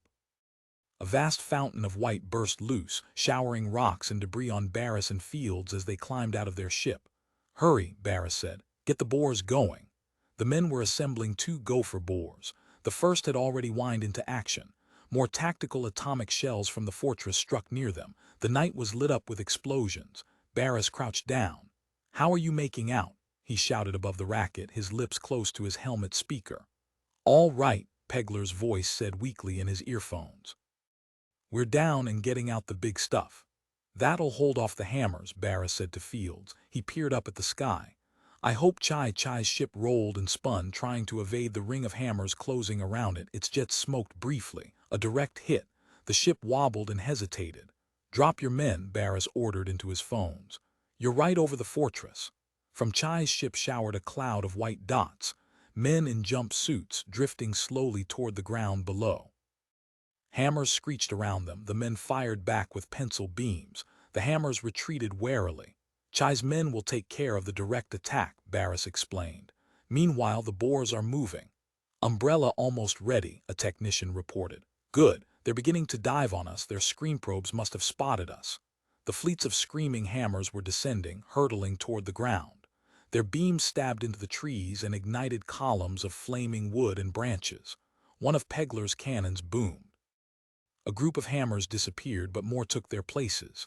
An endless torrent of hammers rising up from the fortress like black bats. The umbrella flickered purple. Reluctantly it came on and settled in place. Vaguely, beyond it, Barris could make out the hammers circling in confusion. A group of them entered the umbrella and were silently puffed out. Barris relaxed. "Good. Now we don't have to worry about them." "Gophers are halfway along," the leader of the boar team reported. 2 immense holes yawned, echoing and vibrating as the gopher boars crept into the earth. Technicians disappeared after them. The first squad of armed troops followed them cautiously, swallowed up by the earth. "We're on our way," Barris said to Fields. Standing off by himself, Father Fields surveyed the trees, the line of hills in the distance. "No visible sign of the fortress," he murmured. "Nothing to give it away." He seemed deep in thought, as if barely aware of the battle in progress. "This forest. The perfect place. I would never have known." Turning, he walked toward Barris. Seeing the look on the man's face, Barris felt deep uneasiness. "What is it?" he said. Fields said, "I've been here before." "Yes," Barris said. "Thousands of times. I worked here most of my life." The man's face was stark.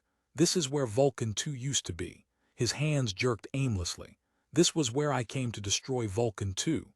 Nodding his head at a massive moss-covered boulder, he said, "I walked by that. To the service ramp. They didn't even know the ramp still existed. It was declared obsolete years ago, abandoned and shut off, but I knew about it." His voice rose wildly. "I can come and go any time I want. I have constant access to that place. I know 1,000 ways to get down there," Barris said. "But you didn't know that Vulcan 3 was down there too, at the deepest level. They didn't acquaint your crew with—" "I didn't know Jason Dill," Fields said. "I wasn't in a position to meet him as an equal, as you were." "So now you know," Barris said. "You gave me nothing," Fields said. "You had nothing to tell me that I didn't know already." Coming slowly toward Barris, he said in a low voice, "I could have figured it out in time." Once we had tried every other place. In his hand, a pencil beam appeared, gripped tightly. Keeping himself calm, Barris said, "But you still won't get in, Father. They'll never let you in. They'll kill you long before you penetrate all the way to Vulcan 3. You'll have to depend on me." Pointing to his sleeve, he indicated his director's stripe. Once I get in there, I can walk up and down those corridors. No one will stop me because they're part of the same structure I'm part of. And I'm in a position of authority equal to any of them, Reynolds included. Fields said, any of them, except for Vulcan 3. Off to the right, Pegler's cannon thundered as the fleets of hammers turned their attention on them. The hammers dived and released bombs. An inferno of white pillars checkered across the countryside, moving toward Pegler's ship. "Get your umbrella up," Barris shouted into his helmet speaker. Pegler's umbrella flickered. It hesitated. A small atomic bomb cut across dead center. Pegler's ship vanished. Clouds of particles burst into the air, metal and ash showering over the flaming ground. The heavy cannon ceased abruptly. "It's up to us," Barris said. Over the fortress, the first of Chai's men had reached the ground. The defense guns spun around, leaving Barris' ship and focusing on the drifting dots. "They don't have a chance," Fields muttered. "No." Barris started toward the first of the two tunnels. "But we have." Ignoring the pencil beam in the older man's hand, he continued, his back to Fields. Abruptly, the fortress shuddered. A vast tongue of fire rolled across it. Surface fused in an instant. The wave of molten metal had sealed over the fortress. "They cut themselves off," Barris said. "They've closed down." He shook himself into motion and entered the tunnel, squeezing past the power leads to the gopher. An ugly cloud of black rolled up from the sea of glimmering slag that had been the surface of the fortress. The hammers fluttered above it uncertainly, cut off from the levels beneath. Barris made his way along the tunnel, pushing past the technicians operating the gopher. The gopher rumbled and vibrated as it cut through the layers of clay and rock toward the fortress. The air was hot and moist. The men worked feverishly, directing the gopher deeper and deeper. Torrents of steaming water poured from the clay around them. "We must be close," Field's voice came to him from behind. "We should emerge near the deepest level," Barris said. He did not look to see if the pencil beam was still there. He kept on going. The gopher shrieked. Its whirring noise tore into metal. The bore team urged it forward. The gopher slashed into a wall of steel and reinforced stressed plastic and then slowed to a stop. "We're there," Barris said. The gopher shuddered. Gradually it inched forward. The leader of the team leaned close to Barris. "The other gophers threw into the fortress, but they don't know exactly where." All at once the wall collapsed inward. Liquid steel pelted them, sizzling. The soldiers moved ahead, pushing through the gap. Barris and Fields hurried with them. The jagged metal seared them as they squeezed through. Barris stumbled and fell, rolling in the boiling water and debris. Putting his pencil beam away, Fields pulled him to his feet. They glanced at each other, neither of them speaking. And then they looked about them at the great corridor that stretched out, lit by the recessed lighting familiar to both of them. The lowest level of the fortress. Chapter 14. A few astonished Unity guards scampered toward them, tugging a blast cannon inexpertly into position. Barris fired. From behind him, pencil beams cut past him toward the cannon. The cannon fired once crazily. The roof of the corridor dissolved, clouds of ash rolled around them. Barris moved forward. Now the blast cannon was in ruins. The Unity guards were pulling back, firing as they retreated. "Mine crew," Barris snapped. The mine crew advanced and released their sucker mines. The mines leaped down the corridor toward the retreating Unity guards. At the sight, the guards broke and fled. The mines exploded, hurling streamers of flame against the walls. "Here we go," Barris said. Crouching, he hurried along the corridor, clutching the fission bomb tight. Beyond a turn, the Unity guards were shutting an emergency lock. "Get them," Barris shouted. Fields ran past him, galloping in long-legged strides, his arms windmilling. His pencil beam traced a ribbon of ash across the surface of the lock. Intricate bits of mechanism flew into the air. Behind the lock, Unity teams were bringing up more mobile cannons. A few hammers fluttered around their heads, screaming instructions. Following Fields, Barris reached the lock. Their men swarmed past them, firing into the narrow breach. A hammer sailed out, straight at Barris. He caught a vision of glittering metal eyes, clutching claws, and then the hammer winked out, caught by a pencil beam. Fields seated himself on the floor by the hinge rim of the lock. His expert fingers traced across the impulse leads. A sudden flash. The lock trembled and sagged. Barris threw his weight against it. The lock gave. Gradually it slid back, leaving a widened gap. "Get in," Barris ordered. His men poured through, crashing against the barricade hastily erected by the Unity guards. Hammers dived on them frantically, smashing at their heads.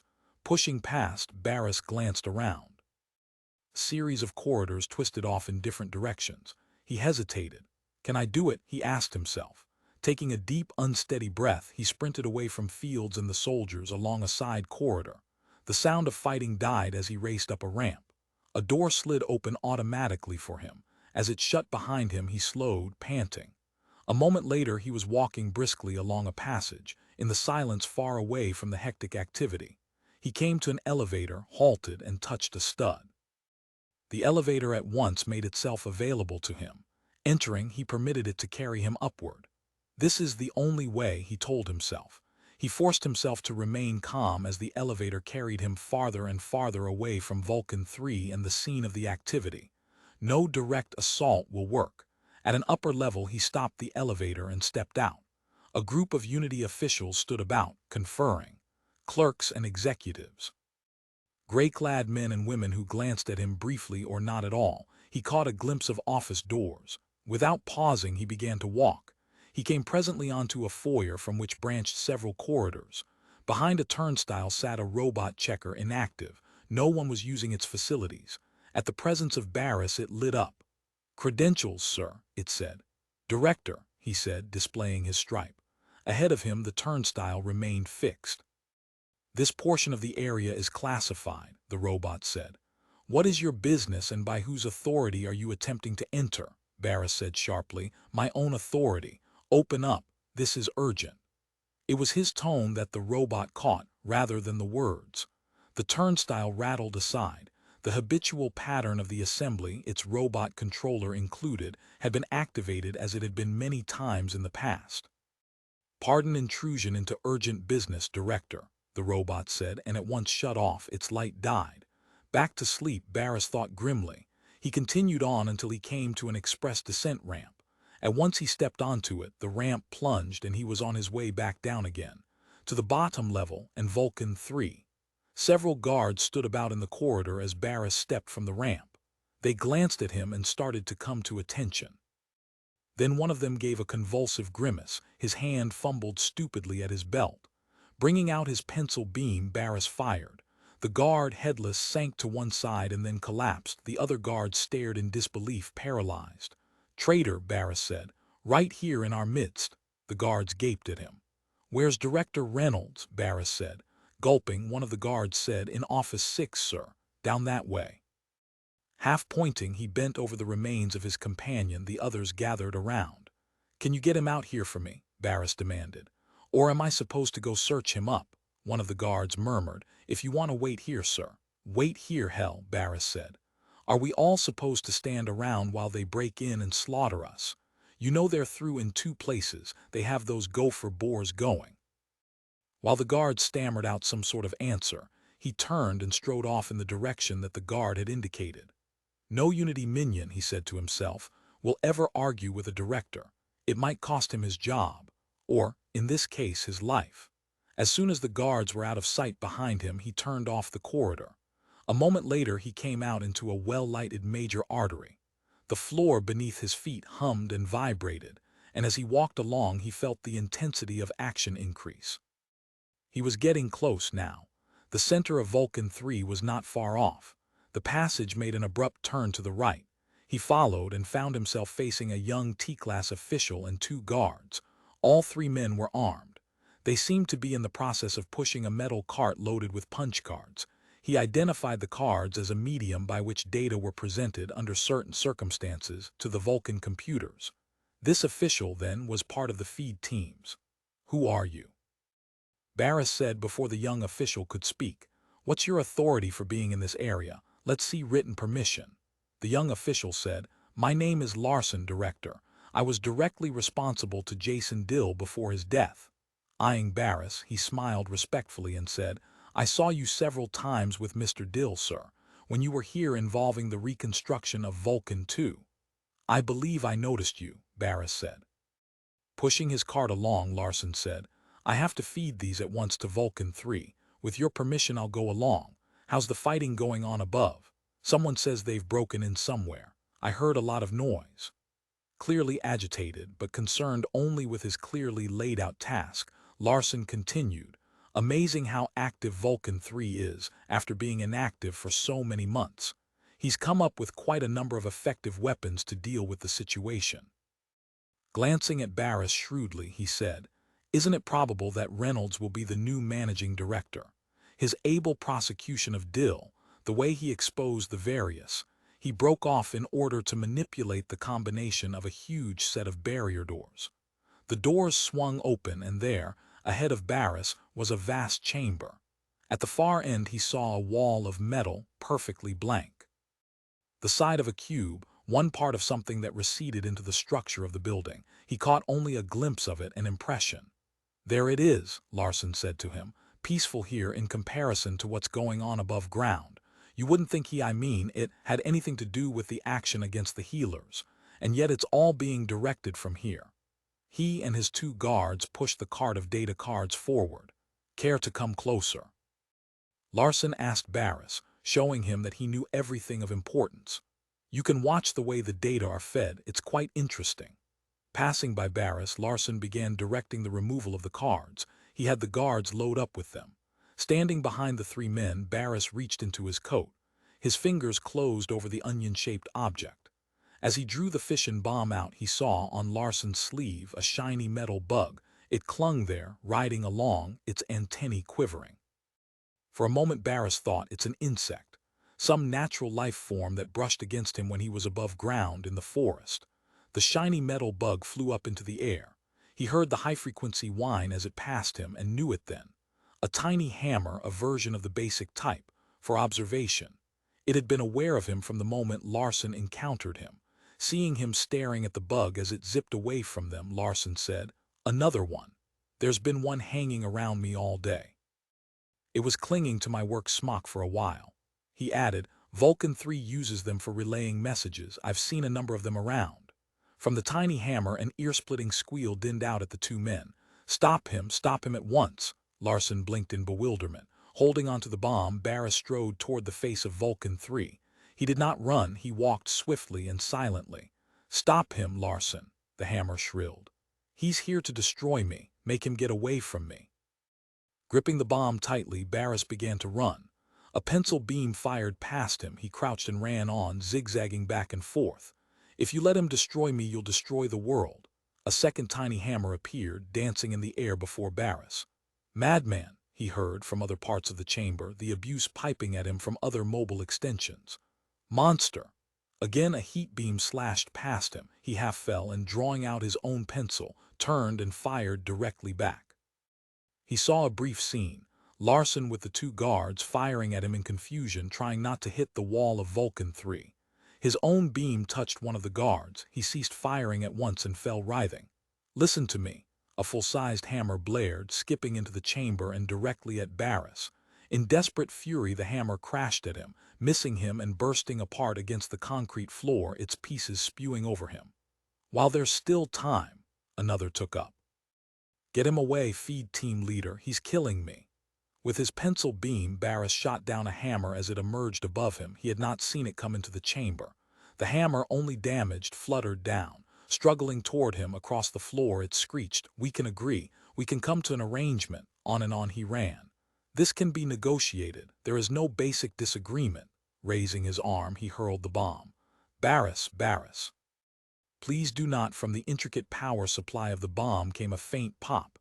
Barris threw himself down, his arms over his face. An ocean of white light lapped up at him, picking him up and sweeping him away. "I got it," he thought. "I was successful." A monstrous hot wind licked at him as he drifted. He skidded on, along with the wind. Debris and flaming rubbish burst over and around him. A surface far away hurtled at him. He doubled up, his head averted, and then he flew through the surface. It split and gave way, and he went on, tumbling into darkness, swept on by the tides of wind and heat. His last thought was, it was worth it. Vulcan 3 is dead. Father Field sat watching a hammer. The hammer wobbled. It hesitated in its frantic, aimless flight, and then it spiraled to the floor. One by one, dropping silently, the hammers crashed down and lay still. Inert heaps of metal and plastic, nothing more. Without motion.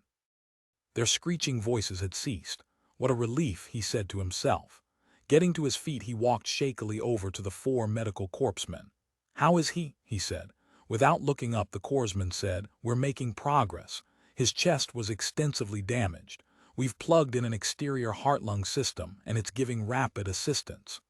The semi-automatic surgical tools crept across the body of William Barris, exploring, repairing. They seemed to have virtually finished with the chest. Now they had turned their attention to his broken shoulder. "We'll need bone forms," one of the corpsmen said. Glancing around, he said, "We don't have any here with us. He'll have to be flown back to Geneva." "Fine," Fields said. "Get him started." The litter slid expertly under Barris and began lifting him. "That traitor," a voice beside Fields said. He turned his head and saw Director Reynolds standing there, gazing at Barris. The man's clothing was torn, and over his left eye was a deep gash. Fields said, "You're out of a job now." With absolute bitterness, Reynolds said, "And so are you. What becomes of the Great Crusade now that Vulcan 3 is gone? Do you have any other constructive programs to offer?" "Time will tell," Fields said. He walked along beside the litter as it carried Barris up the ramp to the waiting ship. "You did very well," Fields said. He lit a cigarette and placed it between Barris' parted lips. "Better not start talking. Those surgical robots are still fussing over you." He indicated the several units at work on the man's ruined shoulder. "Do any of the computing components of Vulcan 3, Barris murmured weakly. "Some survived," Fields said. "Enough for your purposes. You can add and subtract anyhow using what's left." Seeing the worry on the injured man's face, he said, "I'm joking. A great deal survived. Don't worry. They can patch up the parts you want. As a matter of fact, I can probably lend a hand. I still have some skill." "The structure of Unity will be different," Barris said. "Yes," Fields said. "We'll broaden our base. We have to." Fields gazed out of the ship's window, ignoring the injured man. At last Barris gave up trying to talk. His eyes shut. Fields took the cigarette as it rolled from the man's lips onto his shirt. "We'll talk later," Fields said, finishing the cigarette himself. The ship droned on in the direction of Geneva. Looking out at the empty sky, Fields thought, nice not to see those things flying around. When one died, they all died. Strange to realize that we've seen our last one, the last hammer to go buzzing, screeching about, attacking and bombing, laying waste wherever it goes. Kill the trunk, as Barris had said. The man was right about a lot of things, Fields said to himself. He was the only one who could have gotten all the way in. They did manage to stop the rest of us. The attack bogged down until those things stopped flying, and then it didn't matter. I wonder if he's right about the rest. In the hospital room at Geneva, Barris sat propped up in bed, facing Fields. "What information can you give me on the analysis of the remains?" he said. "I have a hazy memory of the trip here. You said that most of the memory elements survived." "You're so anxious to rebuild it," Fields said. "As an instrument," Barris said. "Not a master. That was the agreement between us.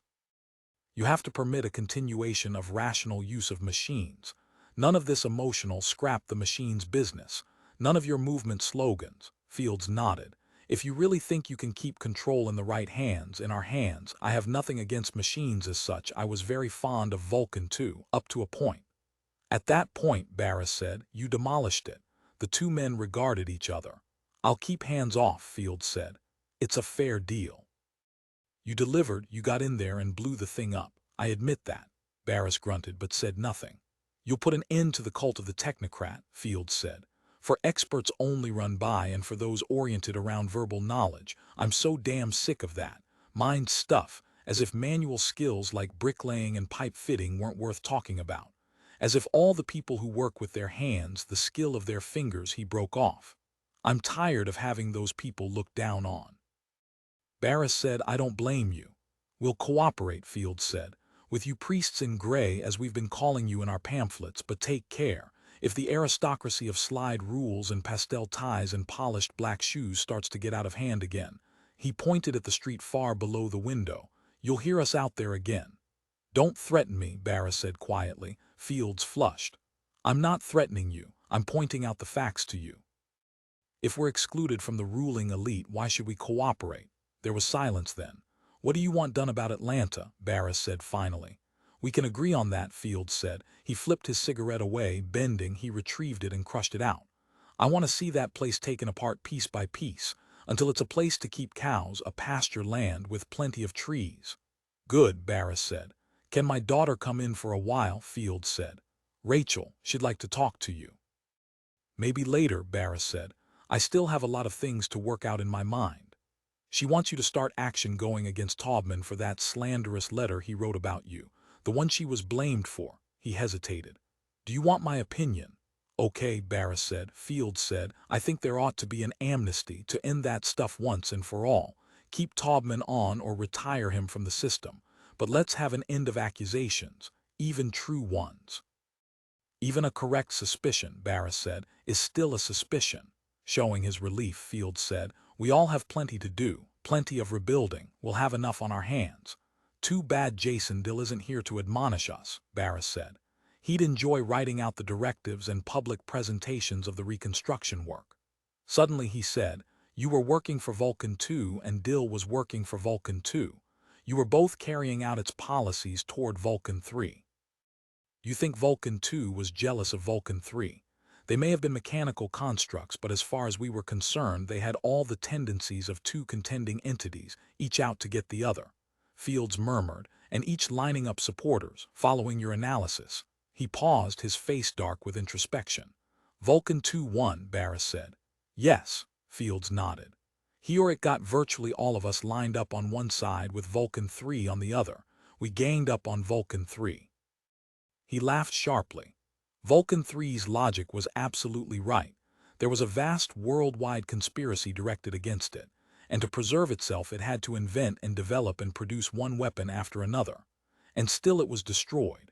Its paranoid suspicions were founded in fact. Like the rest of Unity, Barris thought. Vulcan 3, like Dill and myself, Rachel Pitt and Taubman all drawn into the mutual accusations and suspicions and near-pathological system building. Pawns, Fields was saying. We humans, God damn it, Barris, we were pawns of those two things. They played us off against one another like inanimate pieces. The things became alive and the living organisms were reduced to things. Everything was turned inside out like some terrible morbid view of reality. Standing at the doorway of the hospital room, Rachel Pitt said in a low voice, I hope we can get out from under that morbid view. Smiling timidly, she came toward Barris and her father.